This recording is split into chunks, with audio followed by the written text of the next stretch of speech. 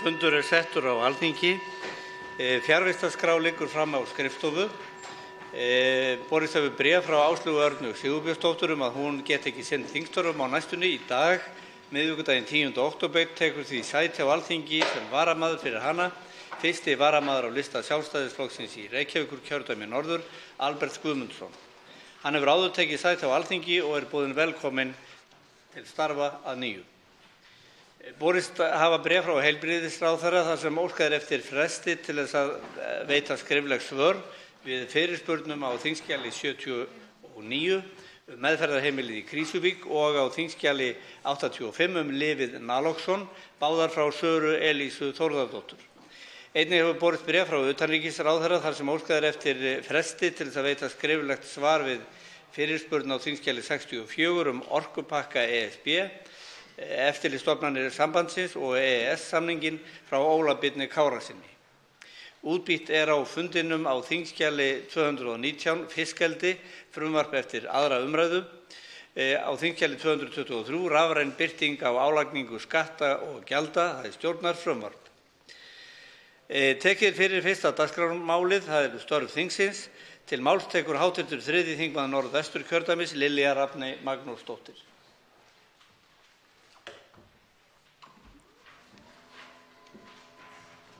Herra forseti, á sameiginlegum fundi velferðarnefndar og atvinnuveganefndar í morgun var fjallað það ófremdarástand sem á vinnumarkaði gagnvart fjölda fólks, ill meðferð á fólki og að þetta hefur viðgengist allt of lengi og við þekkjum það, en virðist því miður vera orðið bara viðvarandi ástand. Og við fengum fjölda góðra gesta til þess að fara yfir þessi mál, félagslegu undirboð og mansal til hagnýtingar, starfsmannaleigurnar og vondan albúna fjölda fólks í ósamþykktu lélegu leiguhúsnæði á uppsprengdu verði. Og það var meginlínan hjá öllum þeim gestum sem komu fyrir nefndirnar að það væri mikilvægt að samræma aðgerðir og herða viðurlög og refsingar hjá þeim sem væru í raun afbrotarmenn á vinnumarkaði. Og þar þetta erlenda verkafólk sérstaklega viðkvæmt, því það oftar en ekki þekkir ekki rétt sinn og hefur ekki burði til þess að berjast fyrir sínu réttindum við viðkomandi yfirmann. En félagsmálaráðherra hefur skipað starfshóp til þess að koma með tillögur þessa efnis til að bæta hér úr og vonandi skila sá hópur af sér góðum tillögum, en ég tel að við megum ekki draga lappirnar í þessum málum. Og það augljóst að verkalýðshreyfingin hefur verið að berjast gegn þessu í langan tíma og það liggja fyrir margar tillögur sem koma úr þeirri áttinni varðandi vinnumarkaðsmálin og löggjafinn þarf að koma þar strax inn í og við getum nefnt til dæmis að fullnusta keðju ábyrgð fyrirtækja, hún þarf að ná yfir allan vinnumarkaðinn, alla aðila. Það þarf að efla samræmt vinnustaðaeftirlit og heimila hert viðurlög. Það þarf að taka á mansali á vinnumarkaði. Það þarf að herða refsirammann gagnvart þeim sem brjóta fólki, bæði varðandi vangreidd laun og að bjóða upp á óíbúðarhæft húsnæði á háu verði. Það þarf að taka á síafbrotamönnum í kennitöluflakki, það er nú búin að glíma við það ansi lengi hér á löggjafanum, og herða eftirlit með starfsmannaleigum svo eitthvað sé nefnt. En það vantar líka fjármuni til þessara eftirlitsstofnana sem við höfum eins og Vinnueftirlitið og Vinnumálastofnun og til lögreglunnar og RSK. Og ég tel að það sé verið að stela af fólki þegar fólk með sínu vinnuframlagi fær ekki laun samkvæmt kjarasamningum. Það hreinlega verið að stela af fólki í formi vinnuframlags viðkomandi fólks. Og það verður að vera einhver refsirammi gagnvart þeim sem gera það síendurtekið. Þá tekur til máls hv. 4. þingmaður Suðurkjördæmis Ásmundur Friðriksson. Virðulegi forseti. Í ræðu hér í gærkvöldi urðu mér á mistök þegar ég var að lesa upp úr minnisblaðinu mínu þar sem ég hafði sett 2S þegar ég ætla að tala um sérfræðingana sunnan. Og ég sagði óvart SS-sveitin, sérfræðingarnir að sunnan. Það fannst mér mjög miður og hafi ég ætlað að vera með eitthvað gáttlæti í huga á þessari stundu sem var mjög alvarleg, að þá var það ekki svo. En það stóð ekki á viðbrögðunum. Píratarnir stóðu hér upp og fóru að bendla mig við stormsveitir Þriðja ríkisins. Og það er eins og þegar þeir tala um mig í þessu sal, að þá er það þessu bóndi blístri á hlíðin Smalahund, þegar Stundin og Kjarninn í þessu tilfelli og oftast Ríkisútvarpið taka upp eftir þeim það sem ég mismælti mér hér í gær. Og þeir fara að bera mig saman við þessa morðóðu hunda frá Þýskalandi. Og ég verð að segja það að það er auðvitað bara þyngri tárin tekur að þurfa að bera svoleiðis. Það hefur ekki verið vitnað í það í þessum fjölmiðlum þegar Pía Skeldóls kom hingað í sumar og var fulltrúi danska þingsins á 100 ára afmælisfundi á Alþingi á Þingvöllum á Alþingishátíðinni. Þá lét einn af Pírötum það eftir sér hafa þegar mótmælti komu hennar að hún hefði sömu skoðanir á Adolf Hitler og þess vegna væri sjálfsagt að mótmæla henni. Hefði sömu skoðanir og Adolf Hitler. Mér finnst þetta fyrir neðan allar hellur. Fyrir neðan allar hellur. Og sömu aðilar tala um þjóðhöfðingja vestrænna ríkja sem kosnir á fólkinu og líkja þeim við Mussolini og þennan títtnefnda Adolf Hitler. Og svo hafa þeir alls konar flugumenn út í bæ sem bera ófagnin út um hann. Þetta er fólki sem stendur upp í þessu sal, trekk í trekk, ber upp á mann lygar, hefur sagt að ég væri þjófur, hafi stolið peningum af þinginu og þau þurfa ekki að standa fyrir neinu. Og svo hafa þeir flugumenn út í bæ sem að senda mann ósómann yfirmann, sem að taka ósómann og fjölmiðlum og senda yfirmann á fésbókinn og víðar. Mér finnst bara að þetta sé óboðlegt fyrir þingið að það skulle vera að tala svona um þingmenn að þeir séu SS-menn. Til máls tekur hv. 1. þingmaður Norðvesturkjördæmis Teitur Björn Einarsson.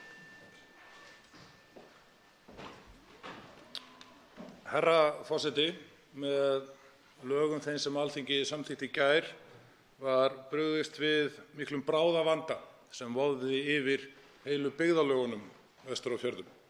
Auðvitað var óhugsandi annað en að gripið yrði í þá atburðarás sem lá fyrir. Ég lít svo á að þarna hafi einungis þingið verið að takast á við hluta þess vanda sem fylgir úrskurðarnefndar umhverfis- og auðlindamál. Við þurfum að skoða aðeins betur hvað var til þess að þessi staða kom upp og hvaða forsendur lágu þarna á baki þeim úrskurði. Mín skoðun er sú að rót vandans liggur í því að í allri löggjöf, mat á umhverfisáhrifum, leyfisveitingum, skipulagsmálum séu að koma í ljós að lagaákvæðin eru óljós, þau eru matskennd og löggjafinn sé að framselja of víðtækt vald til stjórnsýslunnar til þess að taka veigamiklar og grundvallar ákvarðanir grundvöll auðlindanýtingar og innviðauppbyggingar í þessu landi. Við þurfum að gefa þessu nánari gaum. Við þurfum að gefa því gaum að stjórnsýslan sjálf og hennar stjórnsýslaframkvæmd er óljós og jafnvel þversagnakennd. Þær stofnanir sem áttu hér hlut að máli eru til að mynda allsendis ósammála túlkun á atriði valkostargreiningu við mat á umhverfisáhrifum. Allsendis ósammála. Þetta þarf þingið að skoða nánar. Það er ekki annað í boði. Herra forseti, hér er mikilla úrbóta þörf. Tekur til máls hv. 7. þingmaður Suðvesturkjördæmis Una María Óskarsdóttir.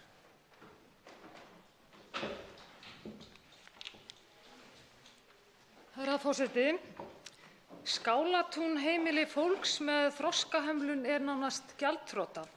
Í Skálatúni njóta nú þjónustu 40 einstaklingar en heimilið hefur verið án samnings við bæjaryfirvöld í Mosfellsbæ síðan í lok árs 2014.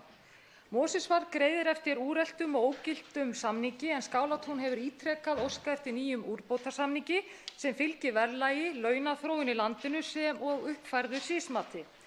Samkvæmt lögum skal tryggja fötluðu fólki ákveðin gæði og þjónustu af hálfu hins opinbera og bera sveitarfélög ábyrgð á því að fatlað fólk fái þessa þjónustu og þau eiga að greiða kostnaðinn.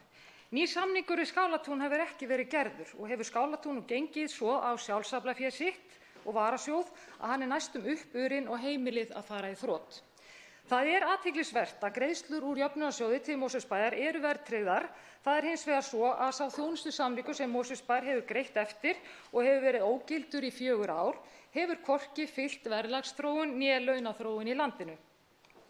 Mér finnst það áhyggjuefni að svo virðist sem ekkert eftirlit sé með því fjármagni sem ríkisvaldið úthlutar og það vegna lögbundinna verkefna, hér málefna fatlaðra. Eftirlit ætti að mínu mati bæði að snúa að því að samningar séu gerðir og að því að fjármagni skili sér til þeirra málaflokka sem ræðir. Herra forseti, ég vil einnig leyfa mér að gera að umtalsefni hjúkrunarmál í Kópavogi. Ár eftir ár hafa bæjaryfirvöld í Kópavogi óskað eftir fjárheimildum vegna rýra hjúkrunarrýma en þau hafa samning þar og einnig vegna fjölgunar dagdvalarrýma. Kópavogsbær skrifaði undir samning við velferðarráðuneytið byggingu hjúkrunarheimilis 2016 en að ræða 64 rými við Boðaþing. Fullkomin kyrrstaða ríkir í málinu en bæjaryfirvöld hafa lýst sig reiðubúin til að taka verkefnið yfir enda bíða nú 60 manns eftir rými. Þá það svo að rúmlega 140 einstaklingar bíða eftir dagvistun. Og það eitt besta úrræði til að koma á móts við eldra fólk til að halda við færni þess á þrótti og ég furða mig sem sagt á því að miðað við að Kópavogsbær vilji ganga strax í verkið að engin svör komi það.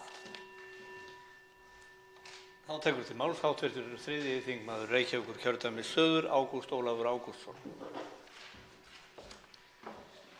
Herra forseti, í vikunni hefur þingflokkur Samfylkingarinnar verið að funda með verkalýðshreyfingunni en eitt sem bar þar á góma var ójöfnuður eigna í samfélaginu og langar mér að gera hann að umtalsefni hér.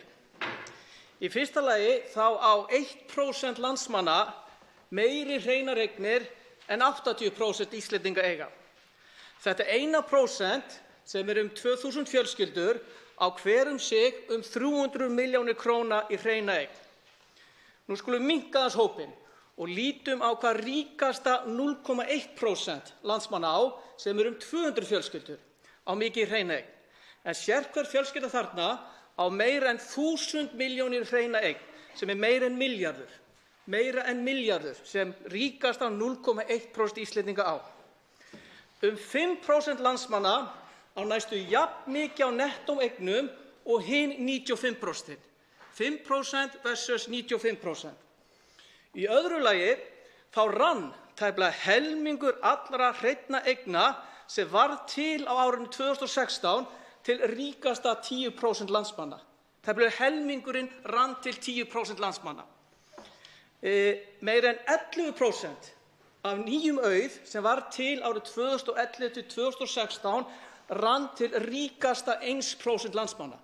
11% rann til ríkasta 1% landsmanna. Í þriðja lagi þá eiga 10 eignamestu einstaklingar landsins tæplega þriðjung alls eigin fjár í íslensku félögum sem í höndum einstaklinga. Við erum að tala 10 einstaklinga sem á þriðjungi af eigin fé í íslensku félögum. Í fjórða lagi, samkvæmt nýrri skýrslu frá Oxfam, þá Ísland langnest allra Norðurlandana þegar kemur að aðgerðum til að berjast gegn ójöfnuði. Við erum langneðst. Þetta skýrsla sem birtist í fyrra. Herra forseti, það því ljóst að á Íslandi búa 2 þjóðir. Þessi þróun hættuleg, ósanngjörn og hún dregur úr hagvexti. Aukinn jöfnuður bæði réttlætismál en einnig góð hagfræði, herra forseti. Þá tekur til máls hv. 7. þingmaður Reykjavíkurkjördæmis norður Steinunn Þóra Árnadóttir.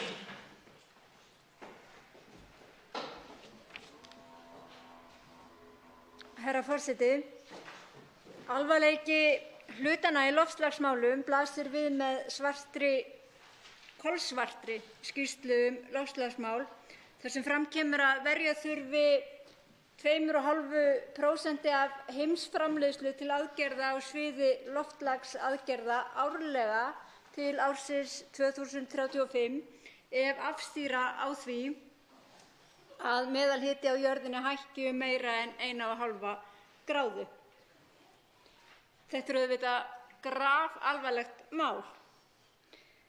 Það fagnaðarefni að við hér á Íslandi erum að taka hlutina alvarlega og að með fjármálaáætlun fyrir árin 2019–2023 þá gjörbreyting á því fjármagni sem við ætlum að verja til aðgerða í loftslagsmálum. Loftslagsáætlunin okkar full fjármögnun en það jafnframt ljóst að eftir því sem fram vindur þá munum við samkvæmt þessari skýrslu frekar þurfa að auka í en að draga úr. Það veruleikinn sem að við blasir. En þó svo okkur finnist fjármagnið mikið og hátt sem verja þarf í loftslagsaðgerðir, þá tel ég ágætt að setja þessa upphæð í samhengi. En kostnaðurinn við það að bregðast við loftslagsbreytingum álíka mikill og heimsbyggðin eyðir í hernaðarútgjöld. Þetta finnst mér gríðarlega mikið umhugsunarefni og við eigum að vita af þessu allri umræðu allt það fjármagn sem þarf að eyða í loftslagsaðgerðirnar að peningarnir eru til. Það myndi hafa gríðarlega góð áhrif á alla heimsbyggðina ef við myndum nú bara flytja þetta fjármagn úr hernaðarútgjöldum og yfir í loftslagsmálum. Til máls tekur hv. 7. þingmaður Reykjavíkurkjördæmis norður, Þorsteinn Víglundsson.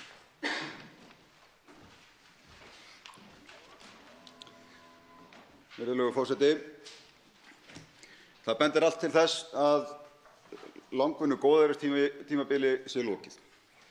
Öll teikn á lofti það nú að það tekið að hægja verulega hratt á í hagkerfinu. Ferðaþjónustan glímir við mikinn vanda og sagður síst ofmetinn í þeirri opinberu umræðu sem hann hefur farið fram að undanförnu.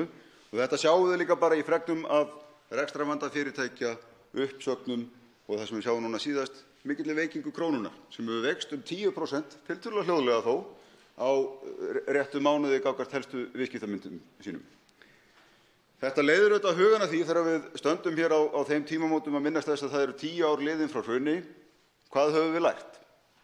Og vissulega hefur margt lærst. Heimilin hafa hagað sér af mun meiri ábyrgð, sýnt meiri ráðdeild, skulda minna heldur en þau gerðu fyrir áratug síðan og hið sama má segja flest fyrirtæki landsmanna sem hafa farið varlegar gleðina til nú heldur en fyrr.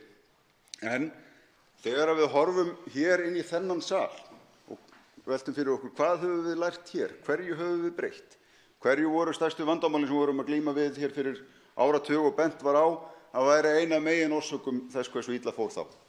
Það var meðal annars bent á lítinn óstöðugan gjaldmiðil og tilheyrandi kostnað hans fyrir almenning og fyrirtæki í landinu. Það var bent á óábyrga hagstjórn af hálfu hins opinbera sem þandi líkt og svo oft áður útgjöld ríkisins á sama tíma og mikil þensla var í hagkerfinu hér heima fyrir. Og þegar maður horfir yfir farin veg núna undanfarin ár, þá hefur nákvæmlega það sama gerst. Útgjöldin hafa verið þanin mjög mikið á tímum þenslu og raunar stefnt að einhvers konar Íslandsmeti í því í ríkisfjármálaáætlun þessarar ríkisstjórnar. Það hefur ekkert verið gert með grunnvanda krónunnar, það hefur engu verið breytt sem heiti getur í peningastefnunni eða hvernig ætlum að glíma við þennan óstöðuleika myntarinnar eða vaxtamunin sem henni fylgir.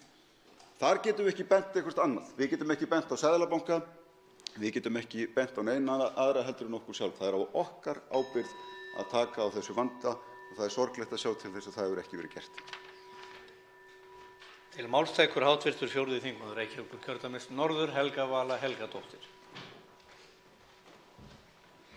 Herra forseti, sjónvarpsþátturinn Kveikur vakti landsmenn upp af værum blundi þann níðingshátt sem fyrirfinnst á íslenskum vinnumarkaði.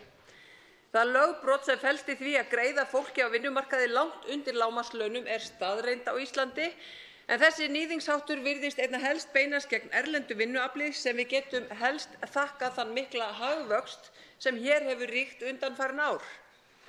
Önnur merki þessa níðingsskapar að ofrukka starfsfólk fyrir ýmislegt svo sem húsnæði, mat, nauðsynleg tæki og tól til vinnu eða akstur. Það þarf að fara í það án tafar að búa til regluverk sem kemur í veg fyrir svona framkomu, en þar að ræða viðurlög við brotum. Í lögum höfum við fjölmörg dæmi viðurlög við brotum. Við skattalagabrotum þarf hinn brotlegi að endurgreiða tvöfalda þá fjárhæð sem svikist var að greiða í upphafi. Við samkeppnislagabrotum þarf að greiða sekt sem nemur 10% af veltu fyrirtækisins.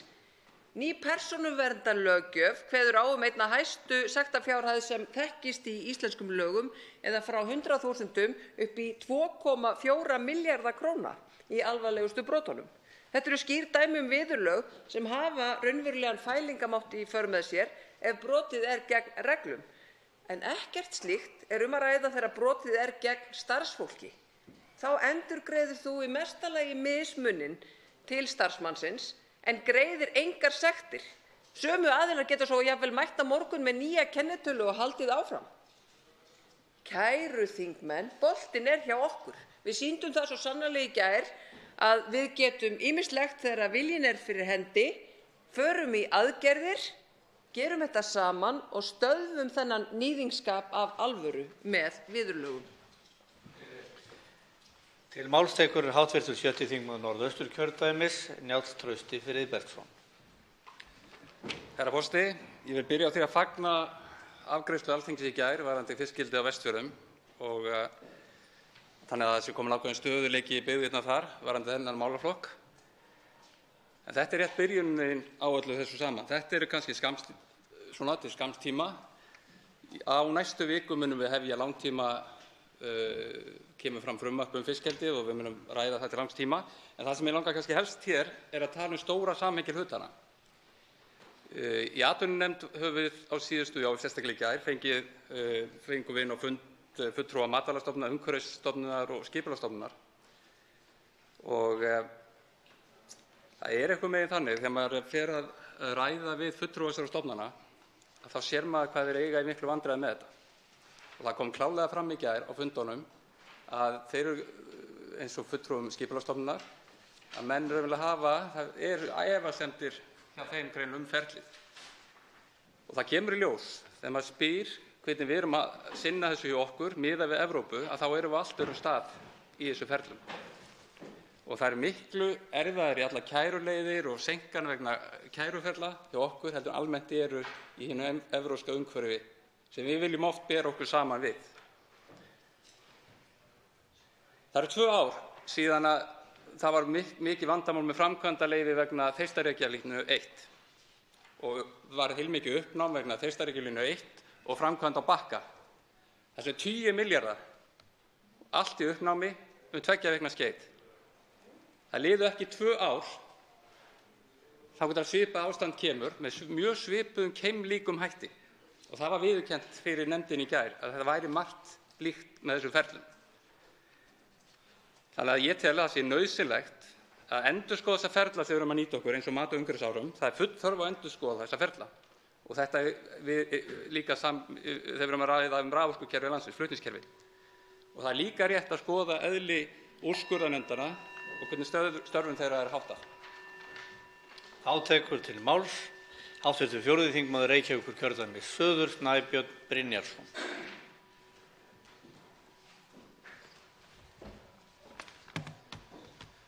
Virðulegi forseti, bara rétt handan við hornið hér á Austurstræti vinnustaður sem var settur í uppnám með valdníðslu hins opinbera fyrir næstum því ári síðan. Ég að sjálfsögðu hérna að tala dagblaðið Stundina. Það sem ég held á hér kolólöglegt efni. Það búið að setja lögbann á það. Og þetta þing ekki búið að bregðast við því í heilt ár.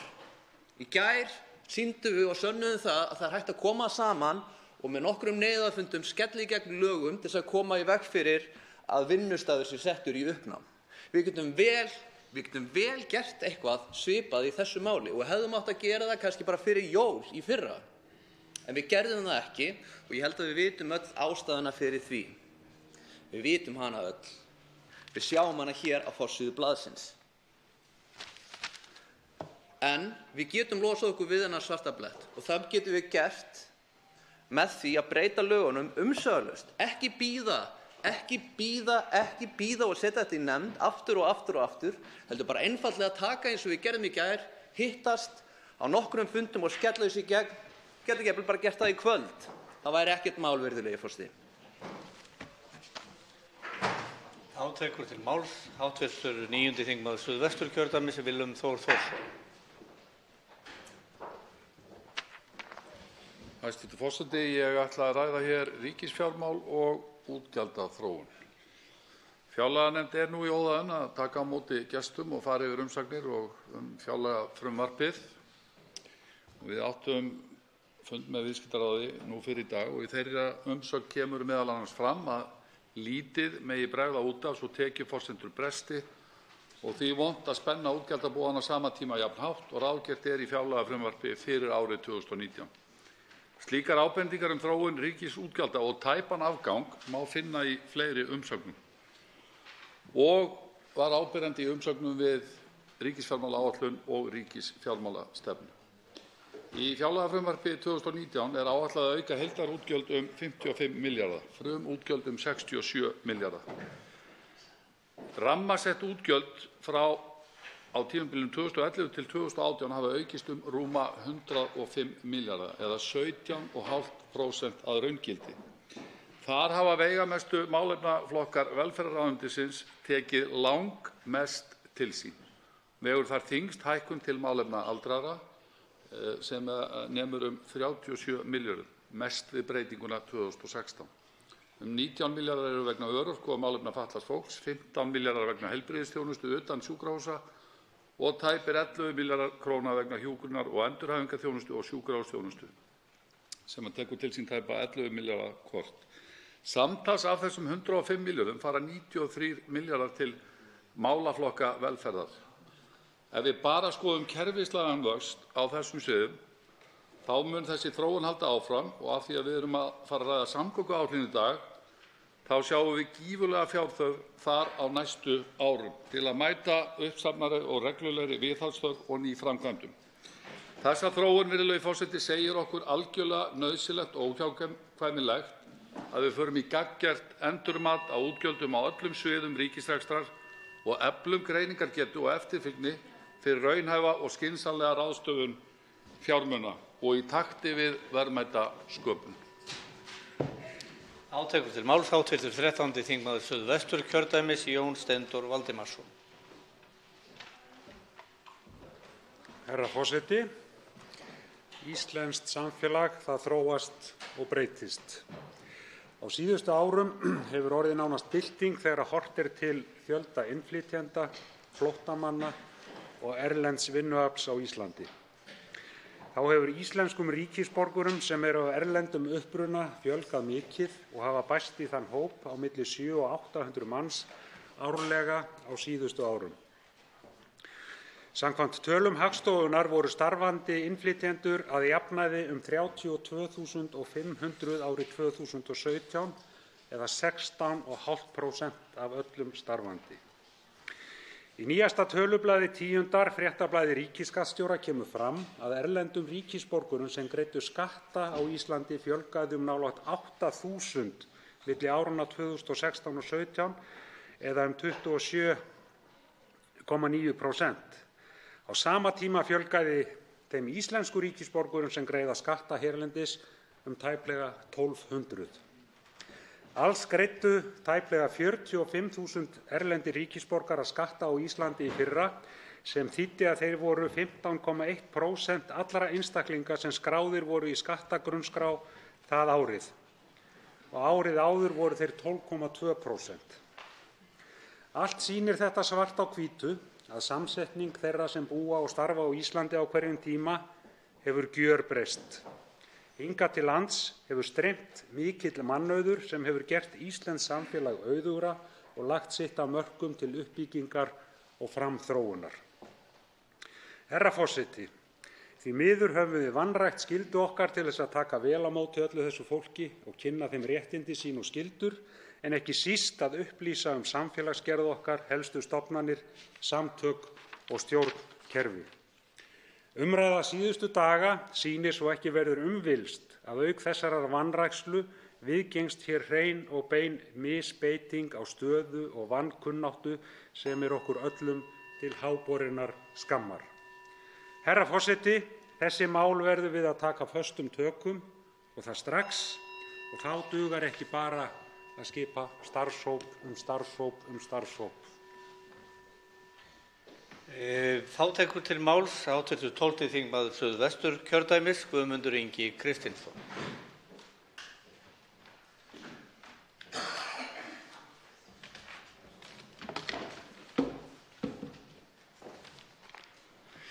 Virðulegur forseti, það eiginlega með trega að ég var eiginlega forundrun að ég kem hérna upp til þess að benda þingmönnum á að það falsfrétt inn á vef Alþingis. Og það ekki mjög alvarlegt mál að það sé ekki rétt og satt frá á vef Alþingis? Ég hef komið áður upp í þennan stól og bent á það væri rangar fréttir á vef Alþingis, en það var ekki leiðrétt. Hún stendur enn óhagguð sú frétt að það sé bara einn í velferðarnefnd Norðurlandaráðs. Við vorum 2 þar og ég sá hana, Steinunn Þóru Árnadóttir. Hún var með mér í velferðarnefndinni. En það stendur skýrustum, það var bara einn. Og það stendur skýrustum á vef Alþingis, það bara eitt hótel í Núk. Og það stendur líka að ég hef verið eini sem fór undan, en það var starfsmaður líka. Hvers vegna í ósköpunum verið að hafa svona rangt eftir þegar við förum inn á nefndasvið og þar kemur sannleikur í ljós. Það stendur það skýrustum, Norðara velferðarnefnd 2. Og ef þetta þeim tilgangi bara vegna þess að ég að benda á það að það verið að bruðla með fé, óþarfa í erlendu nefndarstarfi, við eigum að skoða allt. Það talað takmarkað fé þegar verið að tala eldri borgara og öryrkja, takmarkað fé ríkissjóðs. En á sama tíma berast upplýsingar það að í mannlífi að Umhverfisstofnun Sameinuðu þjóða, yfirmaður þar, Norðmaður, hann eyddi 54 milljónum króna í ferðalög. Hann fór af 529 dögum af síðustu 668 var hann í ferðalagi. Hugsaðu ykkur menguna, þetta í Umhverfisstofnun Sameinuðu þjóðanna. Og ef við skoðum ekki svona hluti, ég ekki að segja að það svo slæmt hjá okkur, en ef við skoðum ekki svona hluti, þá erum við að bruðla með almannafé. Og okkur ber skylda til þess og ég held að það sé alveg hvað á ég að gera. Á að senda fyrirspurn til þess að það sé allt sé rétt sett upp á vef Alþingis. Hvernig fæ ég leiðrétt á vef Alþingis þar sem ég verið að reyna að gera lítið úr því sem ég segi? Að síðustu tekur til máls undir þessum dagskrárlið hv. 10. þingmaður Suðurkjördæmis, Smári McCarthy.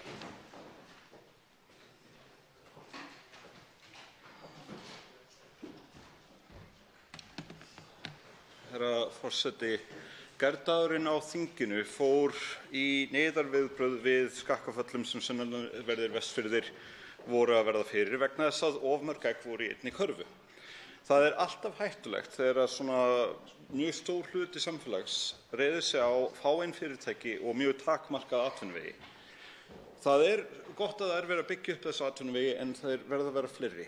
Og þegar maður skoðar hvers vegna atvinnuvegir víða land og raunar í landinu í heild jafn einhæfir raun ber vitni, þá aðallega 2 skýringar sem ég finn. Annars vegar það þessi tilhneiging til þess að allir stökkvi á vagninn þegar ný hugmynd lítur út fyrir að geta gengið vel. En það tilhneiging sem ég býst við að muni skolast út úr þjóðarsálinni þegar við okkur fjölgar og þegar samskipti okkar við heiminn verða margslungnari. Ísland ennþá ung þjóð. En hins skýringin kerfislæg. Það mjög erfitt fyrir fólk að gera nýja hluti á Íslandi. Þeir sem vilja hefja rekstur fyrirtækja, einkum í nýsköpunargeiranum, þurfa að ganga í gegnum alveg fáránlegar flækjur og glíma við ótrúlegustu vandamál til að ná árangri. Það til dæmis rosalega dýrt að stofna fyrirtæki á Íslandi og ég vona hugmyndir að laga það inn í efnahags- og viðskiptaráðuneytið beri árangur, en það verður að laga það. Það líka erfitt að nálgast fjármagn Það eru tiltölulega fáir fjárfestar, það eru hlutfallslega fá fyrirtæki sem skrá sig á hlutabréfamarkað, það eru arðsemiskröfur frá fjárfestum sem eru líka mjög háar. Samkeppnissjóðir eru allt of litlir og þeir eru máttvana mjög oft og fjárfestingar á Íslandi til rannsókna og þróunar námu bara 2,16% af vergri landsframleiðslu árið 2016. Stofnendur fyrirtækja þekkja öll þessi vandamál og fleiri vandamál. Og það hlutverk okkar á Alþingi að ryðja sem flestum þessara vandamála úr vegi því að samfélag þar sem hægt að nýta tækifærin, þar gera stórkostlegir hlutir. En við verðum að hætta að gera sjálfum okkur erfitt fyrir. Við verðum að draga úr þessu samfélagslegu áhættu. Við verðum að laga lögin, en ef við stöndum okkur vel, þá getum við á fáum árum með litlum tilkostnaði staðið öðrum þjóðum framar sem stökkpallur framtíðarinnar. Forseta var á í messunni og línuvilt eða hljóðhugur eina línu og við háttvirtan 4. þingmann Norðvesturkjördæmis velvirðingar. Hann mun nú flytja sína ræðu, Jón Þór Þorvaldsson.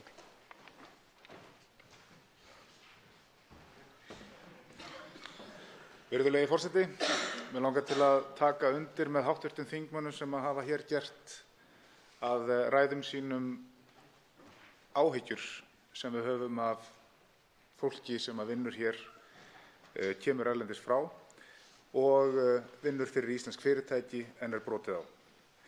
Okkur hafa borist fréttir að víða sé brotið á erlendu starfsfólki. Erlendis ríkisborgarar eru sennilega 40.000 manns á Íslandi í dag og 20% af vinnumarkaði. Það segir okkur það að það ekkert atvinnuleysi á Íslandi eða okkur gengur vel. Meðferðin á sömu fólki sem hingað kemur til starfa vægast sagt skammarleg af hálfu nokkurra fyrirtækja, samanber fréttir sem við höfum lesið nýlega. Takið þeir til sín sem eiga. Gerviverktaka eitt af því formi sem einstaka fyrirtæki hafa nýtt sér til að lækka kostnað. Skyldur verktakans innan gæsalappa eru hins vegar þær sömu og launamanns. Réttindin eru fyrir borð borin. Fyrirtækið stjórnar vinnutíma einstaklingsins, stjórnar hver vinnur verkið, hvar og hvernig. En gerviverktakinn hins vegar hlunnfarinn til að mynda lífeyrissjóð, tryggingar, veikindarétt, fæðingarorlof, svo eitthvað sé nefnt. Ríki og sveitarfélög verða af gríðarlegum tekjum í formi skattfjár. Fyrir réttu ári síðan var kosningabarátta sem var háð hér til alþingiskosninga og gerðu Vinstri grænir að umtalsefni að það lægju 80 milljarðar í skattkerfinu sem væru hið svarta hagkerfi. Þeir liggja þarna. Innviðir og uppbygging samfélagsins nýtur ekki framlaga vegna fjárskorts og samt sem áður eru slíkar fjárhæðir sem liggja ósnertar á meðan við brjótum á réttindum launafólks. Ég skora á stjórnvöld og Alþingi að taka þessa mál föstum tökum og standa vörð heilbrigða samkeppni á vinnumarkaði, heilbrigða samkeppni á markaði fyrirtækja, standa vörð réttindi launþega og standa vörð Ísland. Umræðu störf þingsins þá lokið. Borist hefur ósk það að 2. og 3. dagskrármál verði rædd saman samanber 4. málsgrein 77. greinar þingskapa en þau eru efnislega skyld. Skoðast það samþykkt ef enginn hreyfir andmælum. Tekin eru fyrir 2. dagskrármálið samgönguáætlun 2019 til 2033, það stjórnartillaga 173. mál á þingskjali 174 fyrir umræða og 3. dagskrármálið 5 ára samgönguáætlun fyrir árin 2019 til 2023. Það sömuleiðis stjórnartillaga 172. mál á þingskjali 173. Þetta fyrir umræða. Til máls tekur hæstv. Samgöngu- og sveitarstjórnarráðherra Sigurður Ingi Jóhannsson.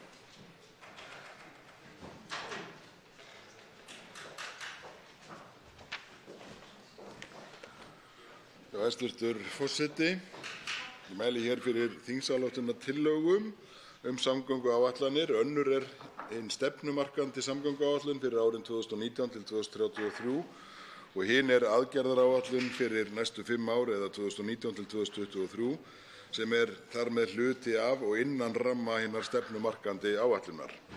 Undirbúningur vinnunnar hófst eftir áramót og var við vinnuna haft samráð við atvinnulíf og sveitarfélög. Samráðsfundir voru haldnir í öllum landshlutum og samgönguþing síðastliðið vor.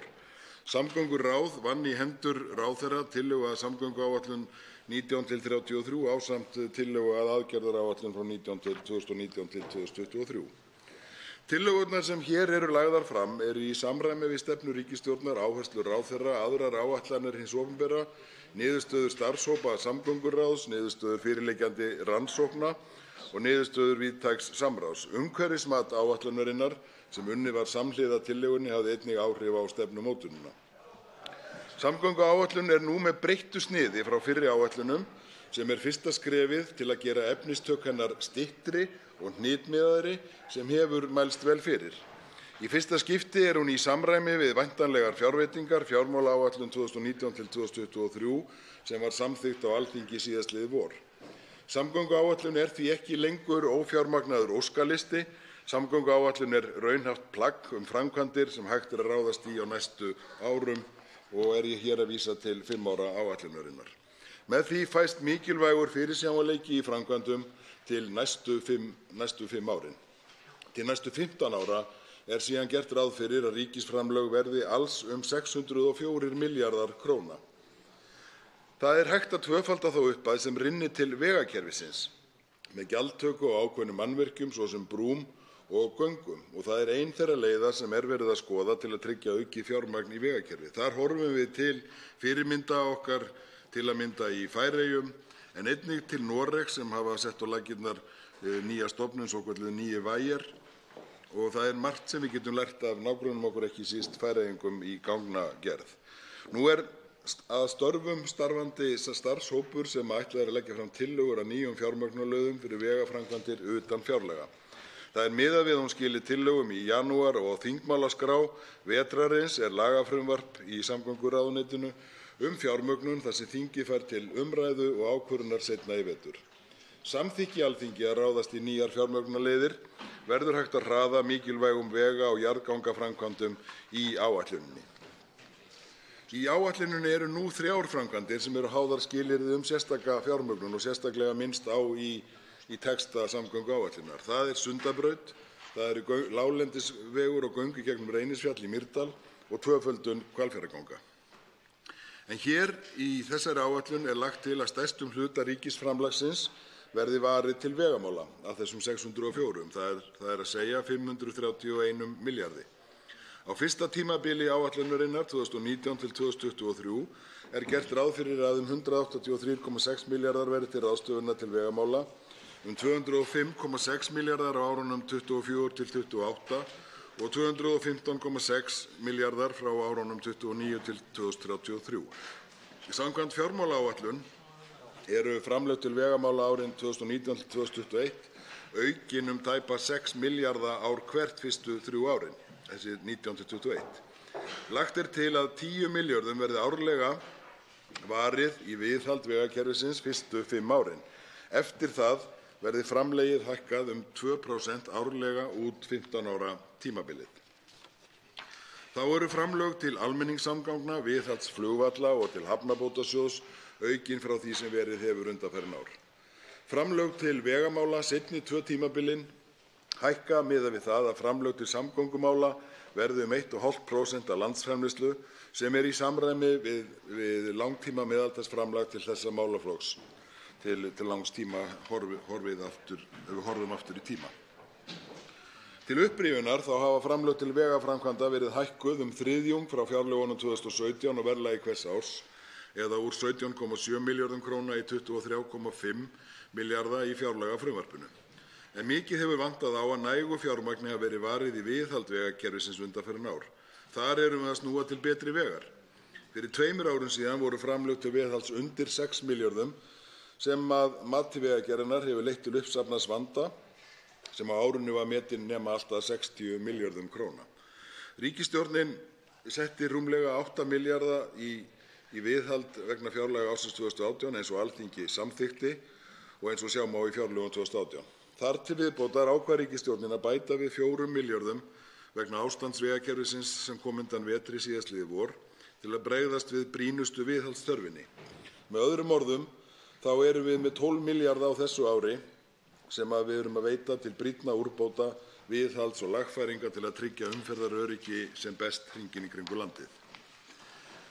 Sú áætlun sem hér er lögð fram felur í sér mikilvæga framtíðarsýn og markmið til næstu 15 ára. Mikilvægur grunntónn í aðgerðum áætlunarinnar er öryggi, umferðaröryggi. Góðar samgöngur eru grundvallarforsenda fyrir öflugu atvinnulífi og kraftmiklu þjóðfélagi. Greiðar og öruggar samgöngur tryggir fólki og fyrirtækjum aðgengi að mörkuðum, opinberri þjónustu og afþreyingu. Samgöngur tengja saman byggðir og landshluta. Í tæknivæddu samfélagi þar sem þjónustan er oft á tíðum sérhæfð hátækniþjónusta er mikilvægt að aðgengi fyrir landsmenn sé gott hvar sem þeir búa. Samgöngur eru jafnframt flókið og kostnaðarsamt viðfangsefni. Mikilvægi samgangna fyrir nútíma samfélag verður seint ofmetið og öll samgönguuppbygging á landsbyggðinni er nauðsynleg til að styrkja byggðir landsins og leið samkeppnishæfni þess.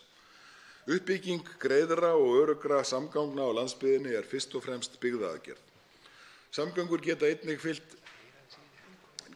fylgt neikvæð áhrif á lífsgæði og umhverfi. Þannig hafa til dæmis umferðarslys tekið allt of stóran toll og áhrif umferðar á umhverfið eru oft mikil og neikvæð. Áætlunin gerir ráð fyrir að grunnnetið verði í lok tímabilsins uppbyggt fyrir utan alla hálendisvegi. Það er að segja, á þessu 15 ára tímabili þá sjáum við fyrir okkur að ljúka við þetta grunnnet sem við höfum verið að byggja upp og áherslan er þess vegna á suðurhluta Vestfjarða. Umferðarþunginn á suðvesturhorninu á leiðunum hér inn og út frá höfuðborgarsvæðinu hefur vaxið langmest og við sjáum það að afloknu þessu 15 ára tímabili þá verða umferðarmestu vegirnir, það er að segja Vesturlandsvegur, Suðurlandsvegur og Reykjanesbrautin, komnir með aðskilda akstursstefnu, annars vegar upp í Borgarnes, Vesturlandsvegurinn, austur að Hellu, Suðurlandsvegurinn og tvöföldur Reykjanesbrautarinnar inn í flugstöð. Þetta tel ég að vera gríðarlega mikilvægt til þess að tryggja umferðaröryggi á þessum vegum þar sem við sjáum alvarlegustu slysin og höfum séð núna síðan síðustu ára. Varðandi grunnnetið, eins og ég minntist á áðan, þá erum við líka þar að klára grunnnetið og þar er áherslan á Vestfirði. Í lok tímabilsins verður komin hringtenging Vestfjarða með Dýrafjarðargöngum og uppbyggðum vegum yfir Dynjandisheiði með uppbyggðri tengingu yfir til Bíldudals. Með þessari nýrri vegtengingu göngin styttist leiðin 27 km. Og þá verður einnig komin nýr uppbyggður vegur sunnanverða Vestfirði alla leið til Patreksfjarðar. Með vegabótum áætlunarinnar á sunnanverðum Vestfjörðum og uppbyggingu vegar til Borgarfjarðar eystri sem er núna á döfinni í ár og næstu ár verður á þessu tímabili mikilvægu markmiði samgönguáætlunar til langs tíma náð. Það er að tengja allar byggðir með yfir 100 íbúa með bundnu slitlagi. Við viljum einnig horfa til annarra landshluta og þar með til að mynda að byggja upp nýjan veg Öxi sem styttir leiðina milli Hafnar í Hornafirði og Egilsstaðum yfir 70 km. Áætlunin gerir ráð fyrir að ráðist verði í göng til Seyðisfjarðar að loknum framkvæmdum við Dýrafjarðargöng og aðliggjandi vegakerfi. Það er starfandi starfshópur sem er að fara yfir málefni Seyðisfjarðarganga og undirbúa ákvörðun framkvæmdana, meðal annars legu ganganna og niðurstaða mun liggja fyrir hér áramót. Í samgönguáætlun má halda því fram að eitt þriðja meginmarkmiðið sé áfram að styrkja og leggja bundið slitlag á umferðarlitla tengivegi þó svo að þeir uppfylli ekki kröfur burðarþol og veglínu. Lagt verður bundið slitlag á 130 km á vegum á fyrsta tímabili. Og þetta er mikilvægt að nefna hér vegna þess að það felast í því lífsgæði að keyra vegi sem á er bundið slitlag, til að mynda börn sem að fara í skóla þó svo umferðin sé lítil. Einnig er lögð áhersla á að halda áfram og setja aukið fjármagn í að byggja upp þá tengivegi þar sem umferðin er mikil, en það krefst að það þarf að bæta þar við auknu burðarþoli, breikka vegi og hanna þá með tilheyrandi öryggiskröfum. En það eru fleiri veikleikar í vegakerfi okkar. Til að mynda eru einbreiðar brýr á þjóðvegum landsins 686. Þar af eru 39 þeirra á hringveginum. Ein mikilvægasta framkvæmdin á fyrsta og öðru tímabili er ný brú yfir Hornafjarðarfljót og aðliggjandi vegir sem leiðir til 11 km styttingar á hringveginum. Þá verða margar eldri stærri brýrnar sem eru á hringveginum endurnýjaðar, svo sem brúin yfir Ölfusá, brúin á Jökulsá á Fjöllum, brúin yfir Lagarfljót og báðar brýrnar yfir Skjálfandafljót í Þingeyjarsýslum og Breiðbalakvísl austur við Kirkjubæjarklaustur. Nýr vegur Lón á þriðja tímabili mun stutta hringveginn 4 km og fækka einbreiðum brúm á hringveginum 6. Þá er gert ráð fyrir því að á þessu fyrsta 5 ára tímabili fækki einbreiðum brúm á hringveginum 9. Aukning umferðar hefur leitt til aukinnar þarfar fyrir vetrarþjónustu, bæði vegna stækkunar vinnusóknarsvæða, skólasvæða en ekki síst ferðaþjónustar. Og er því árleg aukning fjármagns sett þar 700 milljónir króna fyrstu 5 árin. Að þeim loknum er miðað við að framlögin hækki 2% árlega.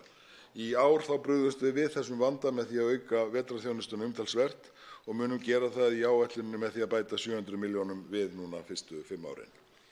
Í samræmi við stefnuyfirlýsingu ríkisstjórnarinnar verður unnið að því að auka möguleika hjólandi í umferðinni. Þá er einnig aukin áhersla á almenningssamgöngur bæði á höfuðborgarsvæðinu og á landsbyggðinni og er þetta eitt af meginmarkmiðum í áætluninni. Í ráðuneytinu er unnið að stefnumótun hvernig almenningssamgöngum verður best fyrir komið til framtíðar, það er að segja allt land, og eru komnar fram tillögur sem þar eru í dag til umsagnar. Þá eru einnig settar fram tillögur úrbætur í samgöngumálum á höfuðborgarsvæðinu, þar með talið uppbyggingu almenningssamgöngukerfis. Meðal annars er þar gert ráð fyrir að Miklabraut verði lögð í stokk, sömuleiðis Hafnarfjarðarvegur í Garðabæ. Einnig að unnið verði að framkvæmd við Breiðholtsbrautina, gatnamót við Kleppsmýrarveg og margt fleira. Í þessu samhengi er rétt að geta þess að þann 21. september síðastliðinn þá skrifaði samgöngu- og sveitarstjórnarráðherra sá sem hér stendur og fulltrúar samtaka sveitarfélaga á höfuðborgarsvæðinu undir viljayfirlýsingu viðræður uppbyggingu samgangna á og í gegnum höfuðborgarsvæðið, þar með talið almenningssamgangna.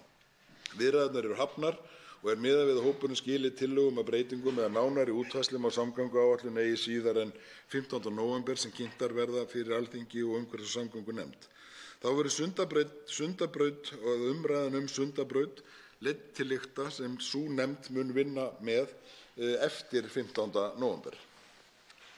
Í samgönguáætlun er lögð mikil og rík áhersla á öryggi í samgöngum.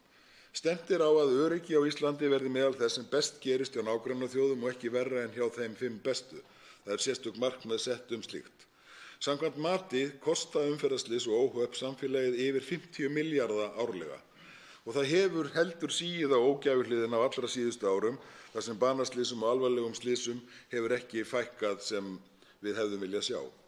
Rekja má jafnvel fjölgun slysa til aukningar á umferð en ekki síst ferðamanna sem fara landið á bílaleigubifreiðum. Ríkisstjórnin hefur sett fram aðgerðaáætlun í loftslagsmálum sem miðar að því að standa við skuldbindingar Íslands samkvæmt Parísarsamkomulaginu. Þar má finna margar aðgerðir sem snúa að samgöngumálum og orkuskiptum en samgönguáætlun tekur mið af aðgerðaáætluninni. Má þar nefna almenningssamgöngur, bæði hér á höfuðborgarsvæðinu sem og allt land, hjólreiðar og nýjar ferjur í eigu ríkisins skuli ganga fyrir vistvænum orkugjöfum og má í því sambandi minnast á nýja Vestmannaeyjaferju sem verður bæði rafmagnsferja og tvinnferja. Getur sem sagt gengið fyrir eingöngu rafmagni. Mikilvægi flugs fyrir hagvöxt og atvinnusköpun verður seint ofmetið. Í því ljósi hefur farið af stað stefnumótun með þátttöku allra helstu hagsmunaaðila nýja flugstefnu eða reyndar fyrstu flugstefnu fyrir Ísland. Í þeirri vinnu verður farið yfir starfsskilyrði flugs og opinbert umhverfi og sett fram stefna sem ætlað er að styðja við starfsemi og uppbyggingu þessara mikilvægu atvinnugreinar. Samgönguáætlun gerir nú ráð fyrir auknum fjármunum til viðhalds flugvalla og þeir verði árlega tæplega 600 milljónir króna en betur má ef duga skal. Nefnda störfum er að fara yfir rekstur flugvallakerfisins og leitar hún leiða til þess að tryggja hann betur. Þar er stefnt að því að breytt rekstrartillögun verði til þess fallin að tryggja betur rekstur og viðhald flugvallakerfis landsins. Meðal annars er nefndin að skoða hvort allir millilandaflugvellir landsins verði reknir af Isavia og einnig má skoða leiðir til þess að setja þar inn varaflugvallargjald en einnig hefur þessi nefnd verið að skoða skosku leiðina til þess að tryggja markmið almenningssamgangna hlutans í því. Í samgönguáætlun er forgangsraðað til viðhalds framkvæmda flugbrauta, endurnýjunar brýnustu flugleiðsögubúnaðar, fjarskiptabúnaðar og endurnýjunar aðflugs- og brautarljósa. Og að lokum, herra forseti, ef ég má örlítið fara hér yfir tímann, örstutt siglingamál, að framlög til hafnabótasjóðs hafa aldrei verið meiri og nema nú milljarð árlega næstu 5 árin eða 5 milljarða yfir fyrstu 5 árin. Það áætlaður framkvæmdakostnaður árunum 19 til 23 í höfnum innan grunnnets sé 7,8 milljarðar og utan grunnnets 870 milljónir. Ég legg til að þessi þingmál að lokinni umræðu gangi til 2. umræðu og til hv. umhverfis- og samgöngunefndar. Svo háttar til að 4 hv. þingmenn hafa óskað eftir að veita andsvar og ræðutími því styttur í 1 mínútu. Fyrstur veitir andsvar hv. 5. þingmaður Norðausturkjördæmis, Logi Einarsson.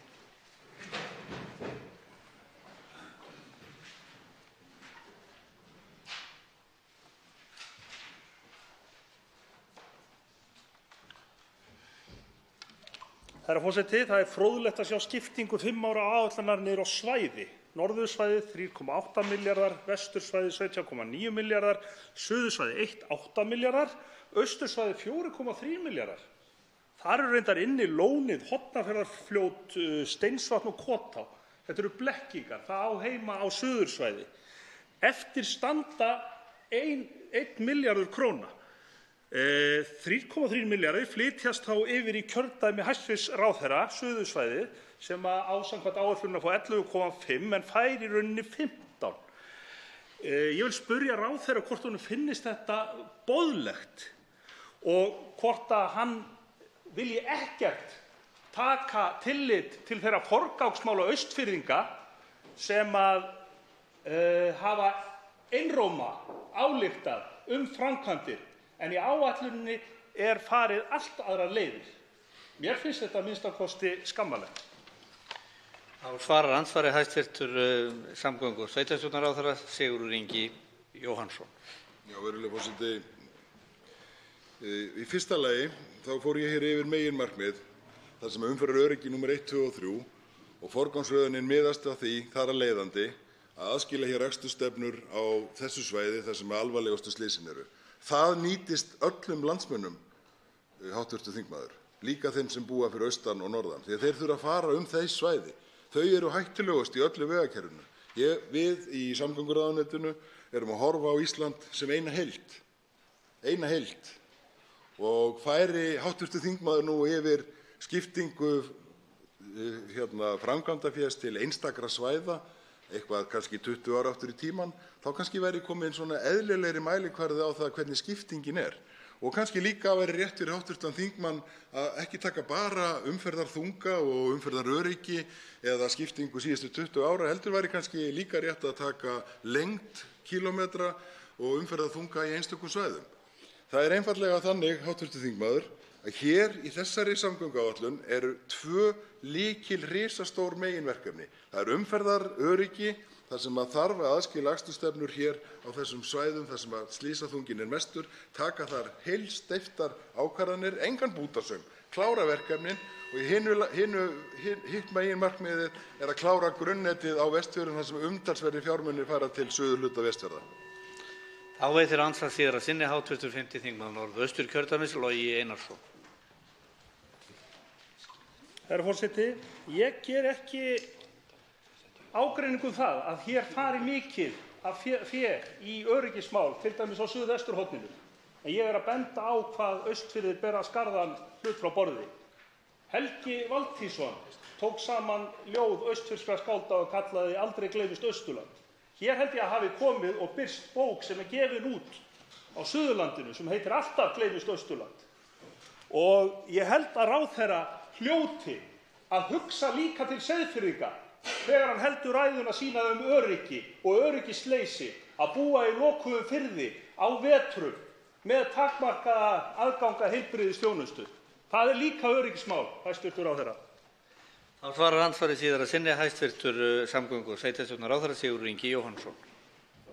Já, virðulegur forseti, ég held að við hv. þingmaður verðum mjög fljótt sammála það að það væri mjög mikilvægt að geta sett miklu meiri fjármuni víðar hringinn í kringum landið og fara í þær framkvæmdir eins fljótt og hægt Hér verið að tala að setja umtalsverða fjármuni, meiri heldur en við höfum áður sett, bæði í viðhald og framkvæmdir fyrstu 3 árin og forgangsröðunin þar eins og hv. þingmaður hefur bent á, að það og ég ræddi hér í fyrri ræðu minni, það umferðaröryggin, aðskilja hér akstursstefnur á þeim köflum sem eru hreinlega langalvarlegustu slysin og tíðustu banaslysin að gerast, samhliða því að klára grunnnetið á Vestfjörðum.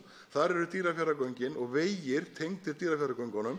Þeir vegir kosta 10 milljarða og sú framkvæmd, hún hefði kannski átt að vera tekin með þegar umræðan Dýrafjarðargöng var tekin, þegar við viljum gjarnan geta farið úr einum göngum í aðrar, en þessi framkvæmd ekki bara Dýrafjarðargöng, heldur 10 milljarða vegtenging við Dýrafjarðargöngin og kem kannski betur inn á það síðar í dag.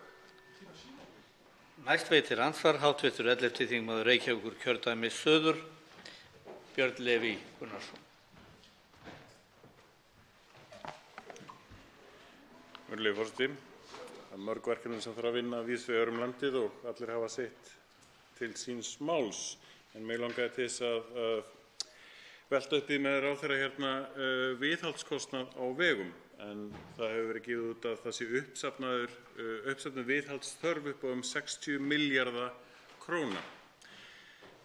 Nýlega fékk fjárlaganefnd minnisblað frá Vegagerðinni það hvernig væri hægt að minnka mögulega álag á vegum, til dæmis með því að vera með tvíbreið dekk á þyngri bílum, með því að fara niður í 7 tonna öxulþunga í staði fyrir 10 tonna, sem sparar 18-faldan mun á sliti og með því að fara niður í 7 tonn þá það ekki nema 24% af slitinu með 10 tonn. Þannig að þessar til dæmis 2 aðgerðir myndu spara gríðarlega mikið slit og þá minnka þessa þörf okkar uppsöfnuðu viðhaldsþörf verulega mjög hratt. Mig langaði að velta fyrir mér með hæstv. Ráðherra hvaða aðgerðir til þess að minnka álagið að finna þessari samgönguáætlun. Þá svarar andsvari hæstv. Samgöngu- og sveitarstjórnarráðherra Sigurður Ingi Jóhannsson. Virðulegi forseti, það rétt að það hefur verið metið svo á síðasta ári, kannski þar síðasta, að uppsafnaður vandi væri orðinn nær eða í kringum 60 milljarðar í viðhaldsþörf kerfisins. Það sem í þessari samgönguáætlun verið að gera verið að setja upp plön, áætlanir að byggja upp öruggari, breiðari vegi með auknu burðarþoli sem þola þá umferð sem fyrir hendi og síðan að setja aukið fé til viðhalds til þess að vinna upp þennan bakkostnað okkar sem kominn í bakið á okkur. Og þess vegna var tekin ákvörðun að setja 4 milljarða til viðbótar ofan í þá 8 sem í fjárlögum á þessu ári. Mér segir svo hugur, þó ég geti auðvitað ekki metið það faglega á þessum tímapunkti, að það verklag, þeir 4 milljarðar, hafi komið sér býsna vel og að mati Vegagerðarinnar við það að setja 10 milljarða á næstu 5 árum munum við geta náð þessu gati. Varðandi síðan spurningar háttvís eða hugmyndir það hvernig hægt sé að koma eða minnka slitlag, þá það áhugaverð umræða en samgönguáætlun fjallar kannski meira uppbyggingu og viðhald á þeim vegum sem við eigum þegar í dag. Þá veitir andsvar síðara sinni hv. 11. þingmaður Reykjavíkurkjördæmis suður, Björn Leví Gunnarsson. Virðulegi forseti. Það farið yfir ýmis markmið, til dæmis umhverfislega sjálfbærar samgöngur í þessari samgönguáætlun. Innviðir fyrir rafhjól og reiðhjól, rafvæðing hafna og ýmislegt svoleiðis. Og mér finnst spurningin vera augljós af hverju ekki aðgerðir til þess að minnka slit á vegum. Þegar að kostnaður við viðhald vega hefur verið farið upp úr 5,4 milljörðum í kringum 2005 upp í sagt 10 milljarða til og með árinu 2019. Umferðarþunginn hefur aukist gríðarlega og þar spila stórir bílar gríðarlega mikið hlutverk og maður veltir fyrir sér hvort að þeir séu í rauninni að greiða fyrir það slit sem að þeir valda. Eru það kannski þá einkabílarnir og minnibílarnir sem eru að greiða það slit frekar, því að umferð þyngri bíla 5–13% samkvæmt minnisblaði Vegagerðarinnar og meðan hver svona þungur bíll telur kannski á við 10.000 fólksbíla. Hæstv.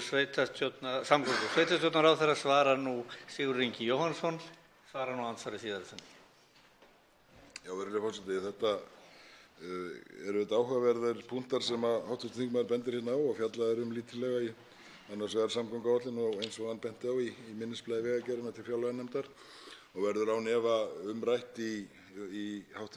umhverfis- og samgöngunefnd. Það sem ég vildi kannski bara bæta og koma hérna inn í að mati Vegagerðarinnar hefðu kannski 7 til 8 milljarðar dugað til viðhalds ef að viðhaldið væri í lagi í dag með því að setja þessa auknu fjármuni á þessu ári, 12 milljarða til viðhalds og lagfæringa og svo héðan í frá næstu 5 árin 10 milljarða sem þá 20% aukning frá fjárlögunum. Þá telur Vegagerðin sig geta unnið það nokkuð vel til baka sem að menn töldu að ábjátaði hér fyrir 1,5 ári. Það verður áhugavert að sjá mat Vegagerðarinnar kannski eftir 1 ár hvað það varðar. En varðandi flutningana þá það líka reyndar jákvætt að það hefur á síðustu árum gerst að strandsiglingar hafa aukist sem hafa létt verulega af vegakerfinu svona þyngstu umferðinni. Þá veitir andsvar hv. 12. þingmaður Suðvesturkjördæmis, Guðmundur Ingi Kristinsson.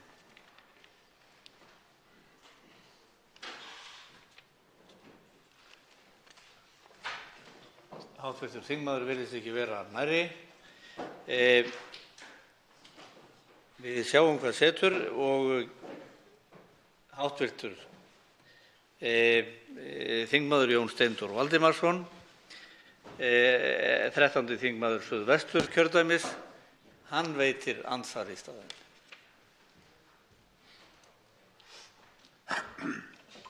Herra forseti, þetta eru mikil plögg sem við erum með hér undir og til umræðu og gefst nú kannski ekki tími til í stuttum andsvörum að fara yfir mikið. En mér langaði samt að byrja á því að segja að ég sé það að víða, eða minnst á nokkrum stöðum hér í áætluninni hinni lengri, að þar talsvert verið að tala um fjármögnun framkvæmda og þar talað í lið 2.3.10 skoða fjölbreyttar leiðir til fjármögnunar stórra framkvæmda í samstarfi við einkaaðila og með innheimtu veggjalda og breytingar á fyrirkomu gjaldtöku vegna notkunar á vegum. Mér finnst þetta dálítið merkilegt, sérstaklega ef maður skoðar ummæli hæstv. Samgönguráðherra frá fyrri stigum þegar hann var í stjórnarandstöðu og átti meðal í orðastað við fyrrverandi samgönguráðherra, hv. þingmann núna Jón Gunnarsson, og sagði þá, með leyfi forseta í eldhúsdagsumræðum: Málflutningur samgönguráðherra náttúrulega sá sem best passar í þessum efnum þegar hann segir: ef þið viljið meira, skuluð þið borga meira og það fyrir þjónustu sem ég hygg að flestir séu sammála að ríkið eigi að greiða og menn séu með sköttum og gjöldum að eldsneyti búnir að greiða í ríkissjóð nú þegar. Getur hæstv. Samgönguráðherra útskýrt fyrir mér hvað hefur breyst frá þessum orðum hans? Þá svarar hæstv. Samgöngu- og sveitarstjórnarráðherra Sigurður Ingi Jóhannsson andsvari. Virðulegi forseti, já, það mjög auðvelt að útskýra það fyrir hv. þingmanni. Í fyrsta lagi þá erum við að fara í tengslum við loftslagsaðgerðir ríkisstjórnarinnar í orkuskipti í samgöngum þar sem að við núverandi aðstæður dísel- og bensínbílar eru að greiða 17–18 milljarða í skatta sem renna beint til vegana. Árið 2030, 12 ár, þá áætlað að ef þær aðgerðir takast að það sé búið helminga þann fjölda af bílum. Og þá verður gjaldið líka ekki verður sennilega nær 7 milljörðum. Það mun enginn sætta sig við það að fá 7 milljarða til vegaframkvæmda. Þess vegna þetta ekki bara spurning viðbótarálögur, hv. þingmaður.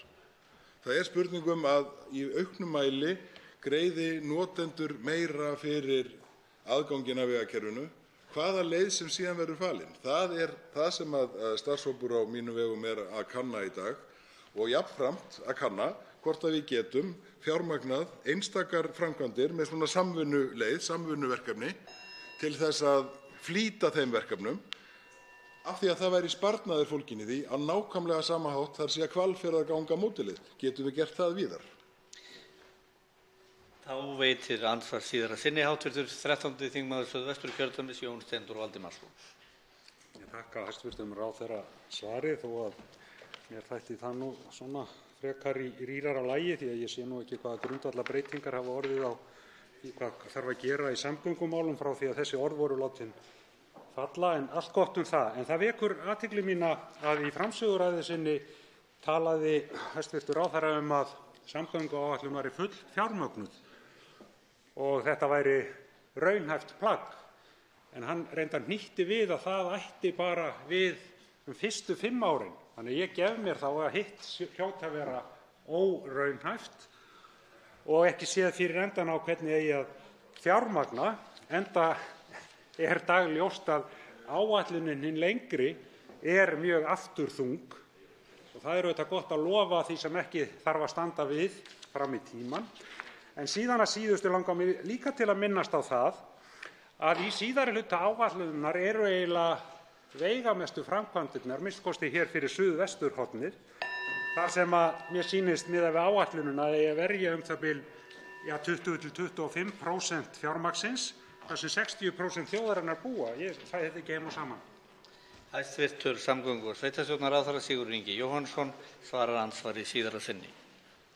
Já, virðulegur forseti, ég veit ekki hvort að hv. þingmaður hefur misskilið eitthvað við lesturinn. Það er þannig að ein megináherslan í upphafinu á aðskildar akstursstefnur hér inn og út úr höfuðborgarsvæðinu. Það nú bara vegir í gegnum Hafnarfjörð, það vegurinn hérna upp á Kjalarnesi og það vegurinn í Ölfusinu. Það nú bara næstu 3 árin. Og næstu 3 ár umtalsvert meira fé sett í vegaframkvæmda heldur en við höfum gert nokkuð tíma fyrr. Það er alveg rétt að við höfum bara 5 ára fjármálaáætlun. Þess vegna hún fjármögnuð næstu 5 árin, raunáætlun.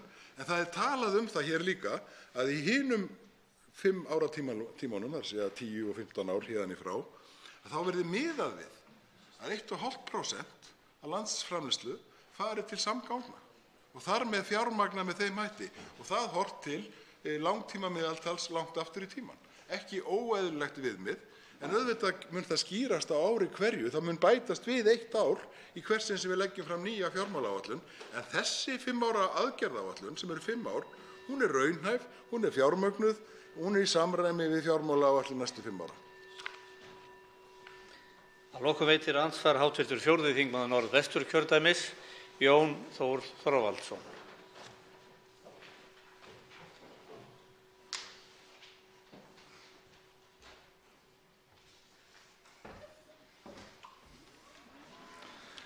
Virðulegi forseti. Ég fagna mjög framsögu hæstv. Ráðherra þar sem að ég tel að nú styttist á milli okkar frá því í gær. Hann hefur gert að umtalsefni hér að öryggismál séu gríðarlega mikilvæg og stór hluti af samgönguáætluninni. Hann talar samgönguáætlunin til 5 ára sé raunhæft plagg og full fjármagnað. Það sem að sett á oddinn öryggi og greiðar og öruggar samgöngur. Hann talar kostnað vegna slysa á vegakerfinu, 50 milljarðar króna. Og það sé eitthvað sem að bera stefna að lækka verulega því nú hafi hallað undan fæti.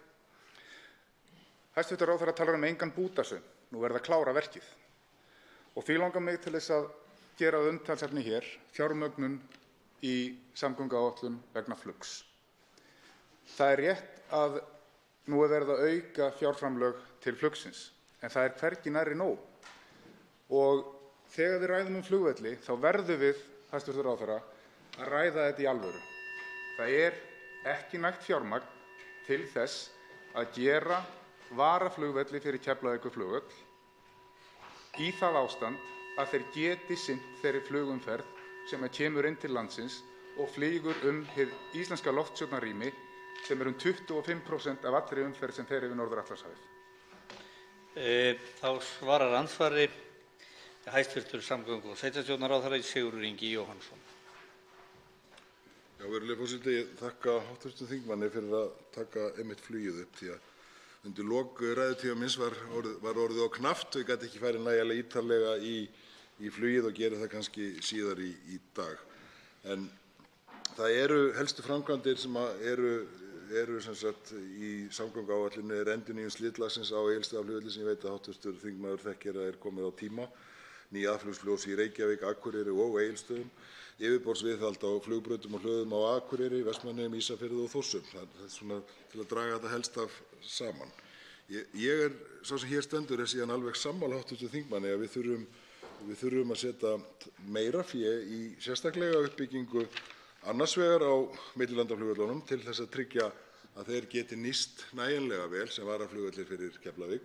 Þess vegna er verið að skoða hvort að það sé skynsamlegri leið að Isavia reki alla millilandaflugvellina. Þess vegna er verið að skoða hvort ekki sé skynsamlegt að taka að nýju upp svokallað varaflugvallargjald sem annaðhvort yrði lagt á flugvélar eða sæti. Og það eru sennilega hjá íslensku flugfélögunum að fljúga 8 milljónir farþega hér í gegn. Það þarf ekki margar krónur á sæti til þess að geta aukið fjármagni verulega sem væri varaflugvallagjald og þá getur við hv. þingmaður orðið svona kannski sammála að vera komin vel á veg. Þá veitir andsvar síðara sinni hv. 4. þingmaður Norðvesturkjördæmis Jón Þór Þorvaldsson. Virðulegi forseti, ég þakka hæstv. Ráðherra svörin. Þetta er akkúrat málið að við erum að halda við flugvöllunum eins og þeir eru í dag, en umferðin hefur aukist svo mikið á undanförnum árum að staðreyndin er sú, eins og við þekkjum þegar upp hafa komið atvik á síðustu 18 til 24 mánuðum, að það er að koma inn alltaf 30 flugvélar á sama 1,5 tímanum til 2 klukkustundunum inn til Keflavíkur bæði að morgni og að eftirmiðdegi. Þegar eitthvað kemur upp á, að þá er ekki pláss á Akureyri og Egilsstöðum fyrir nema 4 vélar í besta falli ef þarf að bregða frá Keflavík.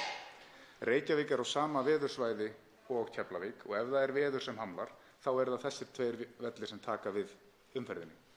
Það er gríðarlega mikilvægt að það verði varið fjármagni hvernig sem þess er aflað í akbrautir sem liggja samsíða flugbrautum, það er ódýrasta leiðin, þar sem hægt er að aka út af og raðflugvélum og svo flughlöðum. Og ég minni á grjóthrúguna sem stendur í pollinum á Akureyri úr Vaðlaheiðargöngum. Hún gæti nýst afar vel í undirlag undir flughlöðu á Akureyri. Takk. Það svarar andsvari hæstv. Samgöngu- og sveitarstjórnarráðherra Sigurður Ingi Jóhannsson. Já, virðulegi forseti, ég vil bara koma hérna upp undir lokin og taka undir með hv. þingmanni að það er mikilvægt hvernig sem við finnum leiðina til að fjármagna þetta, að við förum í þessi verkefni, bæði til þess að tryggja að við höfum þessa aðstöðu vegna þess að aðstaðan, hún annars vegar undirstrikar öryggið og bætir það verulega, en mun líka leið tryggja þessa samkeppnishæfni sem lega landsins hefur gert íslensku flugfélögum að setja hér upp þetta viðskiptamódel að fljúga hingað með farþega sem tengifarþega, en á að geta gert það með ódýrari hætti vegna þess að menn þurfa auðvitað að vera með minna eldsneyti, getur menn lent hér. Það hefur líka verið rætt, Þorgeir Pálsson hefur sett það fram og því hefur enginn mótmælt að það sé nauðsynlegt að hafa 2 flugvelli, millilandaflugvelli hér á suðvesturhorninu, einfaldlega til þess að hafa nægilegt öryggi. Og síðan höfum við auðvitað annars vegar Egilsstaði og Akureyri og þar er möguleiki einmitt að bæði að byggja þá upp og setja kannski inn í fyrstu stig dráttarbíla sem gæti þá dregið flugvélar til þess að geta raðað þeim betur upp við aðstæður sem geta vissulega komið upp, sem við vonumst auðvitað að gerist ekki, en það er betra að vera búin að búa til aðstöðu en að þegar það gerist. Andsvörum er lokið. Til máls tekur hv. 5. þingmaður Suðvesturkjördæmis Jón Gunnarsson. Virðulegur forseti, þá er komin fram samgönguáætlun bæði skammtíma og langtíma og við okkur blasa auðvitað þau gríðarmiklu verkefni sem að bíða okkar á þessum vettvangi. Við höfum í raun lyft grettistaki í þessum málaflokki á undanförnum árum eins og í svo mörgu ef að horft er til þess hversu fámenn við erum í stóru landi. En það er margt sem á eftir að gera og það endurspeglast meðal annars í hárri slysatíðni, afleiðingarnar af því að við eigum eftir að ljúka mikilvægum áföngum. Ástandið hefur auðvitað snar versnað á undanförnum árum með komu að aukningu þessara ferðamanna til landsins og slysum hefur fjölgað í samræmi við það. Slysamestu vegir landsins eru auðvitað vegirnir hér í kringum höfuðborgarsvæðið, kringum þéttbýlið, en þó eru stærstu eða alvarlegustu og flestu slysin eru í kringum Ljósastíg gatnamóti Reykjavík. Það hlýtur að leiða hugann að því hvernig umferðarmálum hefur verið stjórnað þar á undanförnum árum og við því þarf auðvitað að bregðast. Það mátti búast við því þegar að hæstv. Ráðherra spilaði úr þeim fjármunum sem að honum hafa verið lagðir upp í ríkisfjármálaáætlun til 5 ára að það myndi valda vonbrigðum. Það blasir við öllum sem að þekkja vel til málaflokksins að verkefnin eru það stór að þrátt fyrir það aukna fjármagn sem að ríkisstjórnin hefur sameinast að setja í þennan mikilvæga málaflokk, að þá eru mörg verkefni sem að knýja á, banka á dyrnar. Og það er sama hvert litið er á landinu í þeim efnum. Ég hef heyrt mikið í þingmönnum eftir kjördæmaviku þar sem að menn segja já, það má nú kannski sætta sig við þetta ef það koma kannski 3,3 milljarðar hérna í þetta verkefni eða 2,5 þarna í þetta verkefni á okkar svæði. Og þegar ég taldi þetta upp að þá voru þetta orðin svona 25 milljarðar. Og þeir peningar eru ekki að koma inn í samgönguáætlun til 5 ára. Það er alveg ljóst. Höfuðborgarsvæðið er kannski ekki síst núna mikil gagnrýni meðal bæjar- og borgarfulltrúa það sem að lagt er til þess í þessari samgönguáætlun. Og ég hef heyrt það á þingmönnum höfuðborgarsvæðisins að nú sé kominn tími til að standa saman.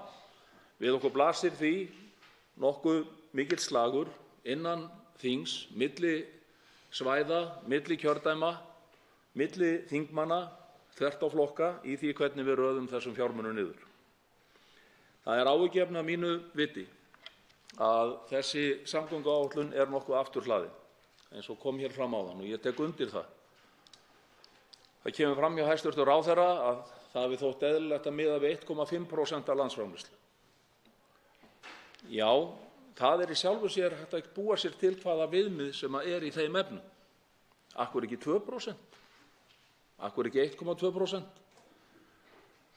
Ég tel reyndar að í efnahagsumhverfi okkar, horfandi til næstu ára og missera, sé ekkert sem gefur okkur væntingar það að það sé hægt að auka 30–40% á framlög til vegamála strax á 7. ári. Og við verðum að horfast í augu við raunveruleikann í þessum efnum, virðulegi forseti. Það þýðir ekki að draga upp neina tálsýn gagnvart landsmönnum. Málin eru það brýn og við fengum okkar skell og okkar lexíu í því, hér þingmenn, þegar við skiluðum samgönguáætlun 2016. Við verðum því bara að leggja spilin á borðið eins og þau eru. Og hæstv. Samgönguráðherra er ekki öfundsverður af þeirri stöðu, þrátt fyrir að hann hafi fengið ríflega aukningu inn í málaflokkinn og það ofan á aukningu sem var búin að koma frá því sem að naumst var skammtað. Til þessa verðum við að horfa í nefndinni þegar við hefjum okkar vinnu við þetta plagg og tökumst á við þau gríðarlegu verkefni sem fram undan eru. Ég fagna því að hæstv. Ráðherra hefur tekið undir það og orðað það að það verði að leita annarra leiða til að fjármagna og flýta framkvæmdum. Slíkt blasir auðvitað við öllum. Það er alveg sama hvaða ríkisstjórn væri í þessu landi. Menn geta gefið hér hástemmdar yfirlýsingar og loforð þegar að þeir eru í minnihluta eða við erum í kosningabaráttu. En staðreyndin blasir við þegar öll er á botninn hvolft. Og það er engin ríkisstjórn sem að gæti aukið þetta umtalsvert, vegna þess að jafnvel þó við hefðum tvöfaldað þessa 5,5 milljarða aukningu á næstu árum, þá erum við samt í stórkostlegum vandræðum. Jafnvel þó við hefðum þrefaldað hana, þá erum við í stórkostlegum vandræðum. Slíkar eru stærðir verkefnanna.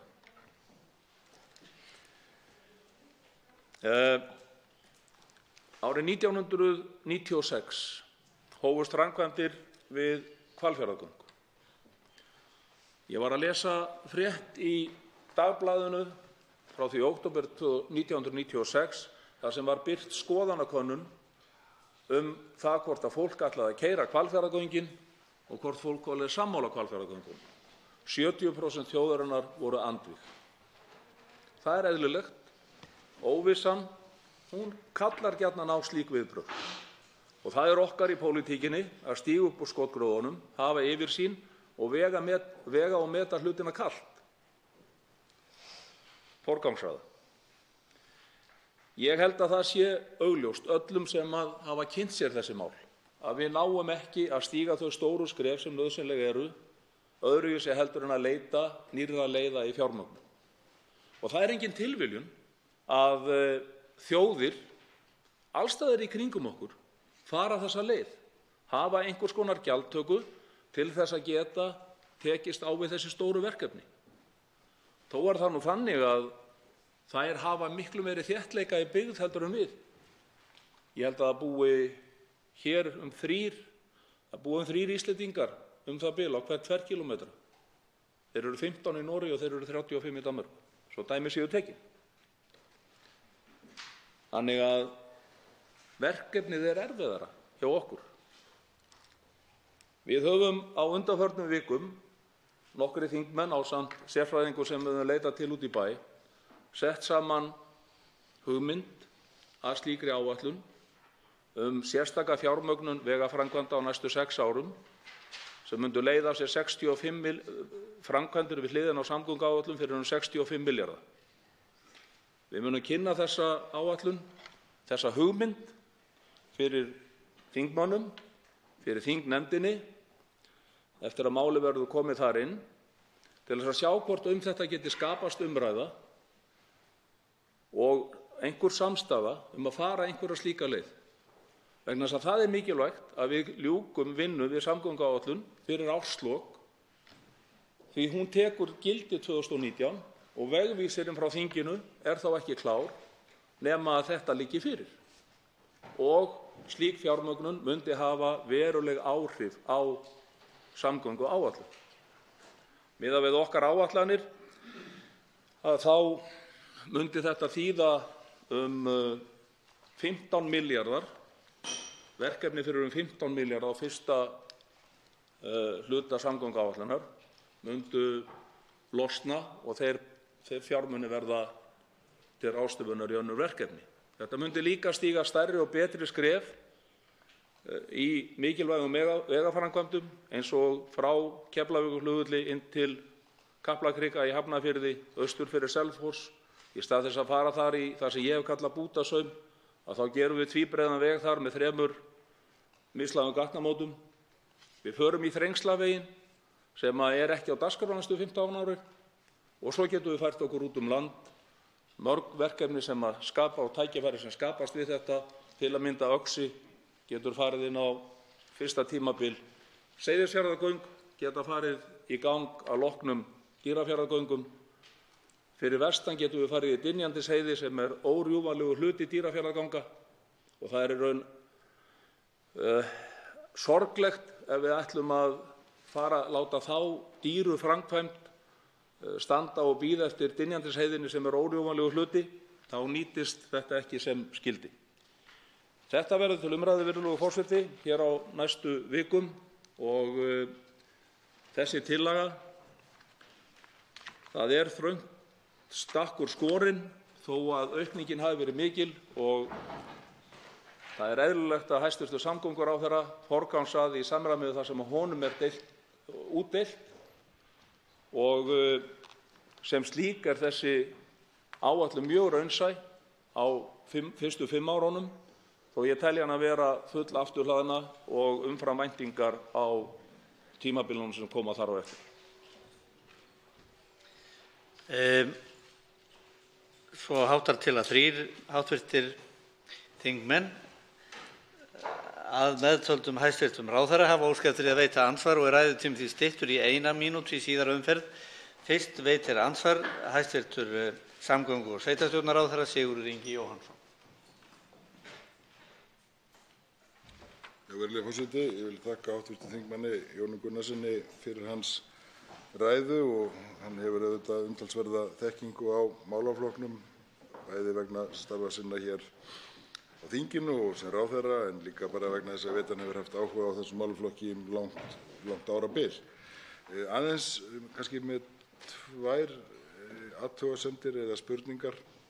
Ég vil bara byrja líka að taka undir með hv. þingmanni að það er mikilvægt að umhverfis- og samgöngunefnd nái að ljúka verkefninu fyrir áramót þar sem að samgönguáætlun lýkur lífi sínu, núverandi áætlun, í lok þessa árs og það er mikilvægt að við höfum þá einhverju úr að spila strax á næsta ári. Og það er líka rétt sem kom fram hjá hv. þingmanni, eins og ég fór yfir í mínu máli, að það eru margir boltar á lofti þar sem að þarf einhvern veginn að nefndin þarf að geta fjallað um. En auðvitað er það svo að þetta er lifandi plagg og samkvæmt lögunum skal samgönguáætlun lögð fram að minnstakosti þriðja hvert ár eða innan 3 ára á þinginu. Þannig að auðvitað getur hún komið uppfærð ný 5 ára áætlun séum við búin að ramma inn þær nýju leiðir sem hv. þingmaður fór inn á. En kannski fyrri athugasemdin snýr að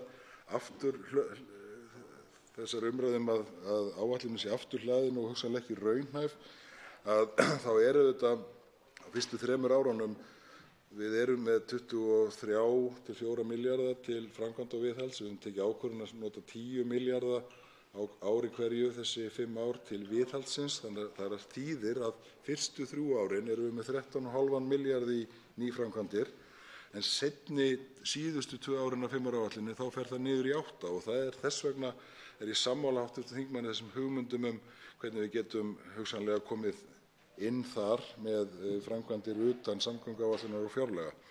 En varðandi svo seinni hlutann, þetta 1,5% sem er langtíma meðaltal þess vegna ekkert óraunhæft, þá verður það fjármagn sem við erum að binda í dag við uppbygginguna á Landspítalanum, kaupum og þyrlum og Landhelgisgæslunnar og ýmsar byggingar, þá verður það yfirstaðið.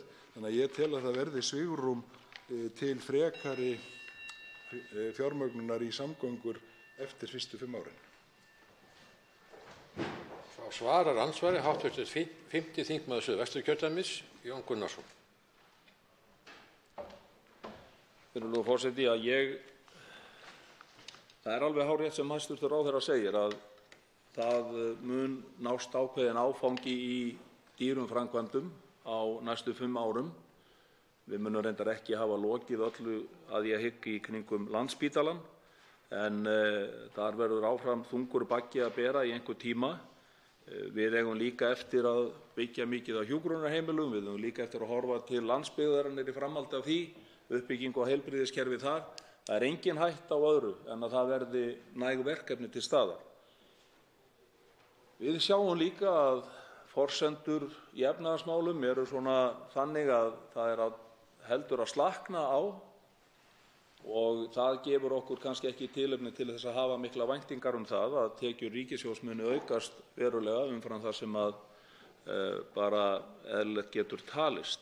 Við höfum búið við óeðlilegar aðstæður í þeim efnum á undanförnum árum. Þau eru ekki til viðmiðunar.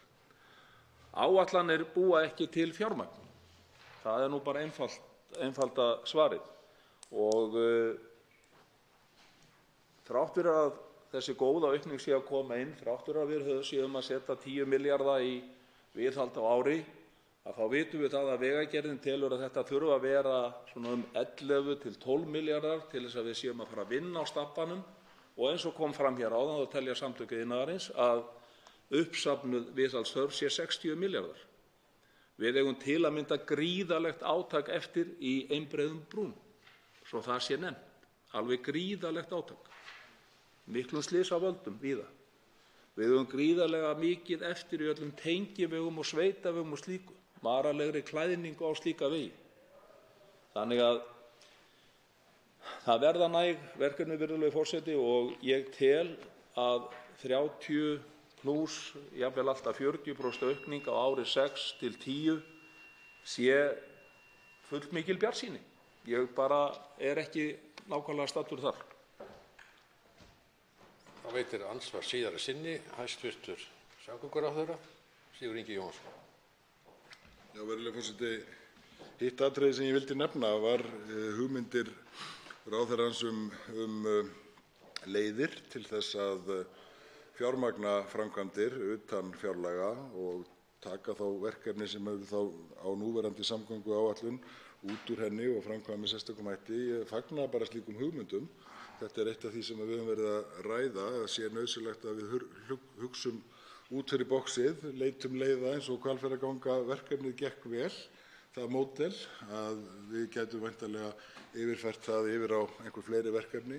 Og ég nefndi að í samgönguáætluninni væri óhjákvæmilegt að horfa til þess að Sundabraut til að mynda yrði framkvæmd með öðrum hætti, verkefni sem eru upp á 50 til 70 milljarða, tvöföldun Hvalfjarðarganga sem er sennilega á bilinu 15 til 20, sennilega nær 20, nýr vegur láglendisvegur Mýrdal með göngum þar í gegn sem eru upp á 5 milljarða.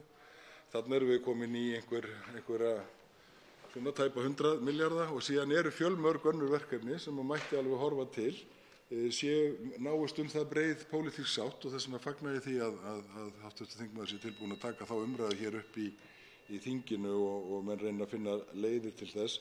Og þess vegna nefndi ég það að við gætum hugsanlega tvöfaldað þá fjármuni á næstu 7 árum til þess að geta farið hraðar í verkefni 7-8 árum og þar með náð framkvæmdastiginu kannski í einhverja 15, 16, 17 milljarða á ári í staðinn fyrir 13. Þá svarar andsvari síðari sinni hv. 5. þingmaður Suðvesturkjördæmis, Jón Gunnarsson. Virðulegur forseti, sérstök fjármögnun er vandasöm útfærsla og þetta eru stórar og miklar framkvæmdir sem hæstv. Ráðherra ræðir hér en við erum sammála það að það þurfi að hugsa út fyrir boxið. Ég tel reyndar að Sundabrautin upp á 50 til 70 milljarða það sé ofreiknað. Það eru komnar fram hugmyndir nýrri útfærslu sem að ég hef séð og það er hægt að gera þetta í áföngum. En slíkt krefst mikils undirbúnings. Hvalfjarðargöngin, Norðmenn byggðu göng sambærileg Hvalfjarðargöngunum á sama tíma og Hvalfjarðargöngin voru byggð. Þar keyra núna 10-11.000 bílar í gegn á dag. Það eru 7.000 og eitthvað bílar í Hvalfjarðargöngunum.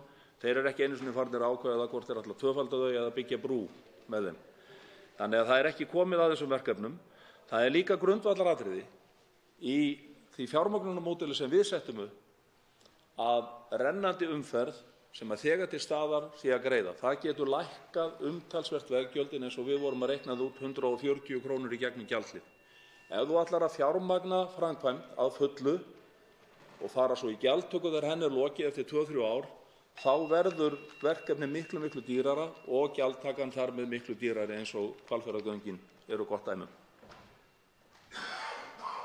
Þá veitir andsvar hv. 11. þingmaður Reykjavíkurkjördæmis suður, Björn Leví Gunnarsson. Virðulegi forseti, ég ætla að taka aðeins undir orð hv. þingmanns að það er dálítið vel í látið í samgöngumál núna og það er ekkert auðvelt að finna meiri pening í þennan málaflokk því miður. Það er tvímælalaust nauðsyn og þörf á og þess vegna langar mig til þess að spyrja hv. þingmann svipað og ég spurði hæstv. ráðherra áðan þann svona sparnað sem við getum líka farið í samgöngumálum varðandi til dæmis viðhald og slit á vegum. Þar sem að viðhald vega og vegakerfisins má í rauninni túlka sem ákveðinn vaxtakostnað ef maður yfirfærir þetta yfir á svona skuldur og lán og svo framvegis. Og ein aðgerð til dæmis til þess að minnka þennan vaxtakostnað er að minnka álagið til dæmis með því að fjölga dekkjum á stærri bílum, minnka loftþrýsting jafnvel eða einfaldlega minnka öxulþungann sem er takmarkanin er á einhvern hátt. Því að þarna er spurning jafnvel nokkra milljarða í minna álagi og þar af leiðandi minni viðhaldsþörf sem að gætu farið í þessar brýnu uppbyggingu á samgönguverkefnum sem við erum að tala hérna aukalega. Það er tvímælalaust búin að vera rosalega lítil uppbygging hérna í kringum höfuðborgarsvæðið þrátt fyrir að það hafi verið ýmis loforð.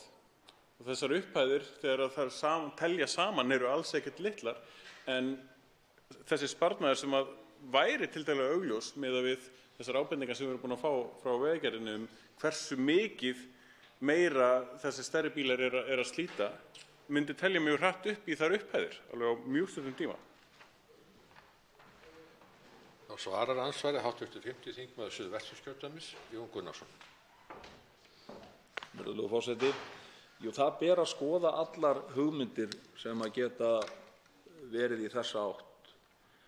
Það er auðvitað önnur hlið á þeim peningi, ef svo má orða það. Fjölga öxlum, jú, það hefur svo sem verið gert og menn eru að reyna að komast að með burðinn. Og ef við ætlum að minnka bílana, þá þarf að fara fleiri ferðir. Þá verður flutningurinn líka dýrari fyrir landsbyggðarfólkið. Það verður þá að mæta því líka. Þetta er skattur á landsbyggðina, vöruflutningar innanlands. Það eru auðvitað kröfur allt land og í nútíma samfélagi til þess að fá vöru og þjónustu líka með hröðum og góðum hætti út land og það tryggir auðvitað búsetu. Góðir vegir auka hagvöxt. Það eru þekkt dæmi það úr sögunni, til að mynda í Bandaríkjunum þegar þeir fóru í sín stórvirki í samgöngum, hversu gríðarlega mikið það hafði bara áhrif á hagvöxt í landinu. Þannig að það má alveg örugglega horfa til þess alveg sérstaklega hver sparnaður, hver hagvaxtaaukningi getur orðið ef við erum komið með miklu greiðari leiðir, fyrir utan að það verður hagkvæmara að flytja af því að tíminn styttist, það verður öruggara af því að slysum fækkar. Það var áætlað á þessum leiðum væru slysina sem að ég var með undir svona þessum höfuleiðum, fyrir utan allar þær aukaleiðir sem ég nefndi, þá væru slysina að kosta nokkuð á 4 milljarða á ári. Þannig að það er sjálfsagt að skoða allar hugmyndir og útfærslur við þessu. Ég er opinn fyrir því og tilbúinn að taka þátt í slíkri vinnu. Þá veitir andsvar síðari sinni hv. 11. þingmaður Reykjavíkurkjördæmis suður, Björn Leví Gunnarsson. Það er vissulega rétt sem hv. þingmaður segir hérna að þetta er ákveðin kostnaður náttúrulega í flutningi, það eru fleiri ferðir og svo framvegis, en nokkrar af þessum aðferðum gera kostnaðinn ferfalt minni eða jafnvel 18-falt minni heldur en hann er núna með við slitið. Og ég hef einmitt áhyggjur af því að þessir flutningar séu í rauninni ekki að borga sig nú þegar, þar að segja þeir eru ekki að greiða fyrir þetta slit sem eru að valda nú þegar, þar af leiðandi er verið að styrkja þess háttar flutninga nú þegar með því að við borgum öll undir það slit sem er á þessum þyngri bílum. Við myndum vera að borga mun minna fyrir slitið og líka geta auðvitað borgað fyrir aukaferðir með þennan mun, myndi ég halda. Ef að munurinn er einmitt 18-faldur til dæmis með einfaldlega öxulbreytingu. Þá svarar andsvari síðari sinni hv. 5. þingmaður Suðvesturkjördæmis, Jón Gunnarsson. Virðulegur forseti, þetta á líka við fólksflutningabíla, almenningssamgöngur, rútur. Það er kannski ódýrast fyrir okkur að fara með sem flesta í flugi. Það má örugglega reikna það út að það sé tiltölulega hagkvæmt að greiða verulega niður flugfarmiða til þess að draga einmitt úr álagi á vegunum. Og svo eru náttúrulega, hvað ber framtíðin í skauti sér? Ég hitti erlendan sérfræðing í þessum málum fyrir stuttu síðan og hann sagði mér það fullum fetum, og ég hef aðeins verið að skoða það mál, að það yrði ekki innan margra ára, kannski 5-7 ára, að menn væru farnir í gámaflutninga með drónum. Við getum ímyndað okkur hvað áhrif það hefur á vegakerfið okkar. Ef við erum að keyra niður Norðurárdalinn og það kemur dróni hérna fljúgandi fram úr okkur. Já, þetta er raunhæft.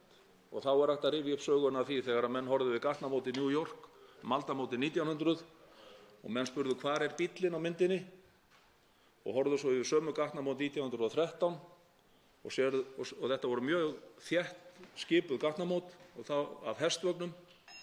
Þá sögðu menn, sjáiði hestvagnin á myndinni. Það liði ekki nema 13 ár. Þannig að þessi bylting átti sér stað og ég held við horfum jafnvel á enn hraðari þróun nú. Þá veitir andsvar hv. 8. þingmaður Norðvesturkjördæmis, Sigurður Páll Jónsson. Hæstv. forseti, ég þakka hv. þingmanni Jóni Gunnarssoni fyrir hans ræðu og ég tek undir með þingmanninum að mér finnst þessi samgönguáætlun vera frekar att og þung þegar að litið til lengri tíma og finnst mér það miður vegna þeirra brýnnu þarfa sem er í auknum samgöngubótum.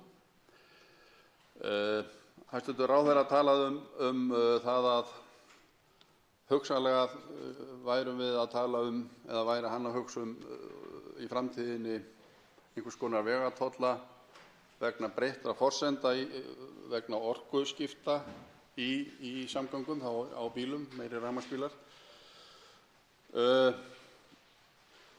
Og svo hjó ég eftir því í ræðu þingmannsins að hann talaði að hann og hans félagar væru að koma með hugmynd að áætlun til 6 ára og þá væntanlega með einhverju annarri nálgun heldur en ráðherrann með sína áætlun. En þar sem að þeir báðir eru saman í ríkisstjórn þá dettur mér í hug hvort að það hefði ekki verið gott að þeir hefðu þá unnið að þessari áætlun saman og hefðu komið saman með eina áætlun þar sem að þetta hefði hvort ekki þá verið leitt í ljós og kannski verið þá frambærilegri áætlun heldur en við erum að verða vitni að það borin fram núna. Þá svarar andsvari hv. 5. þingmaður Suðvesturkjördæmis, Jón Gunnarsson. Virðulegur forseti, eins og ég sagði áðan í ræðu minni, þá samgönguráðherra að gera samgönguáætlun í samræmi við það sem honum hefur verið úthlutað. Og það bara hið eðlilegasta mál. Hann getur ekkert gert meira. Hann auðvitað bundinn af þeirri ríkisfjármálaáætlun sem þingið hefur samþykkt og það auðvitað til mikilla bóta í áætlunarbúskap ríkisins að þessi aðferð skuli þó hafa verið innleidd. Að menn eru farnir að horfa til lengri tíma og farnir að miða sínar áætlanir við það. Áður var þetta meira eins og veðurfræði að spá í jafnvel árið og eftir næsta ári og þaðan af enn meiri veðurfræði eftir því sem að lengra frá leið. Við lærðum ákveðna lexíu við afgreiðslu samgönguáætlunar 2016 í aðdraganda kosninga, þingið. Við eigum að taka mið af þeirri lexíu. Við eigum að láta okkur hana að kenningu verða. Og við eigum ekki að hræðast það að hræða nýjar leiðir. Þess vegna segi ég það, ég fagna því að hæstv. Ráðherra hefur opnað á að það þurfi sérstaka fjármögnun ef við ætlum að hraða framkvæmdum og hefur tekið undir það og með ákveðna vinnu í gangi til að skoða einstök verkefni þó að vissulega við höfum ekki séð á þetta. Samhliða þeirri vinnu ákváðum við nokkrir þingmenn að setjast niður og fara yfir okkar sýn á það. Það verður þá til umræðu hér samhliða samgönguáætlun í þinginu. Er þetta eitthvað sem við náum okkur saman Nú ef ekki þá förum við bara hefðbundna leið. Það ekkert að því að segja að við ætlum að fara aðeins hægar í þetta og við ætlum að sjá hvort að betur kemur ekki til með að ára og við getum gert stærri hluti. En ég komin alfarið á þá skoðun að þetta sé mjög brýnt verkefni og það hægt að byrja á því strax á næsta ári. Og veitir andsvar síðari sinni, hv. 8. þingmaður Norðvesturkjördæmis, Sigurður Páll Jónsson. Hæstv. forseti, já, ég er alveg sammála því að þörfin brýn. Við erum að sjá gríðarlega breytingar og mikla fjölgun í umferðinni. Það eru 2 milljónir ferðamanna sem koma á ári og mikið af útlendingum á vegum landsins og þeir borga ekki til samgöngumála. Hugsanlegi vegatollar eru þá þannig að þeir myndu þá borga jafnt og aðrir. Það til dæmis einn vinkillinn á þessu. En það alveg á hreinu að þörfin brýn og við erum langt á eftir því sem við þyrftum að vera í samgöngumálum. Þess vegna þurfum við, eins og þingmaðurinn sagði áðan, að hugsa út fyrir boxið og bregðast við á þann hátt. En ég geri mér grein fyrir því að ramminn sem að ráðherrann vinnur eftir náttúrulega fastur í sessi og það verður að taka mið af því. En mér finnst áhugaverð ræðan sem þingmaðurinn hélt. Ég hef ekki fleiri spurningar. Þá svarar andsvari síðari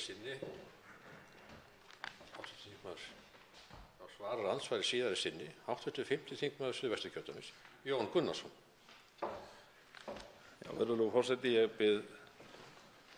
biðst velvirðingar á því að vera að flýta mér svona í ræðustól, en þetta hefur stundum átt við mig í lífinu að ég flýti mér dálítið.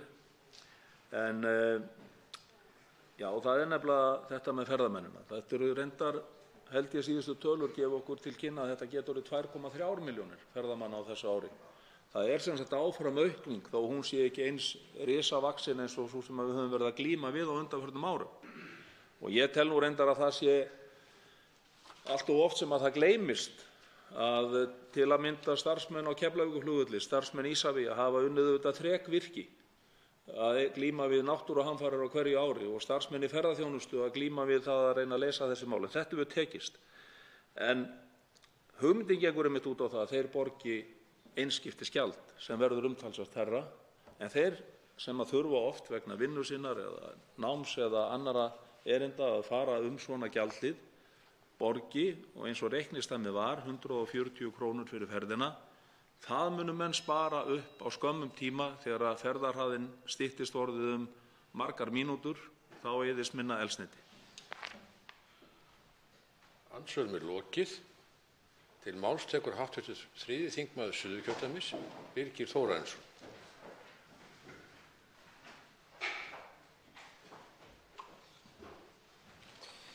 Herra forseti,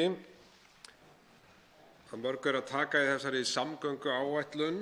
Ég vil hér í fyrri umræðu sérstaklega ræða tvennt, en það er Reykjanesbrautin og síðan mikilvægi þess að skynsamlegustu lausnirnar séu ávallt hafðar að leiðarljósi í vegaframkvæmdum.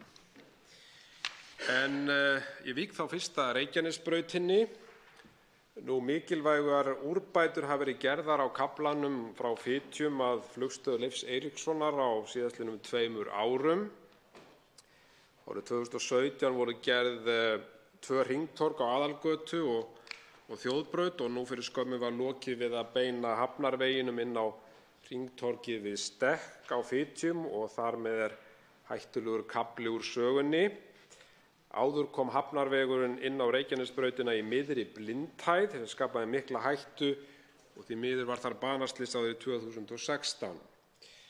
Þessar vegabætur hafa lækkað hraðann á þessum vegarkafla og öll hætta minnkað á kaflanum frá Rósarselstorgi að hringtorgi við Stekk. Einbreiða hluta brautarinnar frá Lónakoti í Hvassahrauni og að Hafnarfirði fara 20.000 bifreiðar á dag og er kaflinn sá fjölfarnasti á landinu.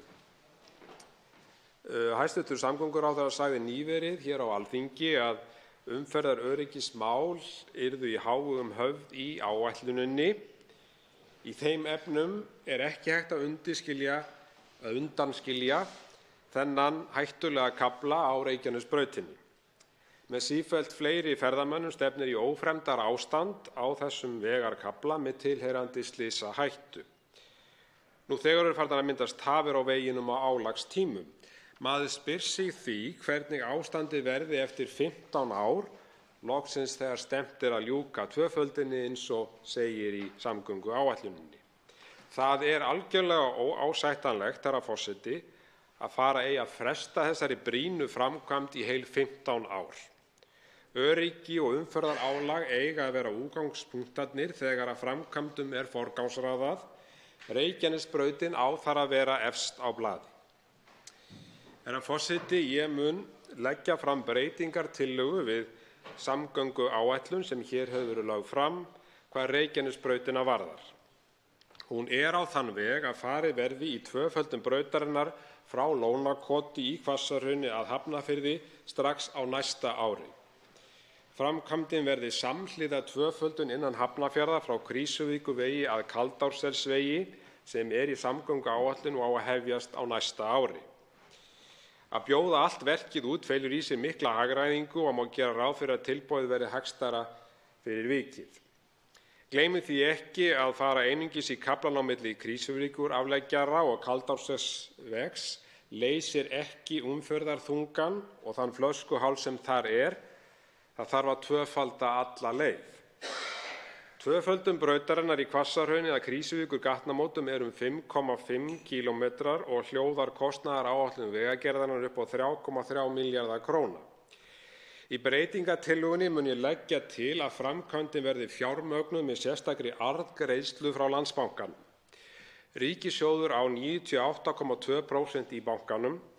Lagt verður til að eigandinn Ríkissjóður leggi tillögu fyrir stjórn bankans sérstaka arðgreiðslu upp á 3,3 milljarða sem verði greidd út á næsta ári til að standa straum af framkvæmdinni eins og áður segir.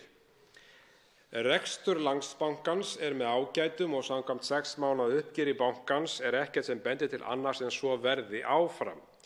Það er því ekkert til fyrirstöðu að bankinn greiði sérstaklega arð til eiganda síns með þessum hætti svo fjármagna megi brýnt samfélagsverkefni. Ríkið gæti strax upplýst stjórn bankans þessi áform sín svo haga mætti rekstri bankans með þeim hætti að til standi að greiða sérstaklega arðgreiðslu á næsta ári. Samkvæmt nýjasta uppgjöri er eigið fé Landsbankans 232 milljarðar króna. Á árinu 2018 hefur bankinn greitt tæplega 25 milljarða í arð til ríkisins. Eftir þessar arðgreiðslur er eiginfjárhlutfall bankans 24,1% sem er vel umfram kröfur Fjármálaeftirlitsins sem er 21,2%. Sérstök arðgreiðsla upp á 3,3 milljarða vegna tvöföldunar Reykjanesbrautar myndi lækka eiginfjárhlutfall bankans það bil 1% sem er óverilegt þannig að bankinn yrði áfram vel staddur með eiginfjárhlutfallið.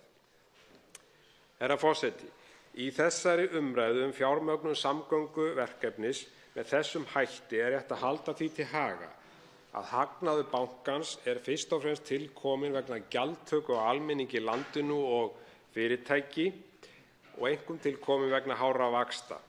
Það er því ekkert óeðlilegt við það að eigandi bankans sem er Ríkissjóður noti bankann til að fjármagna brýna vegaframkvæmd sem eykur öryggi til muna og allir landsmenn nota.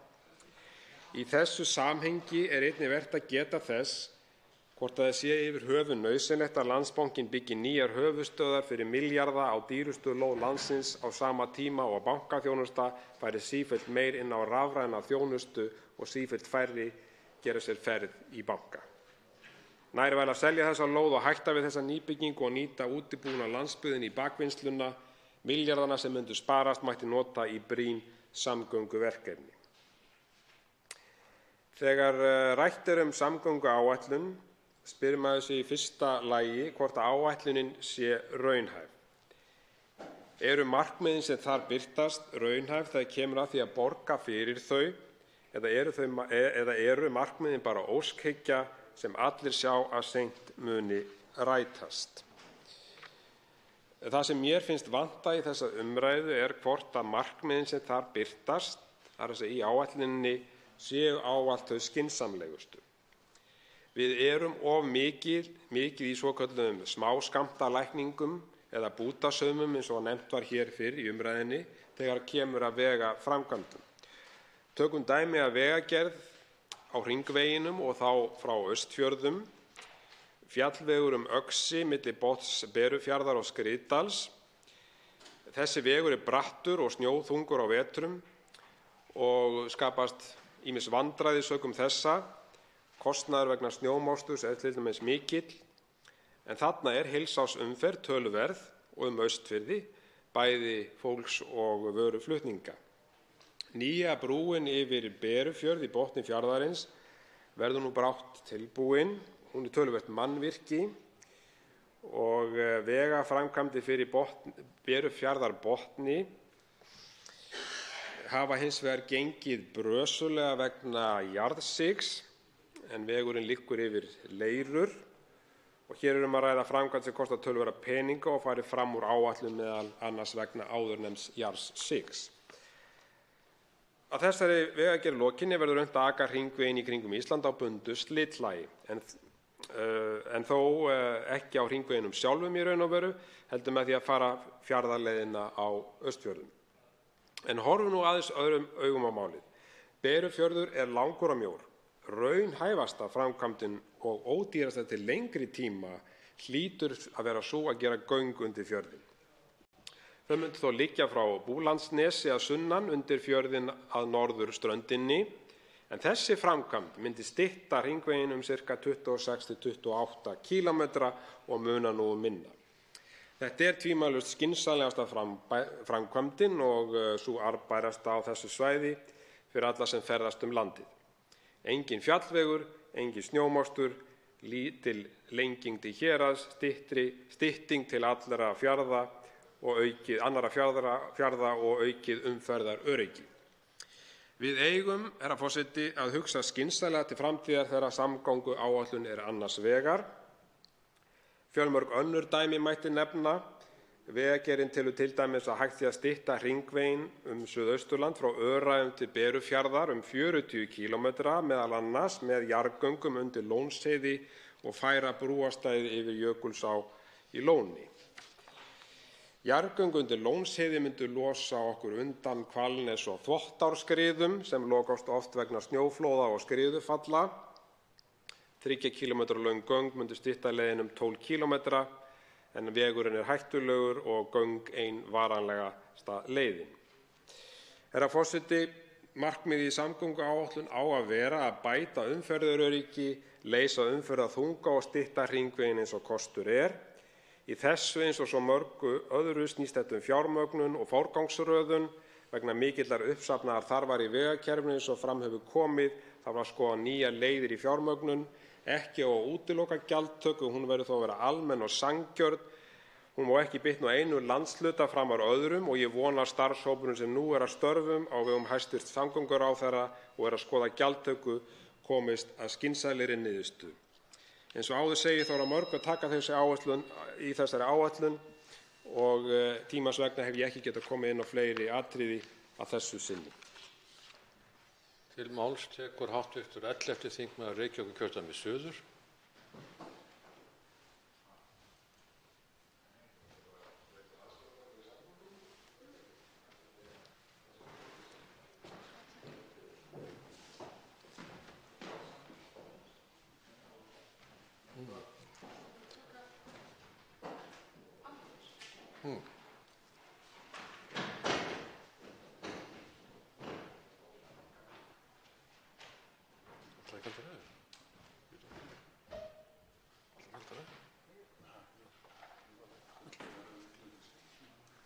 Þú ert næst, getur þú ekki hérna? Þú ætla að kynna þig. Til máls tekur hv. 11. þingmaður Reykjavíkurkjördæmis suður, Björn Leví Gunnarsson. Virðulegur forseti, eitthvað hefur mælendskráin riðlast til hérna síðan ég bað um orðið, en allt í lagi. Það ágætt að komast að svo sem. Það sem mig langaði til þess að tala dálítið hérna eru tengsl samgönguáætlunar almennt við þær aðgerðir og áætlanir sem að landshlutasamtök gera hjá sér og hversu vel þær skila sér inn í samgönguáætlunina. Það vill svo vera að ferlið eins og við störfum núna samkvæmt lögum um opinber fjármál, að þá setjum við okkur ramma þau útgjöld sem hið opinbera ætlar að nota í ýmsa málaflokka í fjármálaáætlun. En svo erum við núna mun seinna að leggja fram samgönguáætlun sem að ekki alveg í takti endilega við fjármálaáætlun. Mér sýnist þó tölunar halda í þetta skipti miðað við fjármálaáætlun. Ég þarf að skoða það aðeins betur því að það í fjármálaáætluninni ekki farið eins nákvæmar niður í þá hvað Samgöngustofa og svoleiðis fær, en tölunar virðast halda hvað rammana varðar sem eru settir fram í fjármálaáætlun sem er jákvætt. Ég sá einhvers staðar einhvern mun upp á 4 milljarða til vegagerðarinnar, en það skolast aldrei til allavega í þessu ferli frá fjármálaáætlun að vori og svo er verið að leggja fram samgönguáætlun núna að hausti, þegar það ætti að vera meiri samhljómur í því að vinna upp þessar áætlanir sem að kosta þennan pening sem verður að fara upp hérna og taka tillit til þeirra síðan eftir á í fjármálaáætlun frekar heldur en að það sé gert á öfugan máta, því að þegar við erum að samþykkja þessa ramma í fjármálaáætluninni þá vitum við ekki hvað undir síðan í samgöngunum, hvort að það sé hvort að þær áætlanir sem til dæmis landshlutasamtökin eru að skila inn til ráðuneytisins fyrir samgönguáætlun, hvort að við myndum vilja kannski fjármagna eitthvað meira af þeirri forgangsröðun heldur en að kemur síðan til kastana þegar samgönguáætlun er lögð fram, eða minna, eða aðra forgangsröðun, eða allavega fá einhvers konar hugmynd það í fjármálaáætlun þegar við erum að samþykkja rammann, hvað nákvæmlega liggur undir, hvort að það séu málefnalegar ástæður til þess að gera rammann þá stærri eða minni eftir tilvikum.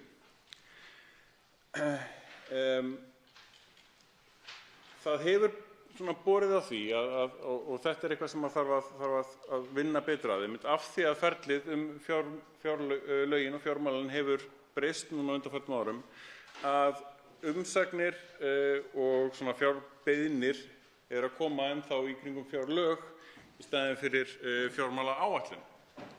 Það er dálítið af gamla verklaginu hvað þetta varðar.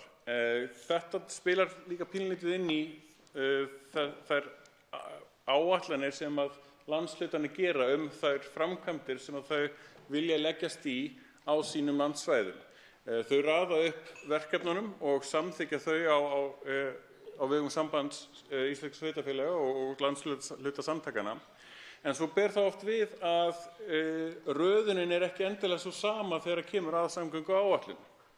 Og þetta er eitthvað sem ég vil biðja landshlutasamtökin og Samband íslenskra sveitarfélaga að láta okkur á þingi betur vita af því þegar að samgönguáætlun og fjármálaáætlun og slíkt kemur fram, hvort að sú forgangsröðun sem að kemur í ljós í samgönguáætlun sé í takti við þá forgangsröðun sem að þegar var búið að samþykkja í nær samfélaginu, í landshlutunum, í Sambandi íslenskra sveitarfélaga og því líkt.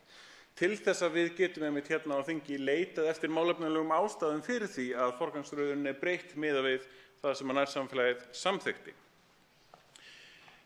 Þannig að ég kalla eftir umsögnum á þann hátt frá sveitarfélögum út allt land hvar þeirra forgangur og hvernig hann samþykktur forgangur og hvernig hann endurspeglast ekki eða endurspeglast þá vel í samgönguáætluninni. Ég talaði aðeins viðhald vega hérna í andsvörum við hæstv. Ráðherra og þær upphæðir sem talað hérna eru komnar ansi hátt. Það hefur komið í ljós að það ansi mikil viðhaldsþörf, enda hefur umferð aukist alveg gríðarlega, sérstaklega hérna á suðvesturhorninu og niður Suðurland og upp eftir Vesturlandi og náttúrulega alls staðar í heildina litið, en sérstaklega hérna á suðvesturhorninu. Vegagerðin hefur skilað minnisblaði til fjárlaganefndar þar sem að kemur mjög skýrt fram að til þess að vega upp á móti þessu aukna álagi að þá vill Vegagerðin einfaldlega bara byggja betri vegi. Það er gott að blessa, en það er líka hægt að vinna á móti þessu aukna sliti einmitt með því að minnka álag með ýmsum hætti og þá sérstaklega álag sem að stórir og þungir bílar valda. Nú er mikið af vegaframkvæmdum, samgönguframkvæmdum fjármagnað af einmitt gjaldi, til dæmis eins og bensíngjaldi. Ríkissjóður leggur aukalega umfram það að vissulega, en svo eru ýmis önnur gjöld og skattar sem að leggjast á samgöngur sem að er kannski ekki endilega sanngjarnt að segja að eigi að leggjast bara í samgönguuppbætur. Það er ýmislegt annað til hliðar sem þarf að huga að líka varðandi öryggi og heilbrigðiskerfi jafnvel og svo framvegis, af því að það eru slys sem að varðandi í samgöngum. Þannig að það verður að telja aðeins meira til heldur en bara samgöngunar í heildarskattstofni samgangna. En við gætum hins vegar horft á þessi ráð í rauninni að það er ekki nóg að byggja bara upp betri vegina, það kostar mjög mikið. Heldur getum við líka allavega á meðan við erum að vinna upp þennan uppsafnaðu viðhaldsþörf, að þá getum við farið í öðruvísi verkefni líka til þess að létta á álaginu á sama tíma. Við erum í rauninni að spara svona ákveðinn vaxtakostnað. Það er áhugavert, það er í áætluninni fyrir svæðin, að þá er talað undirbúning verka utan áætlunar sem er fyrir öll svæðin 50 milljónir á hverju ári, 250 milljónir yfir áætlunum tímabili hérna. Og þetta er sama upphæð og var fyrir síðustu samgönguáætlun. Alltaf 50 milljónir á hverju ári í undirbúning verka utan áætlunar. Engin verðlagsuppfærsla miðað við síðustu samgönguáætlun, það var á verðlagi þeirrar samgönguáætlunar. Þannig að maður veltir fyrir sér hvernig kostar þessi undirbúningur verka utan áætlunar. Ég skil það alveg að sé verið að stöðugt að vinna að næstu framkvæmdum. En eru við orðin hagkvæmari í því eða hvað er þetta, 4 starfsmenn eða eitthvað svoleiðis, 4-5 starfsmenn sem eru að sinna þessu allan daginn, allan ársins hring að undirbúa verk utan áætlunar. Það er svona áhugavert að sjá einhverja greiningu á því hvernig þessir peningar eru varið. Þarna er talað Hvalfjarðargöng, að leita verði leiða til þess að fjármagna tvöföldun Hvalfjarðarganga í samstarfi við einkaaðila.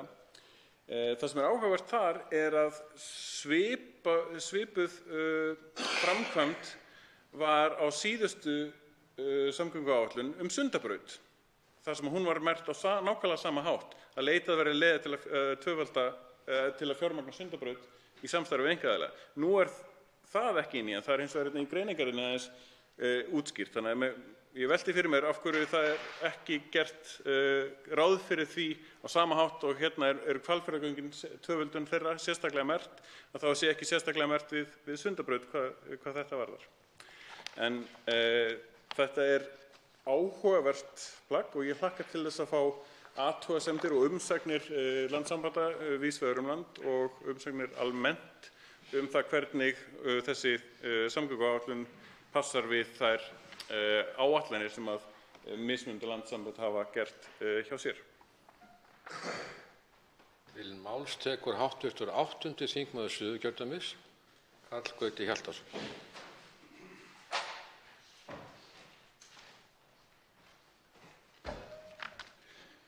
Virðulegi forseti.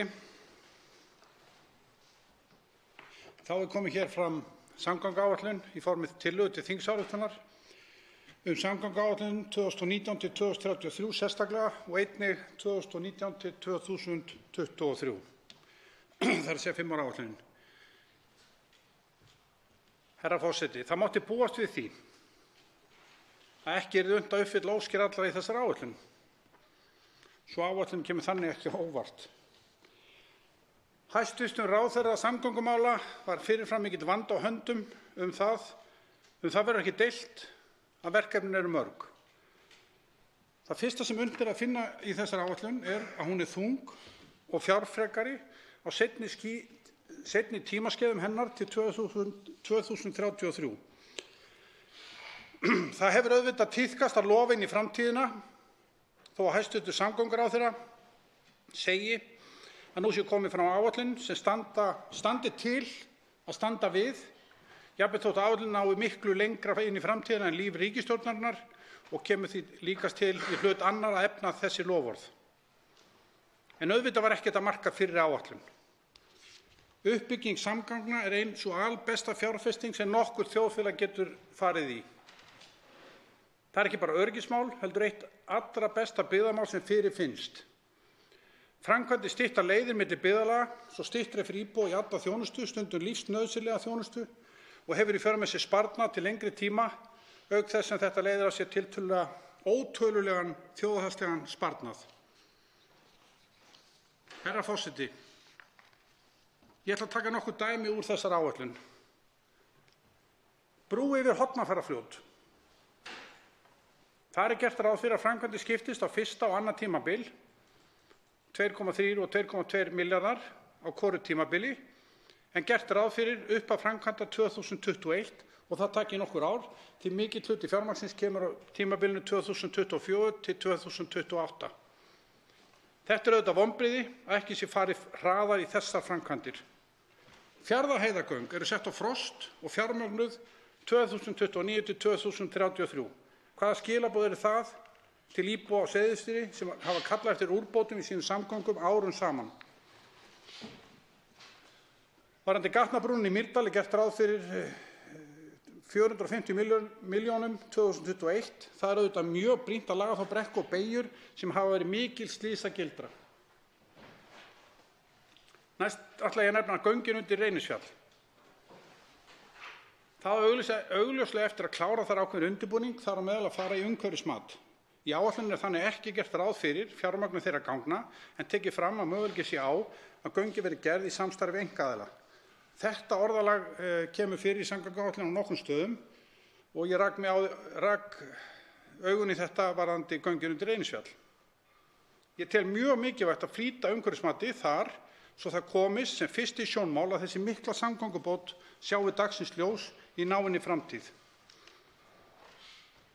Herra forseti, ég fagna því að gert er ráð fyrir að brúin yfir Jökulsá á Sólheimasandi verði gerð tvíbreið á árunum 2020 til 2021, en þetta er fyrsta einbreiða brúin á hringveginum í suður og austur frá þéttbýlinu á suðvesturhorni landsins.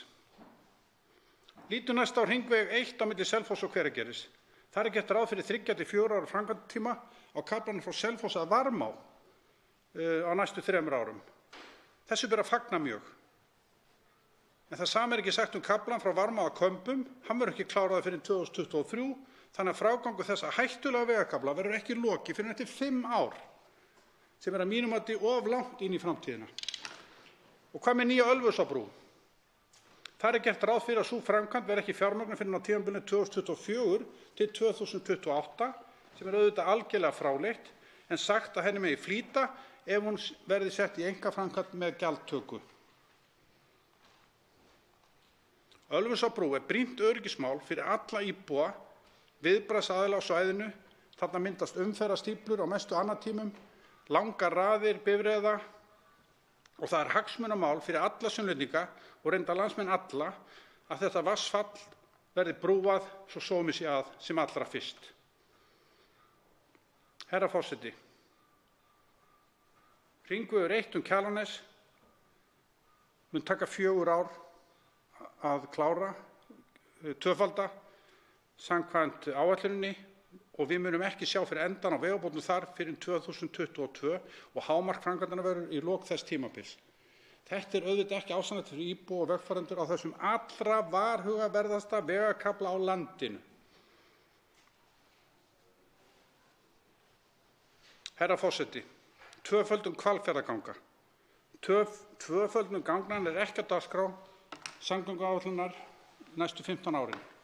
En með þessu orðalagi, eins og ég hef nefnt hérna áður varðandi aðra framkvæmdir, tekið fram að leita verið leiða til að fjármagna verkefnið í samstarfi við einkaaðila. Vegurinn frá Hafnarfirði upp á Flugstöð, hvernig er gert ráð fyrir að tvöföldun hans ljúki, hvenær? Þetta er einn allra mest ekni vegaspotti á landinu. Tvöföldun þessa vegar hefur dregist úr hömlu.